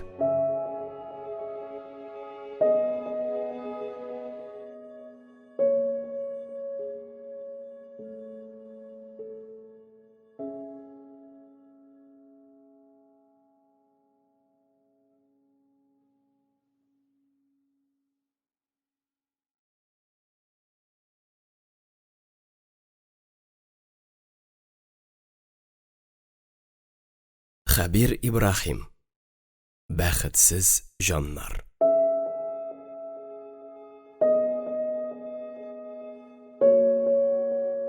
17-нче бүлек. Көндәшен һәм дошманын үз түшәгенә яткызып, үз өендә, үз нигезендә калдырган инсаф урындыкка сөйелгән килеш кинәт кенә уйга калды. Раушаниясе үлгәннән бирле ул кирәгеннән артык моңсулана, уйчанлана башлады кебек. Авылда шаулап гөрләп чәчү эшләре баруга да карамастан, инсаф бәйрәм көннәрендә зиратка менеп ата-анасының кабер яннарын карап төшәргә вакыт тапты. Каберләре янәшә генә аларның. Икесенә бер таш куелган. Акча җыйнап, әлеге кабер ташын дәванисе куйдырткан булган. Үзе белән себерке тырма алып менгән инсаф кабер өстен бер кат чис тартып чыкты. Кыш буе череп яткан каен яфракларын тырмалап алып, аларны бер зур капчыкка тутырды, тузан кунган кабер ташын шишмә суы белән юды. Шул чакны ул зират эчендә якында гына басып, кагайыбрак торган бер ханымны шәйләп алды. Ханым да аны танып алды булса кирәк, ул салмак адымнар белән егет янына килде. Ул Динә ханым булып чыкты. Атасының беренче хатыны. Көннәр җылы торуга да карамастан, өстенә сары плащ кигән, башына калын яулык бәйләгән ханым инсафка шактый ябык булып күренде. Ул аны алданрак та күргәләде, тик ул анда бөтенләй икенче иде. Яшь иде әле, чәчәк кебек матур иде. Яңа ирен ата-анасына күрсәтергә кайтканда күреп калган иде ул аны. Клубка ниндидер концерт карарга төшкәннәр иде алар. Күпне белгән авыл яшьләре, "Менә бу Динә апа, атаңның беренче хатыны" дип инсафның колагы итен ашаганнар иде. Динә ханым шактый үзгәргән. Ул бик нык ябыккан, суырылган, кыры сөяккә калган иде. Аның атасы Салих абый да шуннан ерак түгел генә җирләнгән, ә әнисе Сафия апа олы яшьтә булса да әле һаман да исән авылда яши. Динә аның янына кайткалап йөри иде. "Син Нариман малае бит, әйеме?" дип сорады ул чардуган каршында басып торган егеттән. "Әйе", диде инсаф. "Ә сез Динә апа шулай бит?" "Әйе, мин Динә апаң булам. Безгә кунакка кирегез" дигән булды ул. "Сөйләшеп утырырбыз. Өйдәге сүзне зиратта сөйләшергә ярамый." "Мин синең дәваниең янында булдым. Ул бер сүз дә әйтмәдеме ни?" "Юк, әйтмәде. Нишләп икән?" "Хәтере начарайды. Синең 7 ел төрмәдә утырганыңны белдем. Гафу ит. Мин сиңа ярдәм итә алмадым." "Ә ни өчен әле сез миңа ярдәм итәргә тиеш?" "Акчам юклыктан түгел, төрмә тирәсендә булганып йөрүдән курыктым." "Ихтыярыгыз?" "Инсаф." "Әйе, Бәлкем бу безнең соңгы күрешү булыр. Дөнья хәлен белеп булмый, энем. Минем сиңа бер киңәшем бар. Шуны әйтмичә булдыра алмыйм. Китмә авылдан. Ташлама туган нигезеңне. Атаң кыска гомерле булды, тик ул барыбер үз бәхетен авылда тапты. Атаңнан соң мин 2 мәртәбә кияүгә чыктым, ләкин берсеннән дә бала таба алмадым. Ходай мине кичермәде, авылдан китүемне кичермәде, күрәсең. Мине бәхетсез итте. Ялгышлар күп булды. Атаңны Нариманны гомерем буе яраттым. Аны яраткан кебек мин башка бер кемне дә ярата алмадым. Нишләп алай дисез? Исеңдә тот үскәнем. Хатын-кыз үз гомерендә бер генә мәртәбә ярата. Бер генә ир егетне. Ә калганнары исә аның мавыгы гына. Мәхәббәткә охшашлы мавыгулар. Сез әле һаман да калада яшисезме? Юк. Кала һавасы миңа килешмәде. Без ирем белән фатирны сатып, Казаннан 30 гына чакрым ераклыкта йорт сатып алдык. Авыл инде ул. Хәзер шунда яшәп ятабыз. Әнине дә үзебез янына алырга дип кайткан идек. Әни каршы килде. Үлсәм, кызым, шушы нигеземдә генә үләм диде. Хәер, ул хаклы. Ә үзем монда кайтып тора алмыйм. Авылга кайтарырлык көч таба алмыйм үземдә. Авылдан бер чыгып киткәч, кайтыр юллар бик тә урау. Шактый урау була икән шул. Бүген китәсезме? Әйе, китәм, диде бик нык моңсуланган хатын. Сине өйләнергә йөри икән дип ишеттем. Өйләнгәндә акча күп кирәк була. Мин сиңа ярдәм итәргә булдым. Почта аркылы акча салдым. Юк, миңа сездән акча кирәкми, дип кычкырды Инсаф. Кирәк. Борчылма. Аның җае бар. Мин бит атаң белән бергә сатып алган фатирны саттым. Анда атаңның да өлеше бар. Ал, өйлән. Сезгә әз генә булса да ярдәмем булыр. Ә миңа хәзер бер ни дә кирәкми инде. Акча шуннан да килде. Почтальон хатын аның кулына извещение китереп тоттыргач, егетнең күзләре шар булды. Динә пасаңа 100 000 сум акча җибәргән. Алмыйча да булмый. Почта шуны таләп итә. Инсаф акчаны алып, шуның бер тиененә дә кагылмыйча, банкта үз исеменә салып куйды. Әнә шул акчаны хәзер барып алырга да, ландыш белән чыгып китәргә берәр җиргә, берәр ерак илгә. Тик юк шул. Бала кымычаулый. Баласыз аның сөйгәне бер кая да китмәячәк. Беренче хатыным күңелле тормыш яратты, мине аңламады, чит ирләрне үз итте дип әйткән иде Динә турында бер вакытта атасы. Ләкин бу хатынны хәзер начар кеше, вакытын бушка аударучы юньсез хатын дип берничек тә әйтеп булмый. Ул үзгә, аңа акыл кергән. Динә апасының китмә авылдан, ташлама нигезеңне дип эчкерсез әйткән сүзләре аның күңеленә нык кына сеңеп калды. Нәрсә соң бу? Чын хакыйкатьме? Әллә матур сүзләр генәме?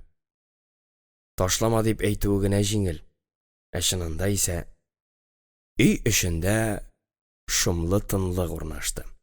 Хәтта түрдә түнеп яткан хатипның да гырылдаган тавышы тынды. Инсафның колагына шул куркыныч тынлык аша бөтенләй икенче төрле тавышлар, башка төрле авазлар килеп керде. Бу авазлар әти-әнисенең иңрәп пышылдаулары, эндәшүләре аша яңгырады. Улым, китәсеңме? Китәм, әткәй. Китәм. Безне ташлап китәсеңме, улым? Китәм, әнкәй. Нишлим? Китәм. Сау бул, улым. Сау бул. Сак бул. Онытма безне. Туган нигезеңне, туган өеңне онытма, улым. Кайт. Кире кайт, улым. Нигезең көтә сине. Нигезең. Кайтырмын, әткәй. Кайтырмын, әнкәй. Һичшиксез кайтырмын. Юк. Алдашам дип уйлады егет. Ул елады. Күз яшы чыгармыйча гына елады. Чөнки күңеле, җаны елый иде аның. Үз-үземә ялганлап утырам. Беләм. Мин монда бүтән бер кайчанда кайтмаячакмын. Әйе. Бер кайчанда әйләнеп кайтмаячакмын. Ул өй туйлары, ул күңелле мәҗлесләр, Ул аулагыйлар башка бер кайчанда кабатланмас. Авылдашлар, туганнар мине онытырлар, барысы да онытыр. Инсаф тәмам онытылып, тәрәзәдән урамга күз салды. Урам ягында кинәт кенә күңелле көй яңгырагандай булды. Яшьләрнең җыйнаулашып җырлаулары, күңел ачканнары ишетелде. Әлеге җыр тавышы өйгә бәреп керде. Җырлый галле, җырлый галле, җырлый галле бишнедә, сез дуслар җыелган җирдә, җырламый килешми дә. Инсаф урыныннан торып әнә шул тарафка юнәлде. Илһамланып, кызарып байыган кояш нурлары төшеп торган тәбәнәк тәрәзәгә кулларын сузды. Ә юк. Җыр ничек колакка килеп керсә, ул шулай тиз генә тынды да. Карале. Шын нәрсә түгел икән бит бу. Аның күзенә генә күренә икән. Күзенә генә. Ул кабат өстәл янына килеп утырды. Куен кесәсеннән икегә бөгәрләнгән кәгазь кисәге тартып чыгарды.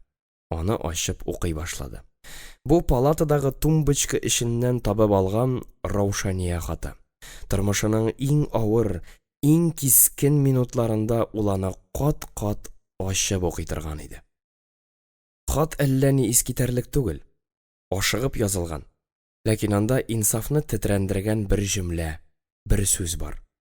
Һәм ул хат аңа шул сүзе белән якын иде. Кадерлем Инсаф, сиңа дип язган соңгы хатым булыр. Китәсемне сизеп, аңлап ятам. Ни аяныч, кыска гомерле булдым. Ләкин шушы кыска гына гомремне дә мин бәхетле яши алдым. Сине яратып яшәдем. Язмышым үкенечледер, әйтмим. Син генә түгел, мин үзем дә гаепле. Кем белә, әгәр дә син чакырган көнне аулак өйгә килгән булсам, бәлкем безнең тормыш бөтенләй икенче төрле юлдан кереп киткән, һәм инде бу ямсызлекләр килеп тә чыкмаган булыр иде. Минем җанда синең хыянәтең, синең өстеңдә көндәшеңнең яман кылычы эленеп тормас иде. Курыкма, кыю атла. Мин бирә алмаган бәхетне син китапханәче ханымнан ала алырсың дип ышанам. Һәм бу якты дөньядан мин тыныч күңел белән китәм. Бәхетле булыгыз. Раушанияң. Пәке заточка. Аның аркасын ярып керде. Көндәше өметсез сугышчы сымак аңа арттан килеп кадады. Ул авыртуны сизми дә калды, чөнки шундук аңын җуйды. Инсаф, мин китәм, мин синең белән китәм. Атылып диярлек өйгә килеп кергән Ландыш идәндә, кан эчендә яткан Инсафын күреп өнсез калды. Башын өстәл аягына терәгән, беләге куллары канга баткан Хатипның кулыннан Инсафның пәкесе төшеп китте. Ул юләрләнеп көләргә тотынды. Бу явыз көлү аулагы эчендә кайтаваз булып озак яңгырап торды.